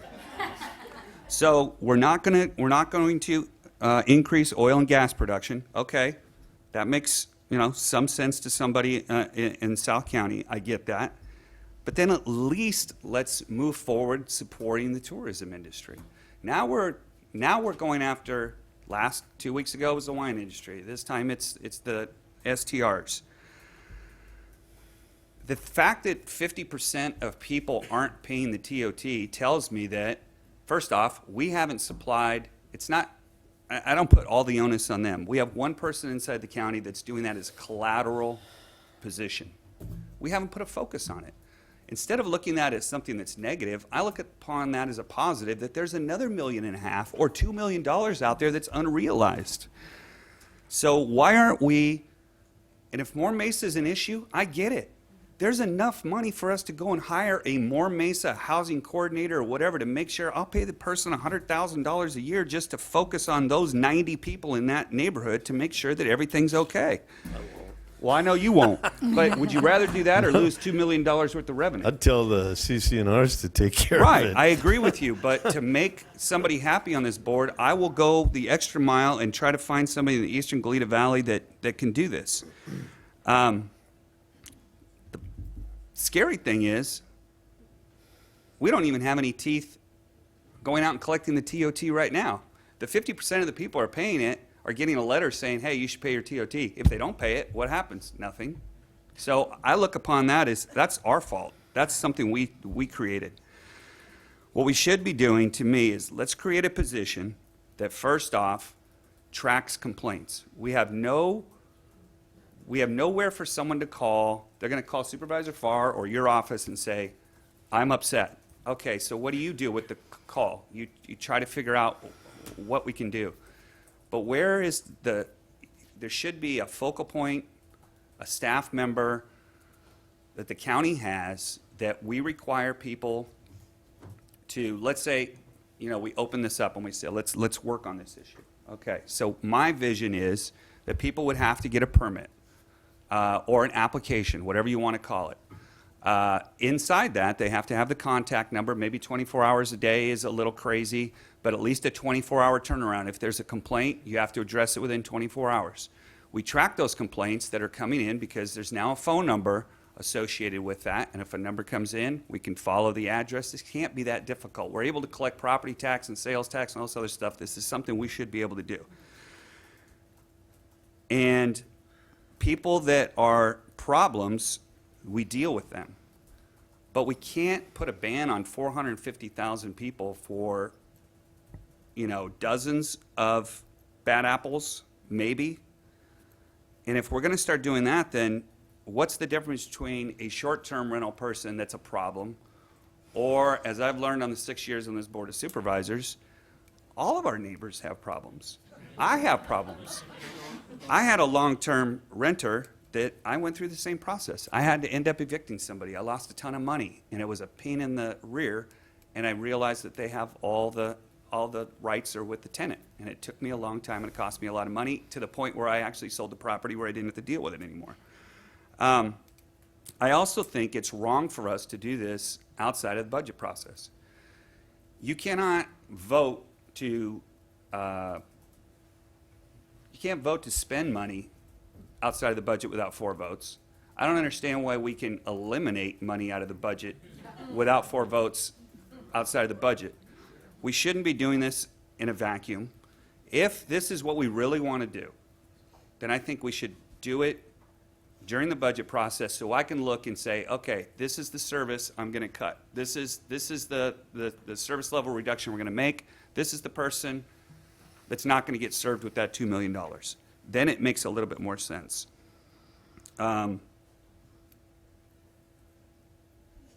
Just frustrated. We have no data that tells us anything, except we have phone calls that have come into our own offices. But I don't think a ban is dealing with it in an intellectual way of really trying to deal with the issue. There's just too much money on the table. It's just, if we were rolling in cash and everything was great and we could pick and choose what we like and what we don't like, that would be fine. But we've winnowed ourselves down to the point where, we've already weeded out all the easy stuff that we don't like that creates revenue. But I don't know how we tell the CEO to go out and balance a budget when we don't give her the tools to do it. So I think instead of being on one side or the other of this, let's look at this as an opportunity. We could work together. We can come up with, I think Supervisor Adam and I are the ones saying, hey, let's come up with some decent regulations. You don't hear that very often, but we're saying let's regulate it. And to say that if you regulate it, you're not going to increase the revenue, you are going to increase the revenue. And for those, and in closing, I just want to say, and I know people will, just human nature is going to be, look, some of these people aren't doing this because they want to do it. Some people are doing it because they have to do it. And if we come in and put a ban in, who's going to go around and knock on the door and find out, is this a homestay? Are you home? Are you not home? Is it a long-term renter? Is it a short-term renter? We don't have the resources to go out and enforce it. If we don't have the resources to go out and collect the other $2 million that's sitting out there that we haven't gone out and collected because we haven't followed up, how the heck are we going to have the resources to go out and enforce somebody staying at somebody else's house? It's never going to happen. You're going to end up with all of the impacts and none of the revenue. And I think there's an easy fix to this if we just all work together to try to make something reasonable that everybody can live with. Amen, brother. Supervisor Farr. Thank you, Mr. Chair. Well, first of all, I want to thank everybody for coming out and speaking, and for everybody who's not in the room who sent emails and letters. I did meet with a number of people. And so no matter where you are on this issue, we always appreciate the fact that people will turn out and speak to us about their concerns. you know, in my experience, both on the Planning Commission and on the board, anything that impacts somebody's property, particularly if they live on that property, always brings out a lot of passion. Because for people, their homes are generally their main investment, their main asset. It's also where they go to find peace and refuge from the rest of the world. And so anything that impacts their home and their neighborhood, again, you know, brings out a lot of passion. So it's not surprising that there are a lot of strong feelings about this issue, no matter what side of it you're on. You know, the county doesn't embark on these kinds of processes unless they feel that there's a growing issue that's not limited to one particular part of the unincorporated area. And, you know, and I understand when people are saying, you know, well, where's the law? Where are the complaints? You know, this can't be that big of an issue. But the fact of the matter is that, like with any kind of a neighbor dispute, people hesitate to report, and you know, they should report, but they don't like to report. They oftentimes, if they know the property owner or if it's a neighbor, will try to work it out with the neighbor directly, but that doesn't always work. And in any kind of a neighbor dispute, not just like about this, you know, people worry that if they report, there's going to be some kind of retaliation, either from the owner or from the renters. So they're hesitant to complain unless the situation becomes really, really bad and egregious, and sometimes they don't even do it then. Or if they get really desperate, and it's the middle of the night and they can't raise the property management company, then they do call the sheriff. But the supervisors of the districts that have had probably the most number of issues, we do hear about it. Our staffs hear about it. And so it's probably not an accident that when you looked at that map that we got of all the dots of where most of these are concentrated, they tend to be concentrated in the first district along the coast and in Montecito, in the second district in the Nolita area and Amor Mesa, and in my district, in the third district in the Santa Ynez Valley. And both for me in the residential areas, particularly in Los Olivos, as well as on the ag properties. And so it has been a growing issue. And I have to say, you know, I'm finishing my 8th year in office, and I know that a lot of people have been doing short-term rentals for many years, but it seems like there has been a real explosion and much greater increase of short-term rentals, probably I would say in the last 3 or 4 years was when we really started hearing more about it. You know, as I said before, when I have heard about this issue from the community, all sides, there seems to be kind of what I would call 3 different categories of people doing short-term rentals. People that are living in their homes and renting out rooms, they're there. People that have bought a second home and use it some of the time, and then some of the time as a short-term rental. And then investors that come in and are renting them all the time. And in my experience, the level of complaints increases in direct relation to whether the property owner actually lives on the property or not. So those people that are living on the property, that this is their primary residence and they're there and they're just renting out a couple of rooms, I'm not sure that I have heard complaints about those. Where we start to get into the complaints are the whole house rentals. And obviously the larger the home, the larger the property, that allows a lot more people to stay there. And a lot of times then events are planned. And so this increase in the number of people, and then if you add events on, really dramatically increases the potential for conflict and complaints. And you know, I have to say that for me, I'm most sympathetic to what I would call the mom and pop operations, and we've heard from some of you. People who are longtime residents of our county, property owners who for one reason or another are struggling to make ends meet in a very expensive area, and have turned to short-term rentals, in order to try to keep their home, stay in their home. And the revenue from that helps to pay the bills so that they don't have to sell the house and move. And so, with that in mind, when I first started analyzing this and I saw that, what came to mind was an existing permit path that we have in our county already for most zone districts, which is something called a home occupation permit, which is where somebody who wants to use their house for a business or a part-time business, a room or two, can go through a permit process that looks at noise, traffic, parking, other kinds of impacts. And if they can do that, it is posted. The neighbors have notice. It is a permit that can be appealed. And while that's not exactly, what we're talking about here, doesn't fit exactly, I think that's kind of the idea. I think the homestays that have been mentioned, could have a similar kind of a permit path as that.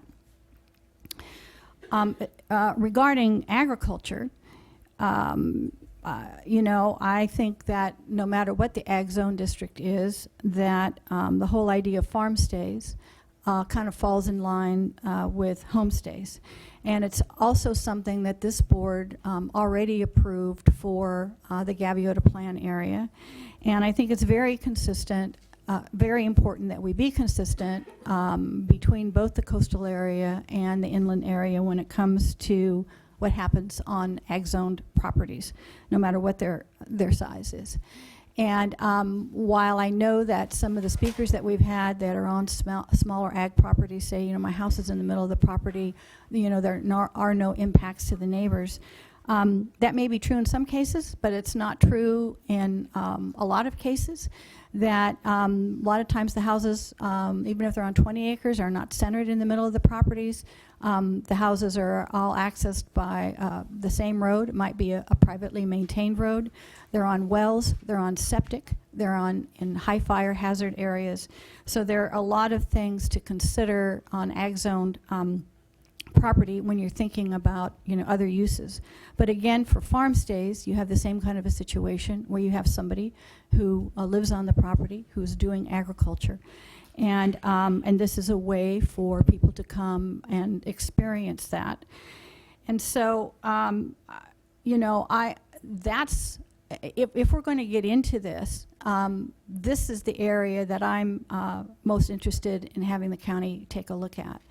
Because I think that, there could be a possible permit path that staff could look into along the lines with a lot of the same standards that the Planning Commission recommended for the Ag 2 zoning, along with, requirements, obviously, to register, to pay TOT, make sure that the space that's being rented is a legally permitted habitable space. Again, post a notification to neighbors with the right of appeal, like any other land use process, and without allowing events and appropriate insurance. So, but I think it's really important for this board to understand that no matter what we might decide to do with this issue, that the county is going to have to acknowledge that we really are going to need to find money to beef up enforcement.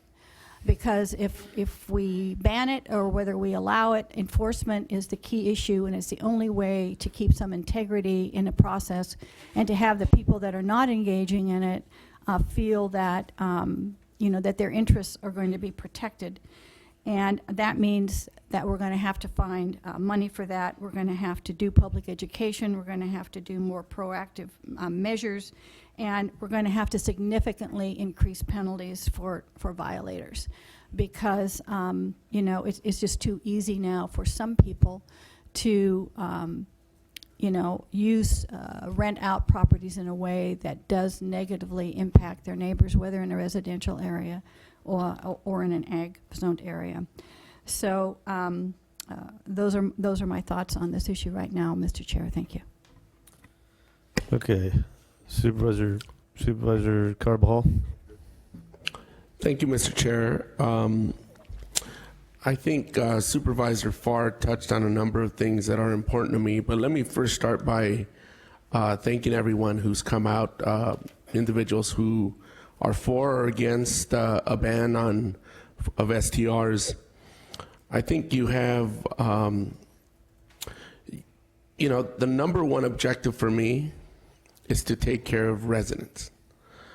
When individuals make an investment in their property, they make an investment in their property because it's a residential zoned area. And they want to have a certain quality of life and a certain expectation and certain property values that go with that. Having said that, I think there's also an understanding that certain things are fluid, and SDRs have really expanded into our communities in a way that has been detrimental and has also been positive in many respects. I don't just want to look at the fiscalization of what SDRs mean to government revenues. Certainly that's important, but if revenues for government is all it's about, then what happens to the important issues of quality of life to our residents? So I think we need to try to strive to reach that balance.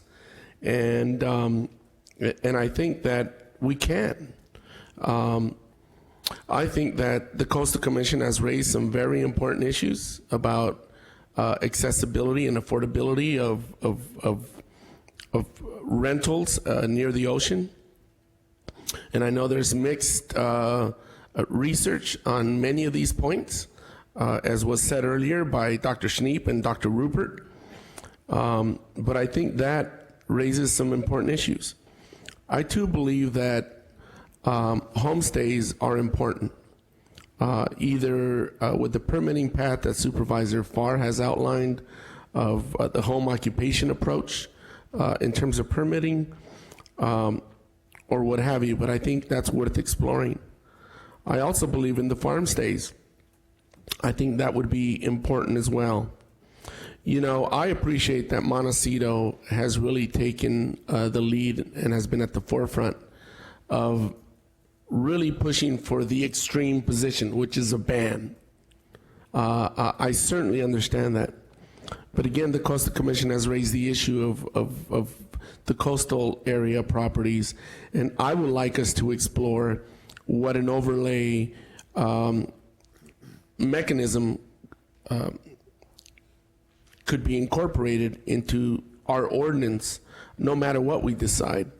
And I think that would be important for this board or a future board to really understand and to make sure that we understand what the Coastal Commission, what their intent is.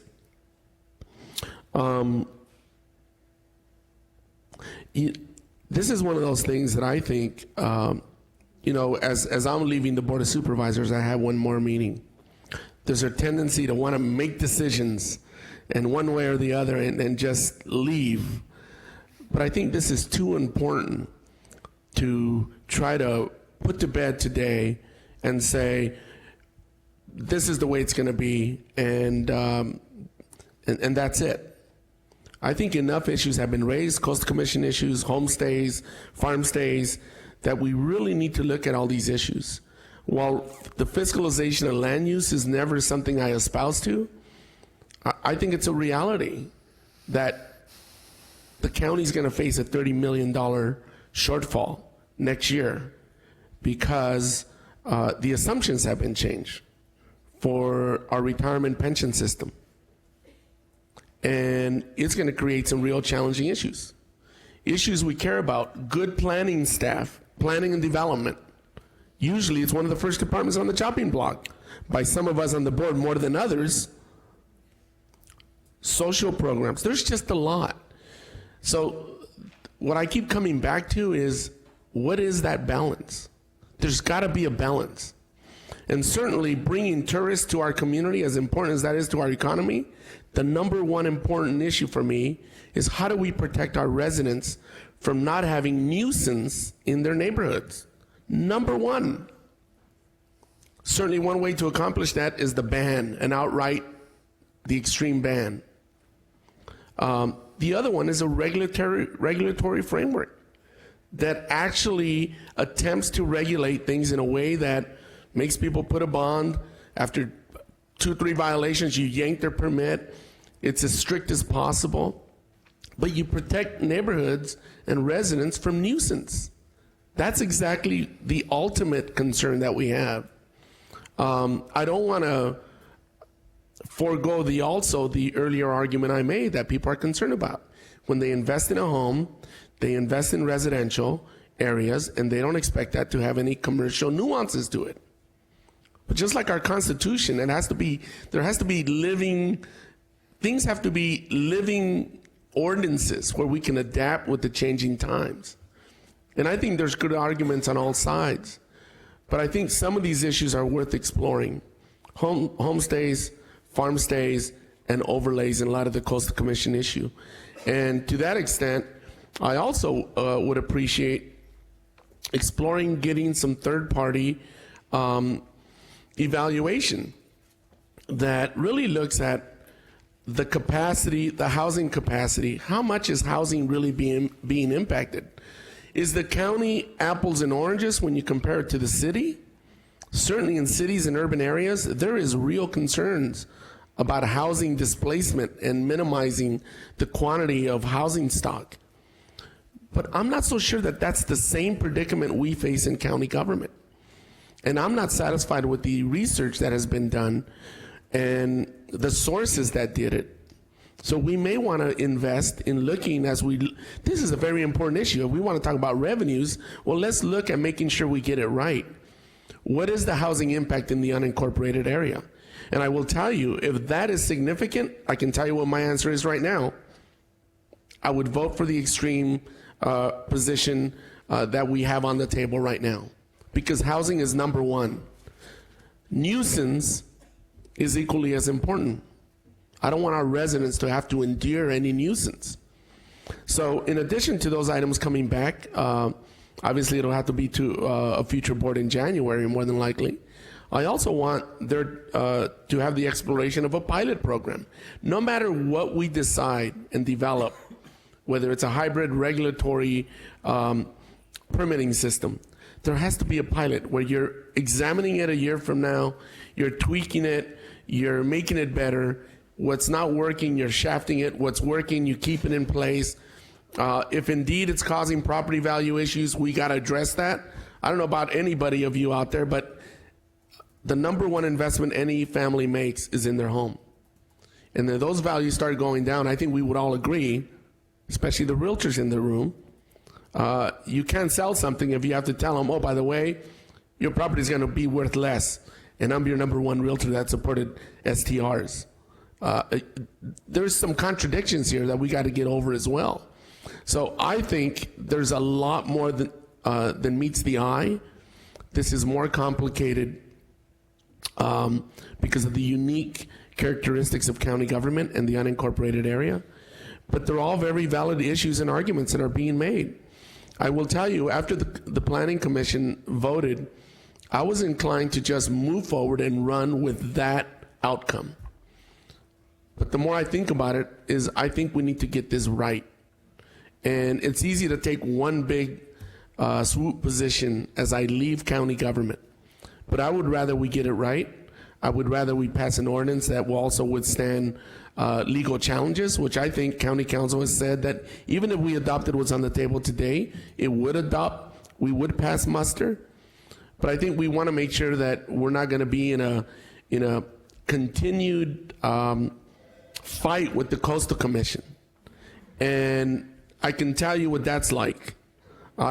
We've had that circumstance on our county board of supervisors where we have differed about what the Coastal Commission demands, wants, and requires of us.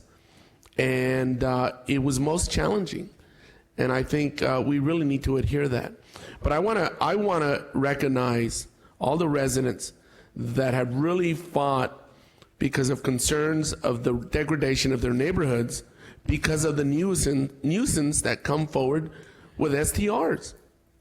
That's why we're here today, folks, because we have legitimate examples that have really degraded the quality of life of a number of people that are just fed up with it. And we have to recognize that no matter what we do. And whatever program we put together, it has to be one that addresses those nuisance issues. Thank you. Supervisor Lavanino and then Wolf. Thank you, Mr. Chair. And I think Supervisor Carbajal brought up a lot of good points, and I don't know how we're going to get those directed to staff, but one of the other things that I would like to see is how many, we look at these STRs, how many do we have in the coastal zone, so we can make that decision? How many of them are in Ag 1? How many are in Ag 2? And I don't know if we have that breakdown, but if we're going to make a decision, it's pretty important to know those differences. So,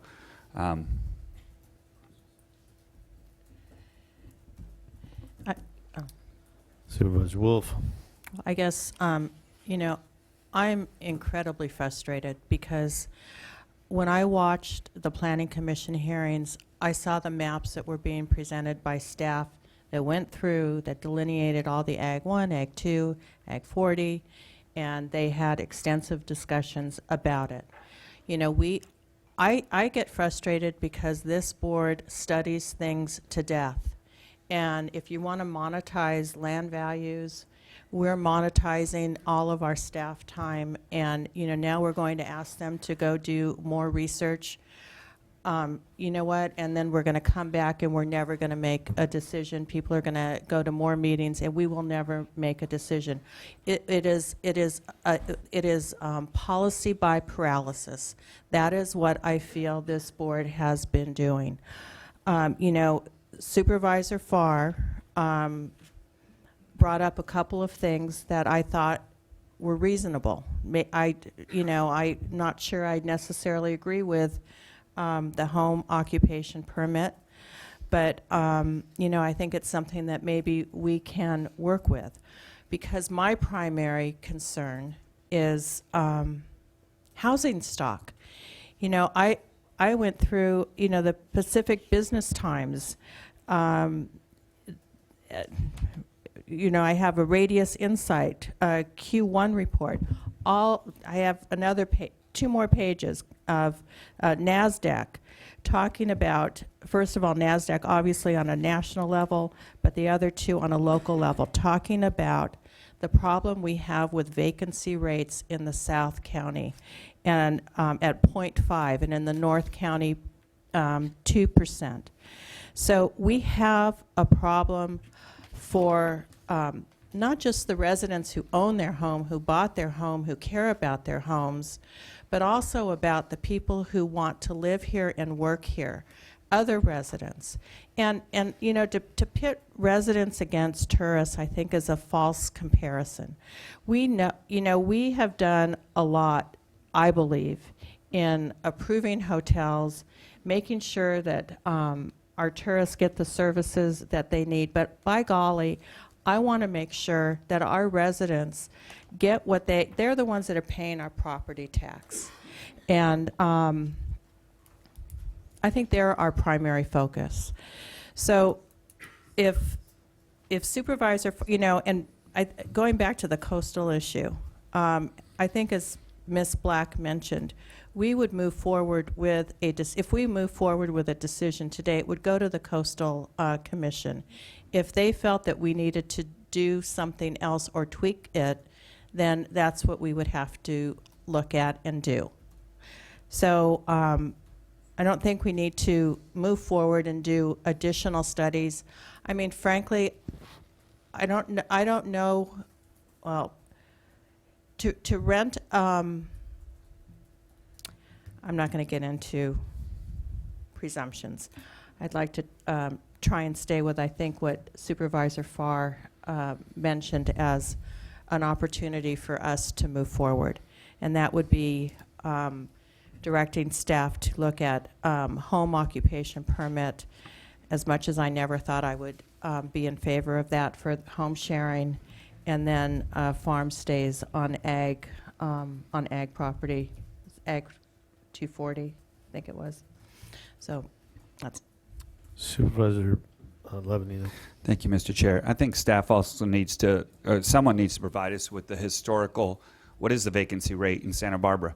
I don't think you're never going to get, Santa Barbara is a function of a great place to live that everybody wants to be, and it's always going to have low vacancy rate. So I'd like to see, like, what's the historic, I don't think STRs have much to do with that. It's just the fact that everybody wants to be here. So of course you're going to have a low vacancy rate here. So maybe some sort of historical perspective for us as well. Well, and I don't want to pick a fight, but and I don't want to. I'm just going to bring up the point. I don't want to discuss it. Say anything you want, and it won't be a fight. Oh, cool. Okay. That's the part she didn't say, right? We have 4 Okay. years together. Okay. Well, the thing is about this residential zoning, does it extend to ag? Because if somebody's going to have, well, not necessarily, because we just had a big, long meeting about this winery ordinance where, we've got some people that go out there and buy residential, or not residential, they go out there and buy ag zoning, and then they want to make that into residential. And then you have somebody else that came in next door and bought ag zoning because of the bundle of rights that comes with it. And then all of a sudden it's not so clear, even though the zoning, is clear about what you can do in there. But then, it kind of becomes foggy about whether or not it became a residential area because some people bought with the intent of creating a residential space for themselves. They just want a larger lot. And then the next guy over goes and buys something else and wants to build a winery on it. And then, well, we can't because it's really a residential neighborhood instead of that. So, and I don't really want to have that discussion up here. I don't think it's appropriate, but I couldn't help myself bring it up. Ms. Black, can you tell us what the RENA numbers are and what they should be, or what the requirement is and where we are in relative terms with compliance with that? Well, Mr. Chairman, Orders of magnitude? I'm not quite sure what your question is, because RENA is a process that we go through with the housing element. So Right. the state comes up with RENA numbers for regions. The SBCAG apportions those to the cities and counties within their jurisdiction, and then we go and we plan for them. So we went through that about a year ago. We Yeah. finished our process, and we won't be going through it again for 7 years. So Right, 6 more but years. So we don't have a RENA number now, except as it's embedded into the housing element. Right, but what was it last time? Because there was, as I recall, there was plenty of housing available given the formula. I believe we had to do some programmatic work. We did some rezones in the eastern Goleta Valley. We, because we analyzed the way that we looked at Isla Vista, and we had a lot of build-out still because we were in a very rough economic time, so we had a lot of lots that had not developed. And basically nothing has changed since then. We've seen some development since then. Okay, well. Yeah, we've seen some development since all then. right. So it's a bit hard to predict what we'll be facing in 6 years. Well, yeah, in terms of absolutely. RENA. 6 years is a long time. 1 year is not that long. Okay, so, CEO Maisato. Chair and Supervisors, I think one of the issues that you're facing today, and it's a longer, broader issue, but that is that your board has not had an opportunity to have a policy discussion on this until today. And this has been part of the long-range planning program that was adopted. Staff worked, got the research together, presented to the Planning Commission. There are lots of discussions at the Planning Commission. Some of you watched those meetings, others did not. So this was your first time to have that discussion, and we can improve our process as we go forward. But if you would like the staff to return, as it sounds like you are, with more information, I would just want to clarify with the planning staff so that we're clear on what's the information you'd like to have brought back for a policy discussion and potential change to the ordinance, proposed ordinance. Mr. Gazzoni. Chair Adam and Supervisors, and if I can just bootstrap on that, we'll be listening, as will planning, to see if any of the items that you're asking about are things that have not been discussed or studied by the Planning Commission, meaning that it would ultimately need to go back to the Planning Commission. So we'll use that, and we'll just be alert for that as you're talking.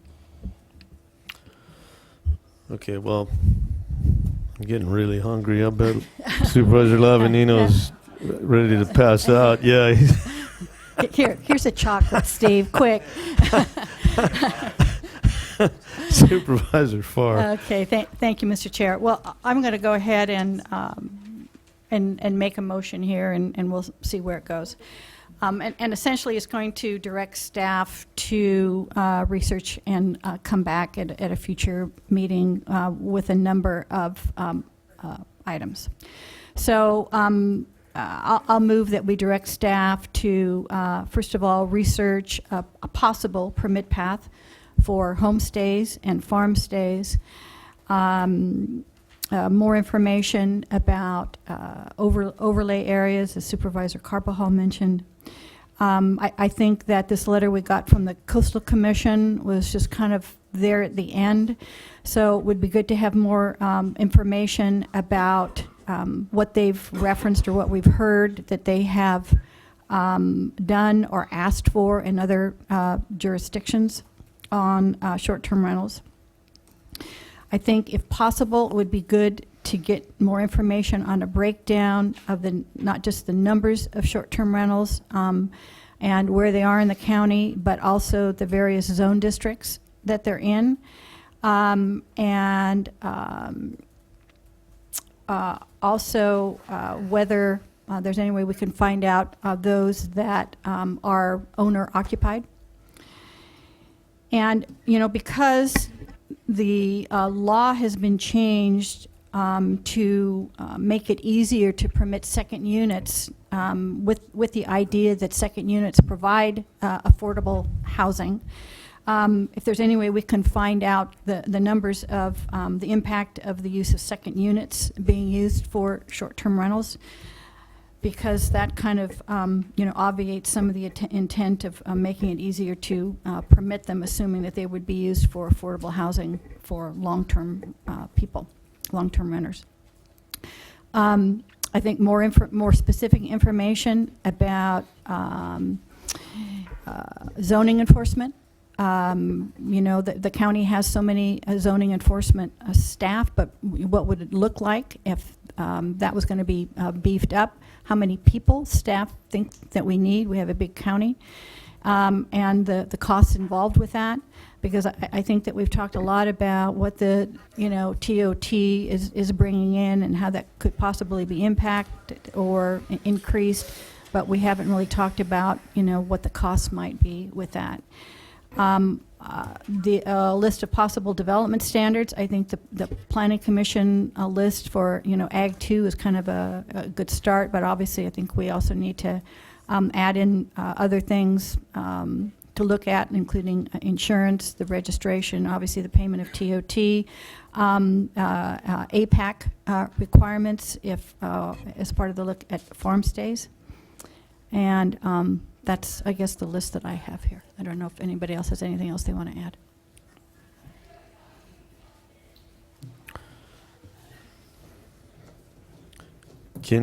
I'll second that. Okay, Mr. Gazzoni, is it possible that when we get that information, we bring it back to us rather than having staff formulate a whole new thing for policy direction? Could be before it goes back to Planning Commission? An informational item, maybe, and for comments. Yes. Yeah.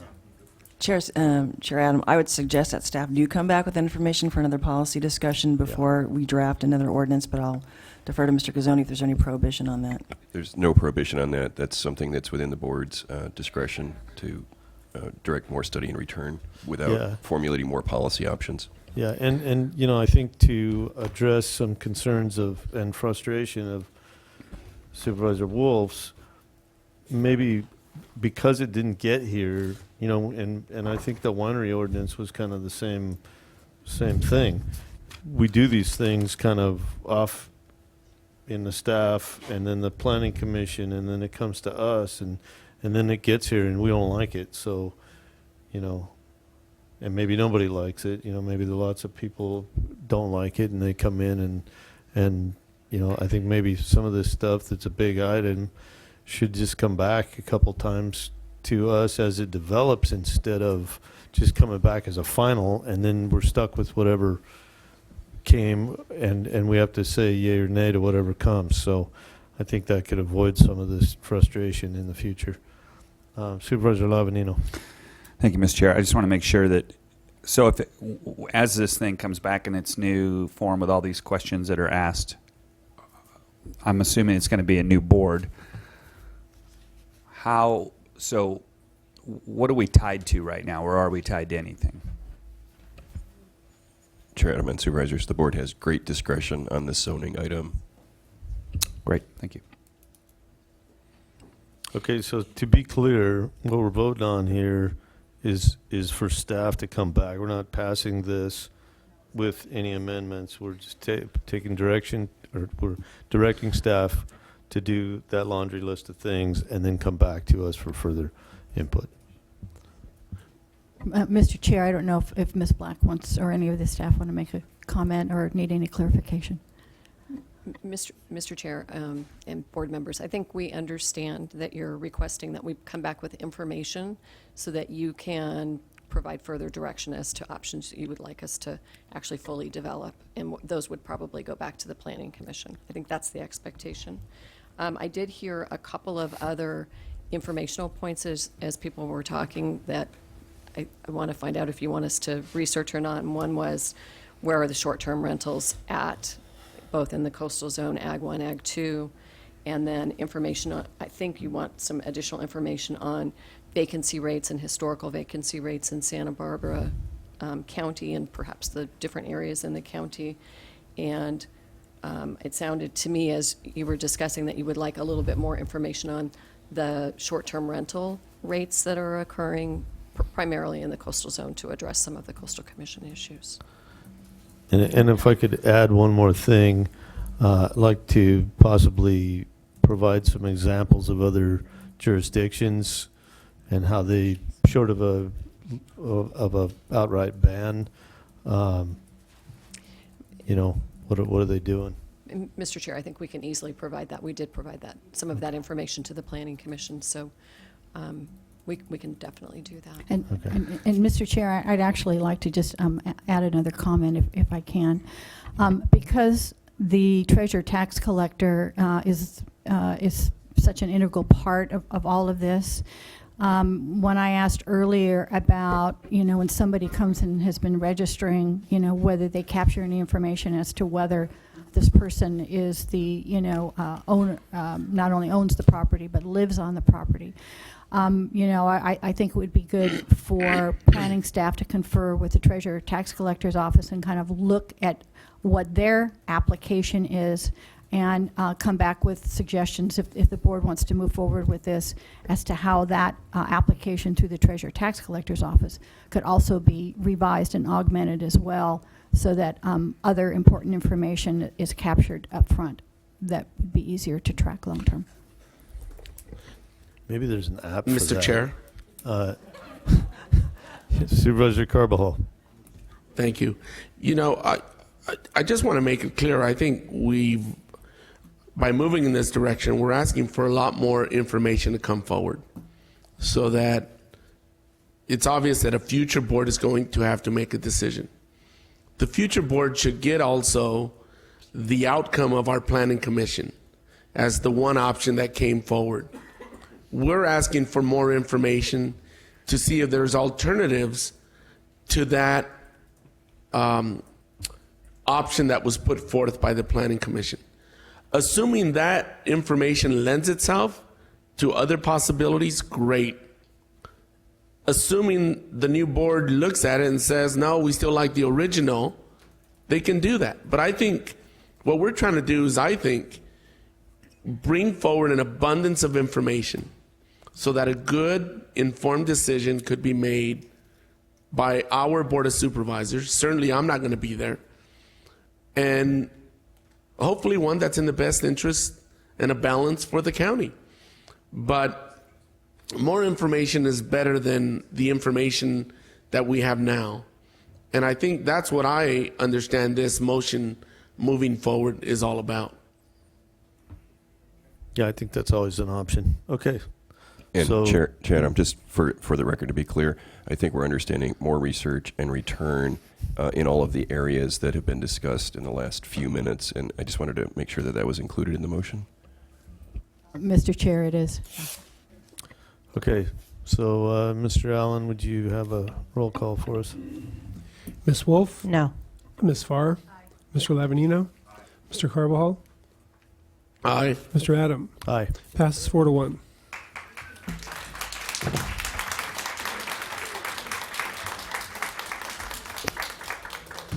All right, Mr. Gazzoni, would you read us into closed session, please?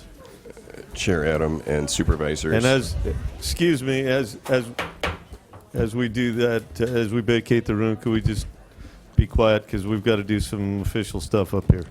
Chair Mr. Adam and Gazzoni. Supervisors, I'm estimating the length of closed session between an hour and a half and 2 hours. The first item, existing litigation, Board of Gary versus County of Santa Barbara, followed by Solano v. County of Santa Barbara, then one case of significant exposure to litigation, followed by another case of deciding whether to initiate litigation, and then sitting as the Flood Control and Water Conservation District, both deciding whether to initiate litigation and significant exposure to litigation, and one item sitting as the Board of Directors of the Santa Barbara County Public Authority for In-Home Supportive Service Labor Relations item. We were agendized for conference with labor negotiators broadly with the county, but that item, based on time, will not occur today.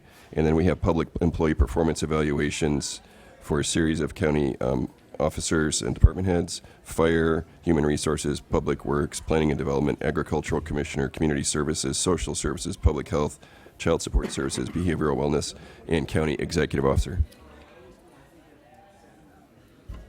All right, we'll see you back at 4.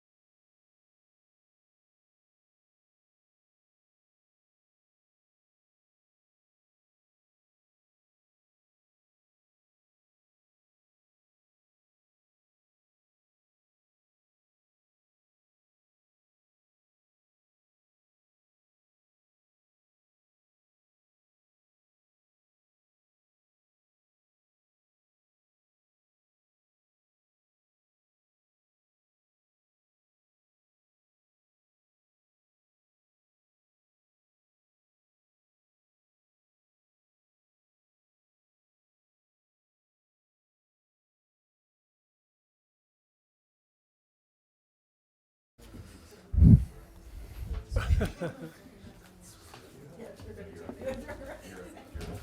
right, we're going to bring the meeting back to order. We have item number 4. Actually, we got a report out. Yeah, sorry. Chair Adam and Supervisors, today in closed session, the board considered 2 existing litigation items, Bordigary versus County of Santa Barbara and Solano versus County of Santa Barbara. 1 significant exposure to litigation, 1 decision whether to initiate litigation, and then sitting as the Flood Control and Water Conservation District, deciding whether to initiate litigation, as well as 1 significant exposure to litigation. Next, sitting as the directors of the County Public Authority for In-Home Supportive Services, 1 labor relations item, and then a series of public employee performance evaluations for fire, human resources, public works, planning and development, agricultural commissioner, community services, social services, public health, child support services, behavioral wellness, and county executive officer, with no reportable actions. All right. Mr. Allen. Chair Adam and members of the board, item 4, some public works, comes to the board as the Board of Directors of the Water Agency. It's a hearing to consider recommendations regarding the Sustainable Groundwater Management Act and Groundwater Sustainability Agency formation. Mr. Fayram. Mr. Chair, members of the Welcome. board, good afternoon. Today, we're back in front of you. We've had a couple of updates regarding the Sustainable Groundwater Management Act. And today we have Frey Crease, who reported the last time, and then our new Water Resources Manager, Matt Young, who had joined us earlier this year. We're pleased to have, and Mr. Young will be giving the presentation, and then all staff will be available for questions afterwards. So I'll turn it over to Mr. Young. All right. Mr. Chair, members of the board, good afternoon. I will be giving an abbreviated version of the presentation that was included in your docket package in the interest of time. On July 12th, the Water Agency presented an overview of the Sustainable Groundwater Management Act, or SGMA, and what it means for the county. Your board directed staff to return with an update on our efforts to form groundwater sustainability agencies, or GSAs, in each of the groundwater basins subject to SGMA. As you probably recall, those basins in Santa Barbara County include the Cuyama Valley, San Antonio Creek Valley, San Ynez River Valley, Galita Valley, and Santa Maria River Valley groundwater basins. There's a definition of sustainability that's included in your docketing package, and we will leave this for your review on your own time for today in the interest of time. One of the groundwater basins where we are forming groundwater sustainability agencies is the San Ynez River Valley groundwater basin. In this basin, the San Ynez River Water Conservation District has been acting as a groundwater manager since 1939, and so for formation of groundwater sustainability agencies, they have been taking the lead. We're dividing this groundwater basin into 3 sub-basins and pursuing 3 groundwater sustainability agencies with an overarching coordination agreement. We've negotiated memoranda of agreement in the western and central management areas, roughly the Lompoc area and Buellton area, and a groundwater sustainability agency formation is in progress in the eastern management area. The 2 memoranda of agreement are included in the board letter package. In these areas, less than 1% of the area is outside the boundaries of other agencies and would be covered by the Water Agency. All the other areas of these basins are covered by either the San Ynez River Water Conservation District or other local agencies. In the western area, those agencies are the district, the City of Lompoc, Mission Hills Community Services District, and Vandenberg Village Community Services District. In the central area, that's again the San Ynez River Water Conservation District and the City of Buellton.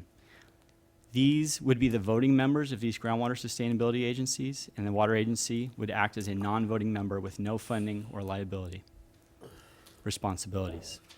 These GSAs would have advisory committees, and staff will return with recommendations for board member appointments for these non-voting members at a later date. In the Cuyama Valley groundwater basin, the Water Agency is working on a joint powers agreement to form a GSA with the 3 other counties, San Luis Obispo, Ventura, and Kern County, the Cuyama Community Services District, and a newly forming Cuyama Basin Water District. That district was formed by local landowners in response to SGMA to allow them to have a seat at the SGMA table, which excuse me, SIGMA requires that only local agencies form groundwater sustainability agencies, and so they decided to form a water district to allow them a seat at that table. Mr. Chair. Supervisor Farr. Thank you. I just want to ask about that because, of course, this came to LAFCO. And I thought I just saw something in the LAFCO packet that they were asking for a time extension in order to finalize whatever they needed to do. So I'm not sure if what's on here where it says it's expected in March, if that is still accurate. Do you have any information on that? Supervisor Farr, through the chair. The district will be formed in March. They're going through a process to elect their board members. My understanding of what the extension is for is to complete their assessment, their self-assessment through Proposition 218.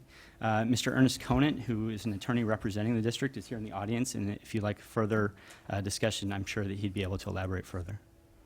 Okay, so they have already done their election and everything is done? I mean, isn't the election for the assessments?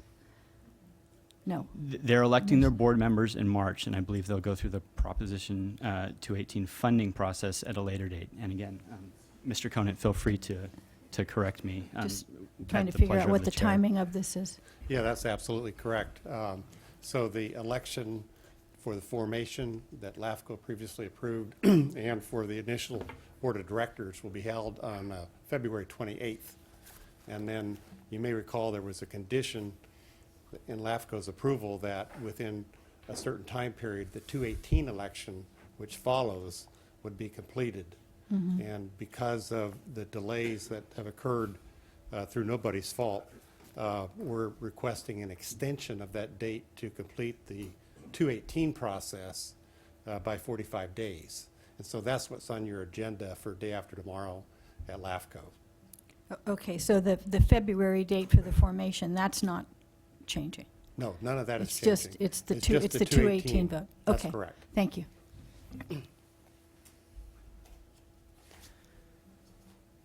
Currently, as I mentioned, we're working on a work group of these other agencies, and we're discussing such issues as voting and funding. County staff have currently proposed an equally weighted voting structure with each agency having one vote. This structure is still under discussion by the various members of the work group.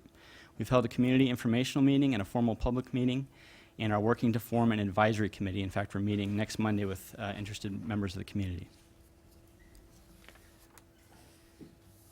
In the San Antonio Creek Valley Groundwater Basin, we're coordinating with the Kachuma Resources Conservation District to form a GSA via a joint powers agreement.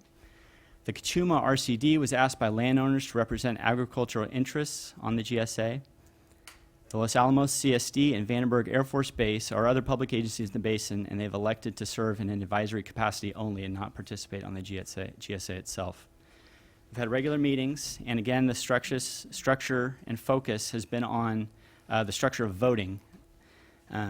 This has been an interesting issue, and been working on this for a long time, and so we're seeking board direction today on several voting options. We have 5 options to present to you today. The first, which was preferred by agricultural stakeholders present at early workgroup meetings, would appoint 7 voting members to the GSA Board of Directors, and the Kachuma Resource Conservation District would appoint 7 voting members to the GSA Board of Directors, and the Water Agency would appoint 1 single voting member. These 7 members would represent various basin interests based on water use, roughly, as follows: 2 votes for vines, 2 votes for row crops, 1 vote for orchards, 1 vote for cattle, and 1 vote for transitional land use.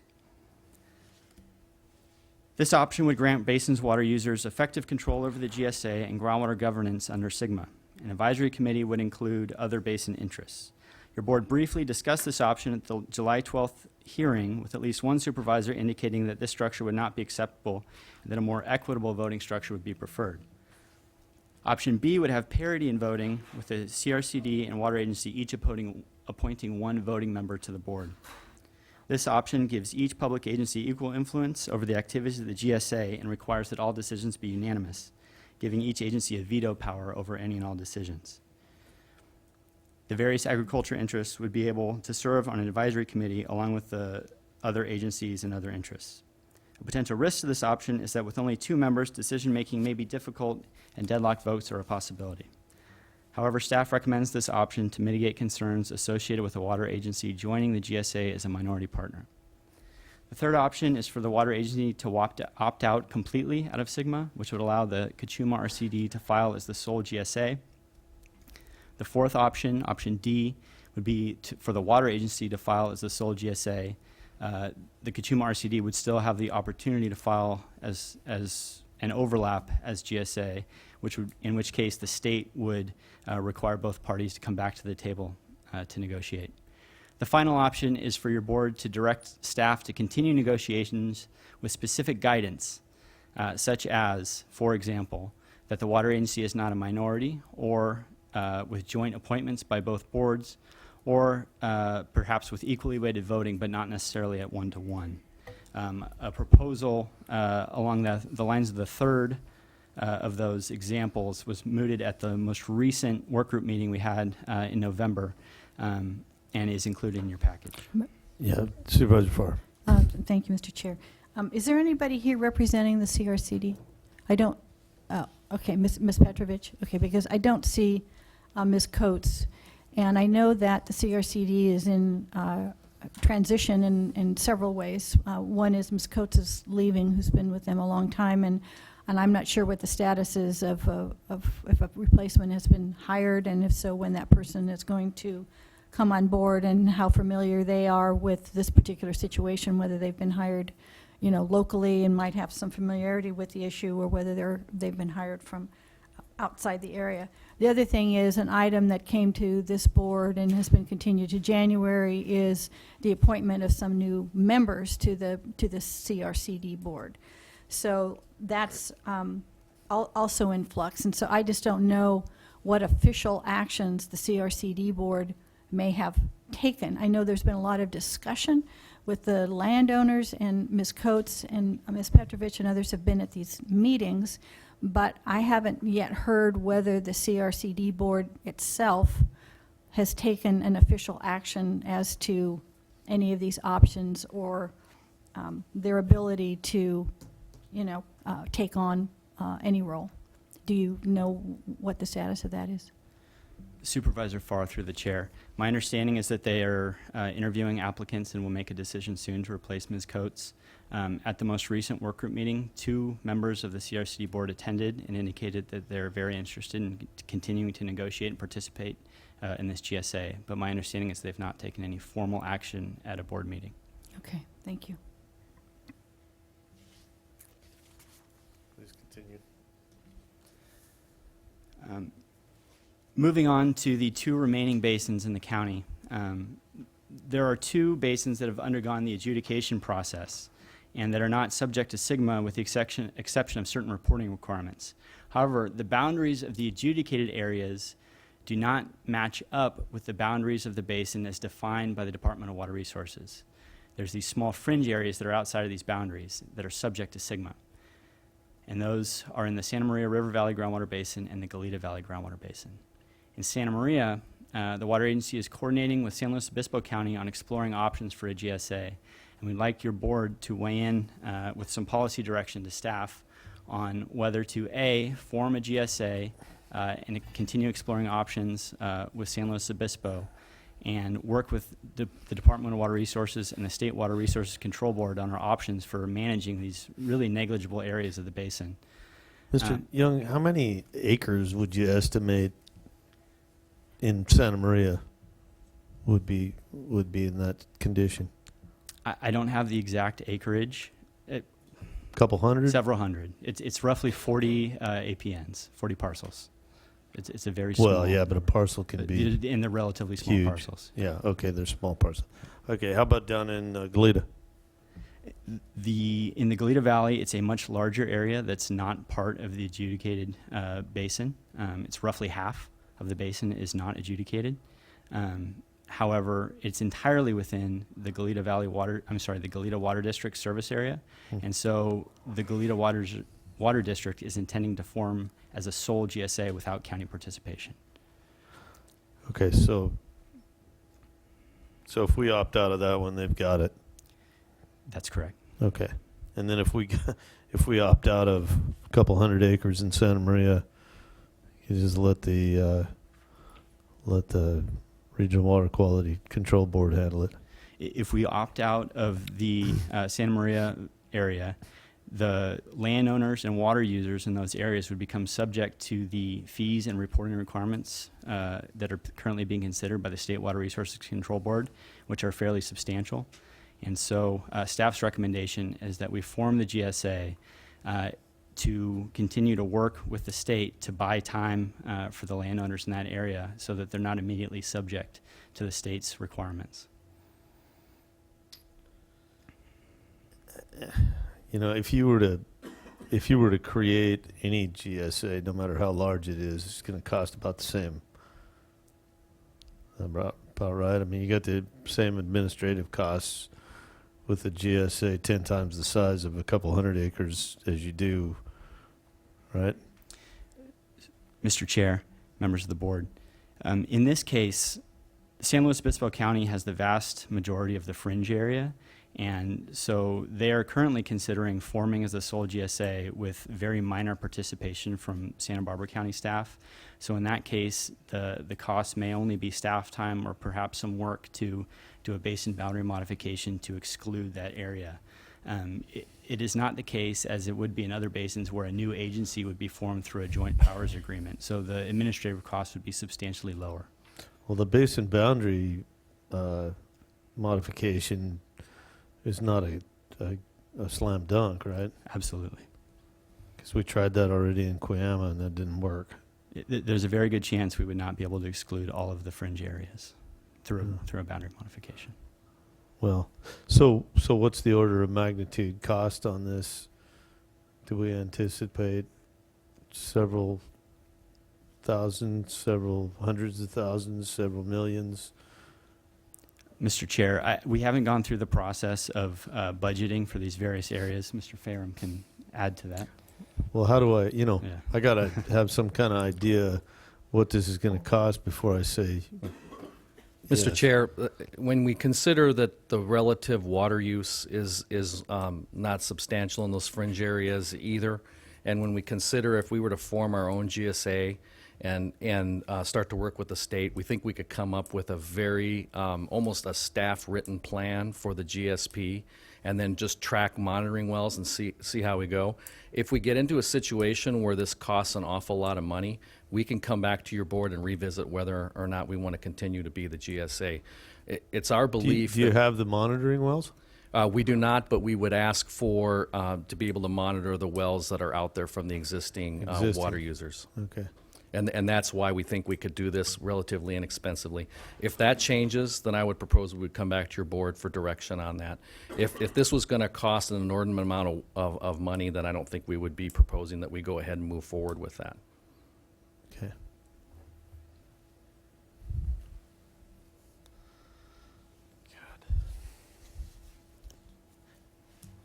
So staff is seeking your direction on the Santa Maria River Valley Groundwater Basin, whether or not to participate. Again, in Goleta, we are not planning on participating and allowing the Goleta Water District to form a sole GSA. After GSA formation, the GSA is responsible for developing and implementing groundwater sustainability plans, providing funding for the GSA, and if GSAs are not approved or not formed in time, or the GSP is not approved by the state, there are extensive reporting and enforcement requirements that will be imposed by the State Water Resources Control Board and will result in the loss of local control over the basin. So in summary, staff recommends that you receive and file this report, approve the two resolutions and memoranda of agreement for the western and central management areas in the Santa Ynez River Valley groundwater basin, direct staff to proceed with formation of a GSA in the San Antonio Creek groundwater basin with 1-to-1 voting membership, and direct staff to proceed with GSA formation in the Santa Maria Valley groundwater basin. Staff is available to answer any questions you may have at this time. Supervisor Farr. Thank you, Mr. Chair. On the CRCD board for the San Antonio groundwater basin, do we have a certain deadline there that we're trying to meet as far as, you know, finalizing the GSA board member voting options? Supervisor Farr through the chair. The state's deadline is June 30th of 2017 to file as GSA. So our internal goal is to bring a final agreement back to your board in March to allow time for your board to provide feedback, and in case we need to go renegotiate that, we can get back to before the June deadline. Okay.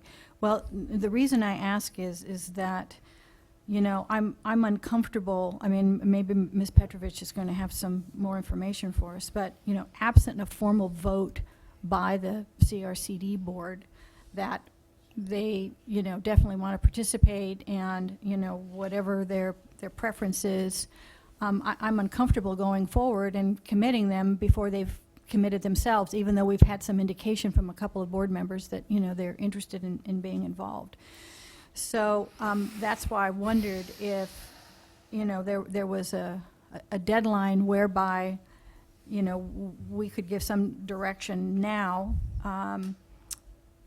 but give them some time, you know, after their membership is set in January to meet and take that formal action so that it would be in time for the internal deadline in March, so that, you know, when this board takes action, they would know that the current, whatever that new CRCD board is, had taken a specific action and had said specifically what they wanted.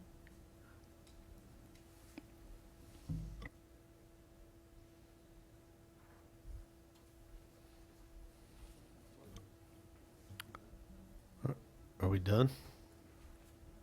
Are you finished? Okay, great. Thank you. Let's go to public comment. Mr. Allen. We have 7 requests to speak. We're going to start with Susan Petrovich, be followed by Brad DeBranch. Mr. Chair, Mr. Carbajal. I don't mean to impact the hearing, so whatever your pleasure is fine with me. I just wanted to let you know that I'll be leaving at 5 at the latest. I have to catch a plane. So to the extent that that might impact, if you so desire to maybe allow public comment 2 minutes versus 3 minutes, that might be helpful. But if not, that's fine. I just wanted to inform you that I'm leaving at 5 o'clock. Okay. I can't answer all your questions and make a presentation in 2 minutes. No, I'm not going to ask you to do that. Go ahead. Susan Petrovich here for the Kachuma Resource Conservation District. Just to clarify, the Resource Conservation Board did several months ago, and I didn't anticipate this question, so I bring the resolution, adopted a resolution approving a request by the farmers to have the RCD represent them. So that's nothing new, and the reason why the board members showed up at the last formation meeting is that I think Tom had asked whether or not the RCD was still committed, and they came to repeat that nothing had changed. So I haven't gotten any message from the board that anything's changed from that original resolution months ago. But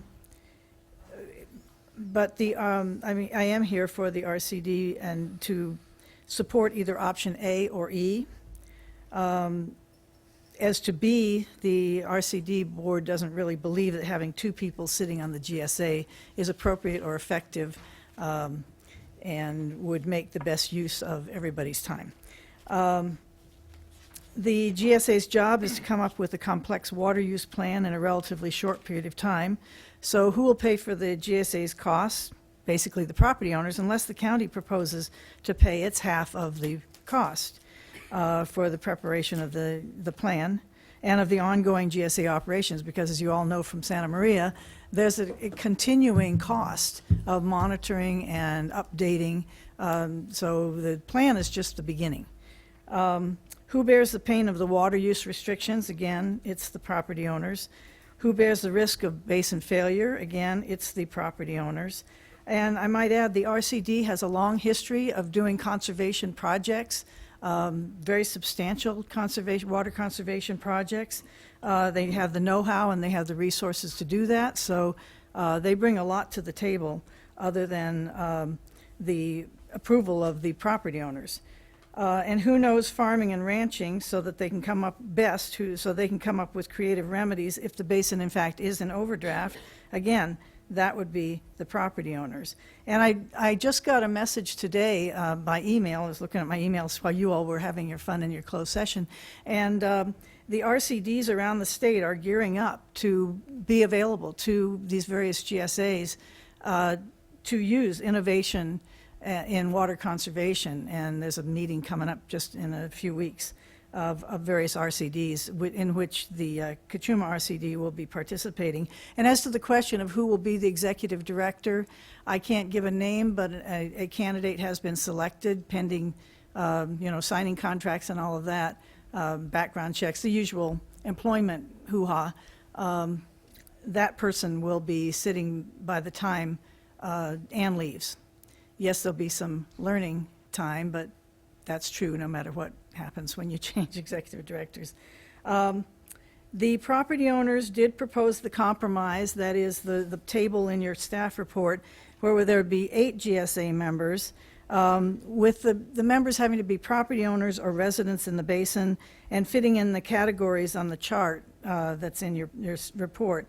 Their feeling is that no one from outside the basin should be telling the basin landowners. Oh, I'm sorry, you're out of I'm time. sorry. Okay, well, that's the RCD's view. Okay, Thank you you very much. Our next speaker is Brad DeBranch, to be followed by Tom Bracken. Okay, we're going to go on to Tom Bracken, to be followed by Patty Poirier.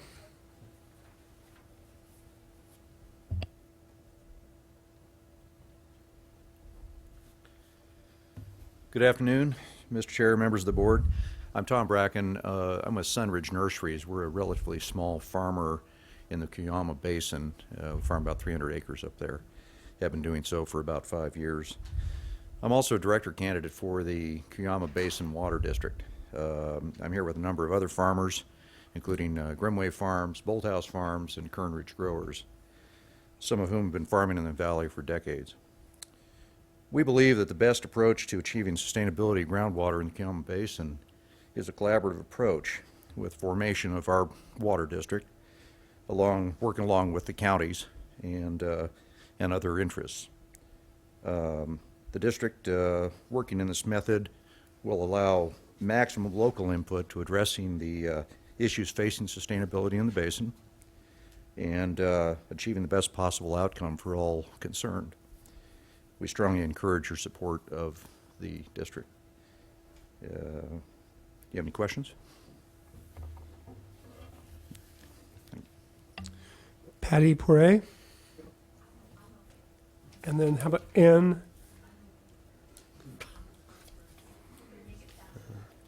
Jim Stolberg, to be followed by Bruce Wales as our final speaker. Good afternoon, board, Mr. Chair, and members of the board. My name is Jim Stolberg. I'm a vineyard manager and orchard manager in the San Antonio Basin. I've been an active part of the San Antonio Basin Working Group. I recommend that our agency and the voting structure be based on land use and water users. Fees will be paid by landowners. Any water users and any restrictions will be imposed on these landowners and water users. The county will not be paying these fees, nor will have any restrictions on water use, as they are not a water user to any degree in the basin. Because of this, we'd recommend option A or option E, as Susan mentioned, as we continue this work to try to designate the right plan for this basin by the users. The option B, one-to-one membership, or the one-to-one membership, voting membership, makes very little sense. It doesn't bring the best use of all of the land users, the CRCD, as part of the ability to manage this basin long term. Any questions? Yes, I do. Why wouldn't you like C better? don't recall C. C is the water agency just opts out unless the RCD files a sole GSA, just like they did in Goleta. That would be acceptable also. We think, it's understandable why the county would be interested, so it really doesn't seem that in our discussions that that's a viable option. As it is not also an option for there to be an advisory committee which does not have voting members. We as landowners see that as really not, maybe useful to whoever has the voting votes, but they have no real teeth in the voting membership. So absolutely, the water agency opting out and having the CRCD file for the GSA would absolutely be an acceptable option also. Okay. Thank you. Thank you. Bruce Wales?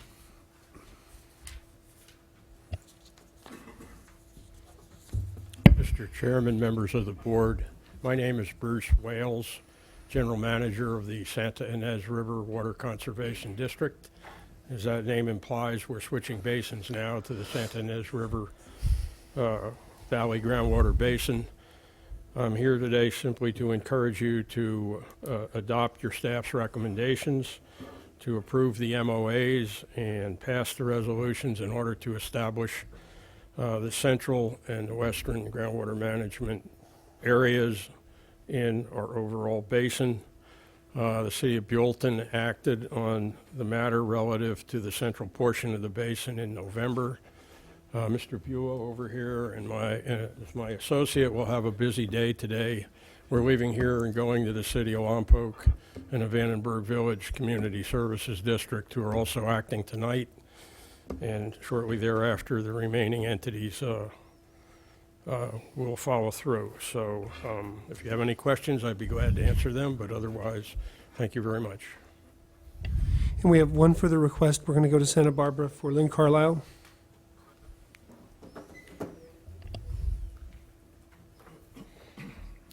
Good afternoon, Mr. Chair, members of the board. My name is Lynn Carlisle, and I'm the Executive Director of the Cuyama Valley Family Resource Center. I also staff the Cuyama Valley Community Association. We have now 121 members out of a community of approximately 1,200 people, so that's about 10% of stakeholders in the Cuyama community. I have 3 points to make today regarding the groundwater sustainability formation process that you're considering today. First, I want to thank you for the support that your staff has provided to the Cuyama community over the past year by providing resources to help residents and stakeholders understand the SIGMA process, which is now focused on the formation of the GSA. We've held multiple town hall meetings and information sessions in Cuyama supported by county staff with very positive results.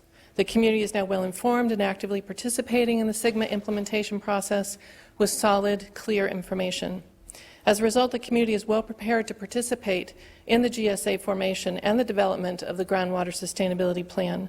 The county is already facilitating the formation of a Community Advisory Council as part of the GSA, and we'd like to thank the board and staff for this consideration. I would urge the county to take steps to ensure that the Advisory Council is not formed as a token committee only, but as a strong resource for the GSA and for the development of the Groundwater Sustainability Plan, a plan that will deeply affect residents and business owners in the Cuyama community. The community and the Cuyama Valley Community Association feel strongly about this issue, and the Community Association's board has unanimously voted on a formal statement urging the county to create just such an advisory council.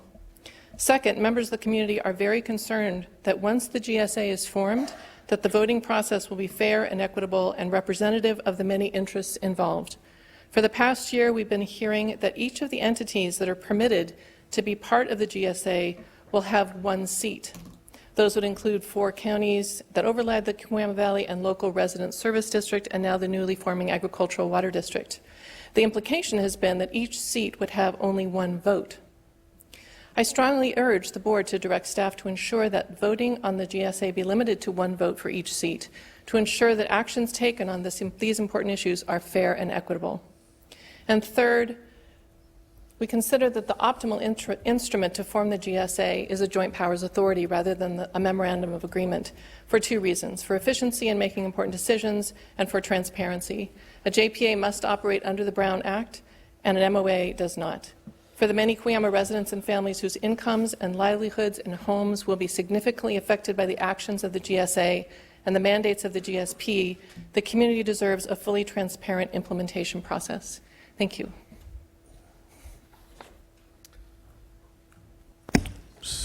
Mr. Chair. Supervisor Carbajal. Thank you, Mr. Chair. I know today we're really focused on the San Ynez and the San Antonio groundwater basins, and the actions we're taking are really focused on those. It's my understanding that for Cuyama, it's really there's going to be follow-up on actions that will be taken in the near future. Just for the record, I just want to state that what Ms. Carlisle just stipulated is something I support. And I've had communication with the incoming supervisor, and in terms of the voting structure, 1-to-1, equal voting is going to be something, as well as the GPA, that he has expressed great support for. So I say that because when the water district was formed, there was discussion about the type of voting structure at some point, that there would be the type of equal representation. And it's my understanding some of those discussions have gone a little sideways. So as you would put it, Mr. Chairman, anything other than a 1-to-1 voting structure for every seat, that dog don't hunt. And I just wanted to make that very clear. Mr. Chair. Mr. Lavanino. Well, actually, I think I share part of that Cuyama Valley district right there is part of my district as well. So I just want to add my 2 cents in there as well, and I think it was mentioned a couple of times here, is that the people that are going to be most affected, the people that are going to have to follow their property, the people that are going to be financially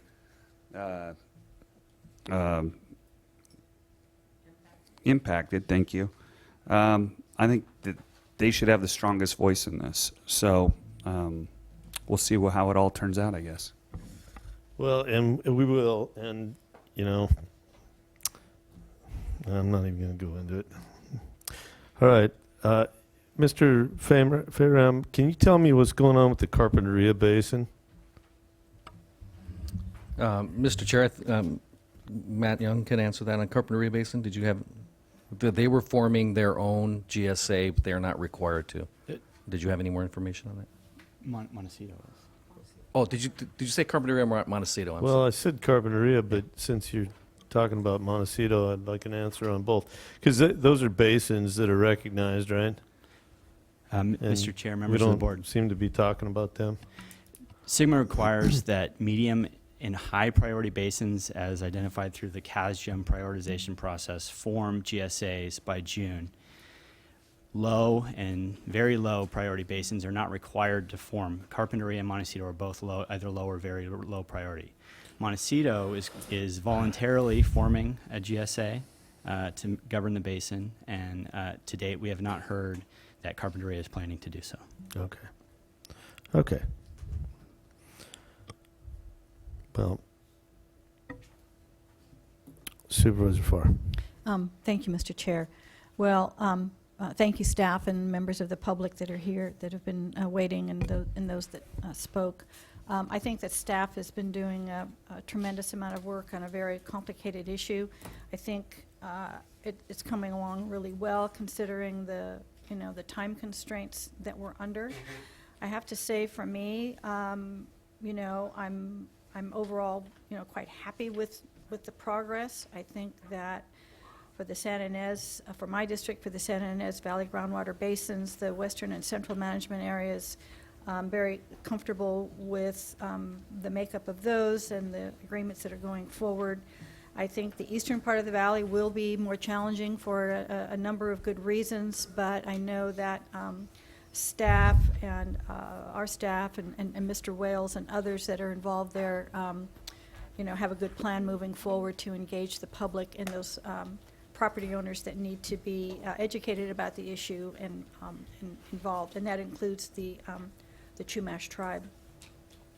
On the San Antonio groundwater basin, again, the CRCD board, may have taken that vote, but I don't know the fact that we don't have anybody here We have Ms. Petrovich here, but we don't have an executive director. We don't have a board member. And I think that for me, you know, I would want us for that basin to continue negotiations with specific guidance that the water agency not be in a minority and that there be, you know, equally weighted voting, and whether that's one to one or whether that's, you know, something different. And I think that, you know, it would be good to set a deadline of whatever staff thinks, but maybe February 1st to allow the CRCD board membership to be finalized at the Board of Supervisors meeting in January, and also to ask for a copy of the CRCD board's actions in regard to the to this groundwater basin participation. And you know, I don't know, we've talked about costs and who's going to pay them, but if the CRCD is the one that is going to be the member and then appointing, then, you know, I'm not sure what their financial situation is, or if they are going to be funded, you know, through others to pay their share of the costs.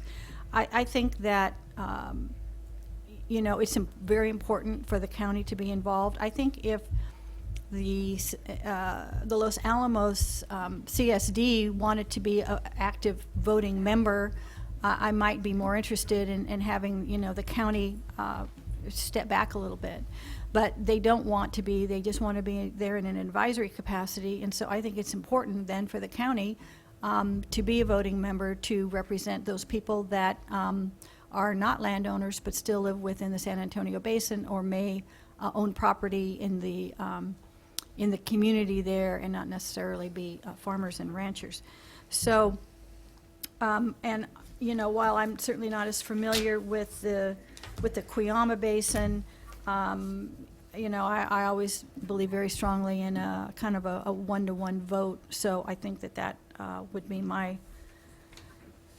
first thought about Cuyama. But for San Antonio, I would say continue the negotiations with the county not in a minority, whether that ends up being a one-to-one or a different number of people that's equally weighted, and that there be a deadline of maybe February 1st to get this finalized so that it allows the new executive director to come on board and the new board to meet and produce their resolutions or whatever votes they've taken to participate. Thank you, Mr. Chair.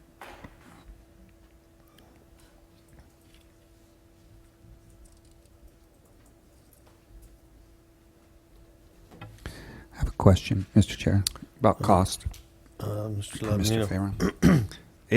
It was brought up a couple of times today about the cost of putting these plans together and then the future costs. What are your thoughts about that? Where do you see us tapping into? Mr. Chair, Supervisor Lavanino, I think initially as the GSA gets started, obviously support by staff and county staff to the extent we're involved, we will have budgeted in our water agency budget. When we get into actually preparing plans, potentially hiring consultants, doing significantly more work, that's going to be a level of funding that I think will go beyond. Beyond that I think in all cases would fall upon the water users, and that would come through the GSA. So it would be potentially a charge for water use, either through well readings or through interpreted water use based on land use. But in either case, it's anticipated that the GSA, whoever makes up that GSA, will have to make some type of assessment of the land or the water users to be able to comply with SGMA. I would also point out, Mr. Chair, Supervisor Lavanino, that the county, through its water agency, is also financially contributing to a great extent in San Antonio. We have our ongoing water study with the USGS, and we are preparing to do a smaller scale study in the San Ynez uplands, which will be included in our budget for your board's approval or consideration for next year. For fiscal year 17-18, we will include that in the budget to get that water balance that we did in Cuyama, we're doing in San Antonio, and we propose to do in the San Ynez uplands or the eastern area of San Ynez. And are we mandated as the water agency to be involved in the GSA at all, or? Mr. Mr. Chair, Supervisor Lavanino, no, we are not mandated. But the SIGMA considers that those entities with water land use authority specifically talks about counties as being identified as those who would be involved. Okay. Well, all I want to say is at some point we got to stop doing something. When will we stop?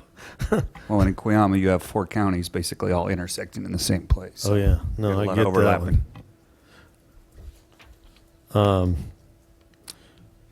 All right, well, I want to make a request here that I'm not going to make the motion, but I would like to take F separately, and I can agree to everything else, but I need to take F separately because I just think that one right there is a natural. It's the municipal pumping in that thing is so de minimis that it's just, and I think they ought to. I don't know why the CSD and the Los Alamos CSD doesn't want to take a seat on that thing. I don't get it, but well, and the Air Force Base I feel a little less sorry for, but because they're federal, they're big boys, but the Los Alamos CSD ought to take a seat on the thing. And then the landowners and the people who inhabit the valley and use the water ought to just take care of it. So I won't be able to support anything but option C there. And so if we could just take that one separately, however that's going to... In fact, I'll make a motion to do F separately and... substitute that in the board letter voting option C. So we're voting on all of it, but for F, it's going to be C. Just F right now. Oh, okay. Well, So I'll we could. second. We could do that Okay. too. I mean, if we wanted to do that, we could. So we'll just make one motion for A through H with one change, that being that we're voting on option C, or we're directing option C for F. Mr. Supervisor Chair, Farr. I'm not going to be able to support that motion. As I said, I think that it's certainly at best premature to put the CRCD as the sole entity there when we don't even have any validation yet that they've taken that action, and they're prepared to go forward with that, at least in a formal way. I really feel strongly that that we need to have that. We need to have it by February 1st, and that the water agency needs to be a part of it and not be in the minority. Yeah, we talked about that, and I don't think anybody likes that because it's 2 people on the board. Yeah. So, It's like one of our ad hoc committees. We know how well those go. I thought All there right. was an option where there was 1 water agency and 7. that's A. Well, A. that's A, but then that puts the county in the minority. Yeah, but they have a voice. If you're willing to do Well, A, I wouldn't support that either myself. and willing this to is my do A. district, so. Doreen, which one do you like? I like E. I think that we should continue the negotiations with specific guidance, that the water agency is not in the minority, and that whatever they come up with is equally weighted voting, doesn't necessarily have to be a 1-to-1. So that would allow for more membership, but it means that the CRCD board appoints 4, and then the county, can appoint 4, and that can include some people that actually live in the community of Los Alamos or something like that. well, that's I don't view that as fair because, the people with the water rights are outside of the urbanized area, the little teeny tiny urbanized area, and it's just, like I said, it's a de minimis amount of water that they pump. And why would they give 4 votes or the county get 4 votes, and then all the landowners with 99.9% of the water pumping get 4 votes. That's just disproportionate, so I can't. I'll second your motion, Supervisor Farr. Okay. Can I I just think there ask was a a question? motion, but that's all right. Then just go with a substitute motion, because that other motion wasn't, I mean, I'll second your motion, but he's seconding her motion, so. Can I ask a question? Yes. Mr. Fairham, are there other other GSAs where we're recommending that the water agency be a minority vote?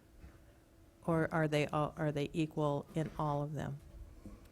Mr. Chair, Supervisor Wolf, interesting twist on that. Say in Cuyama, if we go with a 1 vote per agency, the county has 1 vote, but everybody else does. We have 4 counties and the RCD and then the water district. So we don't have a majority vote, but we're not a minority to one other agency. And then in San Antonio, or San Ynez, in the 2 western areas, we actually do not have a vote. We are simply advisory to the San Ynez River Water Conservation District. So if we're just advisory, explain to me why we need to have equal votes for the San Antonio, but yet in the San Ynez, we can just be advisory. Mr. Chair, Supervisor Wolf, of course, we're working at your board's direction. The direction that we've heard thus far is to seek more of the parity in San Antonio. In the case of San Ynez, we actually have an agency that has been managing groundwater since, I think that was 1939. So we were comfortable with taking that position, the San Ynez Valley, with the parent district having been established and doing that work. And you don't feel comfortable with Mr. Chair, Supervisor Wolf, we have several agencies. We had heard from your board that parity with the water agency was preferred. I believe we heard that back in July. Again, we work at your board's direction. If you choose A or any of the options, we will play an advisory role in all of the basins, no matter what. It's your board's direction on what level we actually play. And I'm sorry to put you on the spot, but just explain then what's CRCD, what is their role? They don't manage water. What do they manage? Mr. Chair, Supervisor Wolf, the Cachuma Resource Conservation District has typically been an agency that works with farming organizations for conservation programs. I would note that we actually provide funding to the CRCD through the Water Agency for agricultural and large area water conservation, which is an important element in our water conservation program. And I think most recently they've been involved with projects like applying mulch for carbon purposes on large tracts of land. Those are the types of projects that they typically do. Erosion control, water efficiency for large farming operations, and parks. They actually have audited some of county parks. And most of these parcels are on wells in this basin? Yes, yes. So that's one reason why they All would- wells are, in San Antonio has Okay. no outside water. Okay, Yeah. thank you. Yeah, see, that's the thing, it's self-contained. Yeah. Okay, so I made a motion, you seconded it. Let's just vote on it. Well, we're going to take the first motion and then we'll move to the So yours second. is A? Mine is, Or B? mine is C. C. I would vote for A Chair or Adam, B. would it be possible for you to repeat the motion just so we can track it? Okay. Say that again, I Supervisor? said I Wolf? would vote for B, Well, because it has the water agency yeah, and, no, I know. How about A? It's got the water It's agency got- in it at an appropriate level.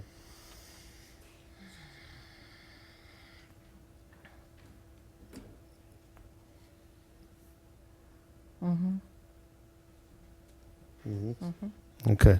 All right, so we'll go for A then. On F. I know that's just horrifically confusing. But So, Chair Adam, do I understand the motion is move staff's recommendation with the exception of F being option A as stated correct. at page 4 of the board agenda letter? Yes, and Supervisor Lavanino, you're going to agree to that amendment of the motion? Okay. So, Mr. Allen, roll call vote. Ms. Wolf? Aye. Ms. Farr? Mr. Lavanino? Mr. Carbajal? You know what? I'm not sure I understood that motion, to be honest with you. Well, we're using A, which is the county water agency gets one vote, and then the other entities in the gee, many Christmas. It's getting late. CRCD appoints 6 other people from different commodity groups. So the commodity Being that this groups. is Supervisor, Yeah. being that this is mostly focused on Supervisor Farr's district, how did she vote? Well, I don't know that that's the case because most of that is in my district as well. She voted no. I'll vote no. Mr. Adam? Yes. Passes 3-2. Okay. All right. Thank you very much. Now we're on to our building code standards. Item 5, Mr. Allen. Chair Adam and members of the board, item 5 is from Planning and Development. It's a hearing to consider recommendations regarding the adoption of the 2016 California Building Standards Codes with local amendments and the addition of expedited permitting procedures for electrical vehicle charging station systems to Chapter 10 of the Santa Barbara County Code, Building Regulations. And I think we're going to do the presentation from Santa Barbara.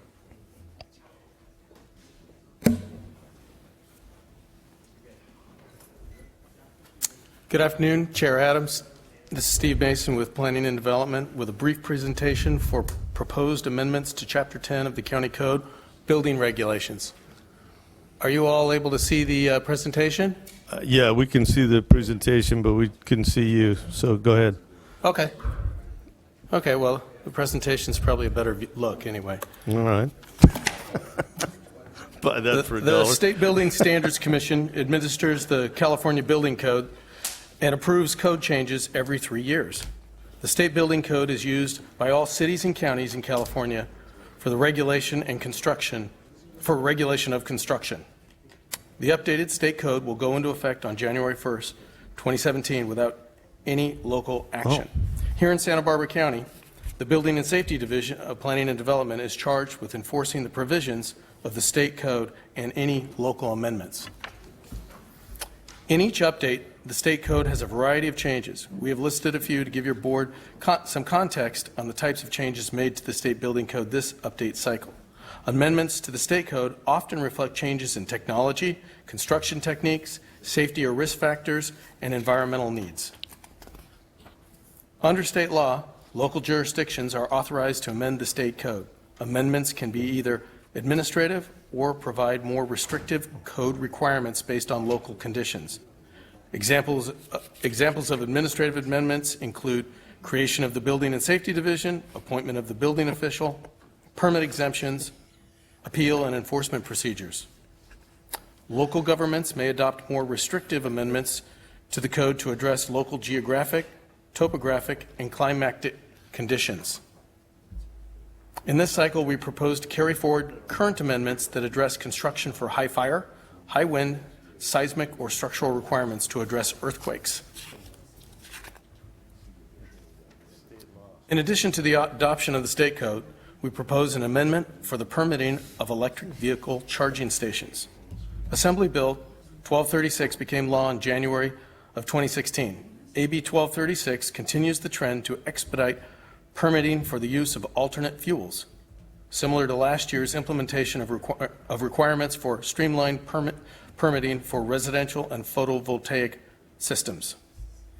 The proposed amendments make permit issuance non-discretionary, limit permit review to health and safety, provide for electronic application submittal, and implement standardized checklists which are available on our website today. Staff's recommendation as presented in the board report is to introduce the ordinance, waive the full reading, and continue the hearing to December 13th, 2016 for adoption of the ordinance and resolutions, and determined that the project is exempt from CEQA. That concludes my presentation. The building official, Masood Abuholda, and I are happy to respond to any questions.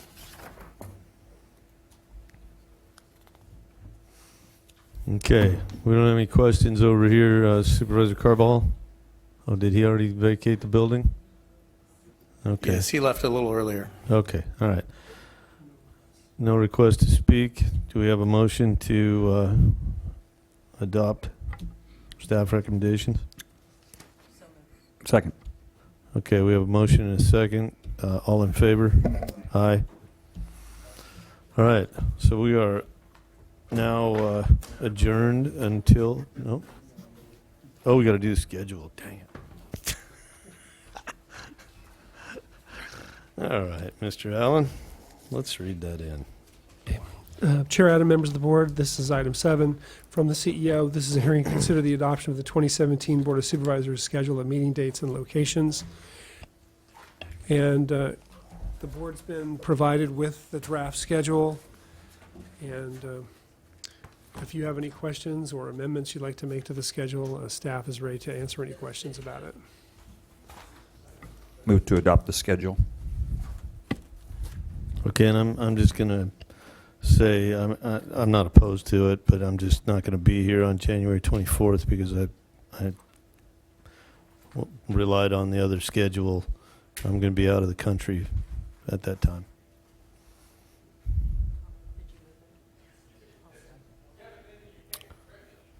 Okay, so we have a motion and a second. Any other discussion? All in favor? Aye. Okay. So now we're adjourned until December 13th, and we'll be in Santa Barbara.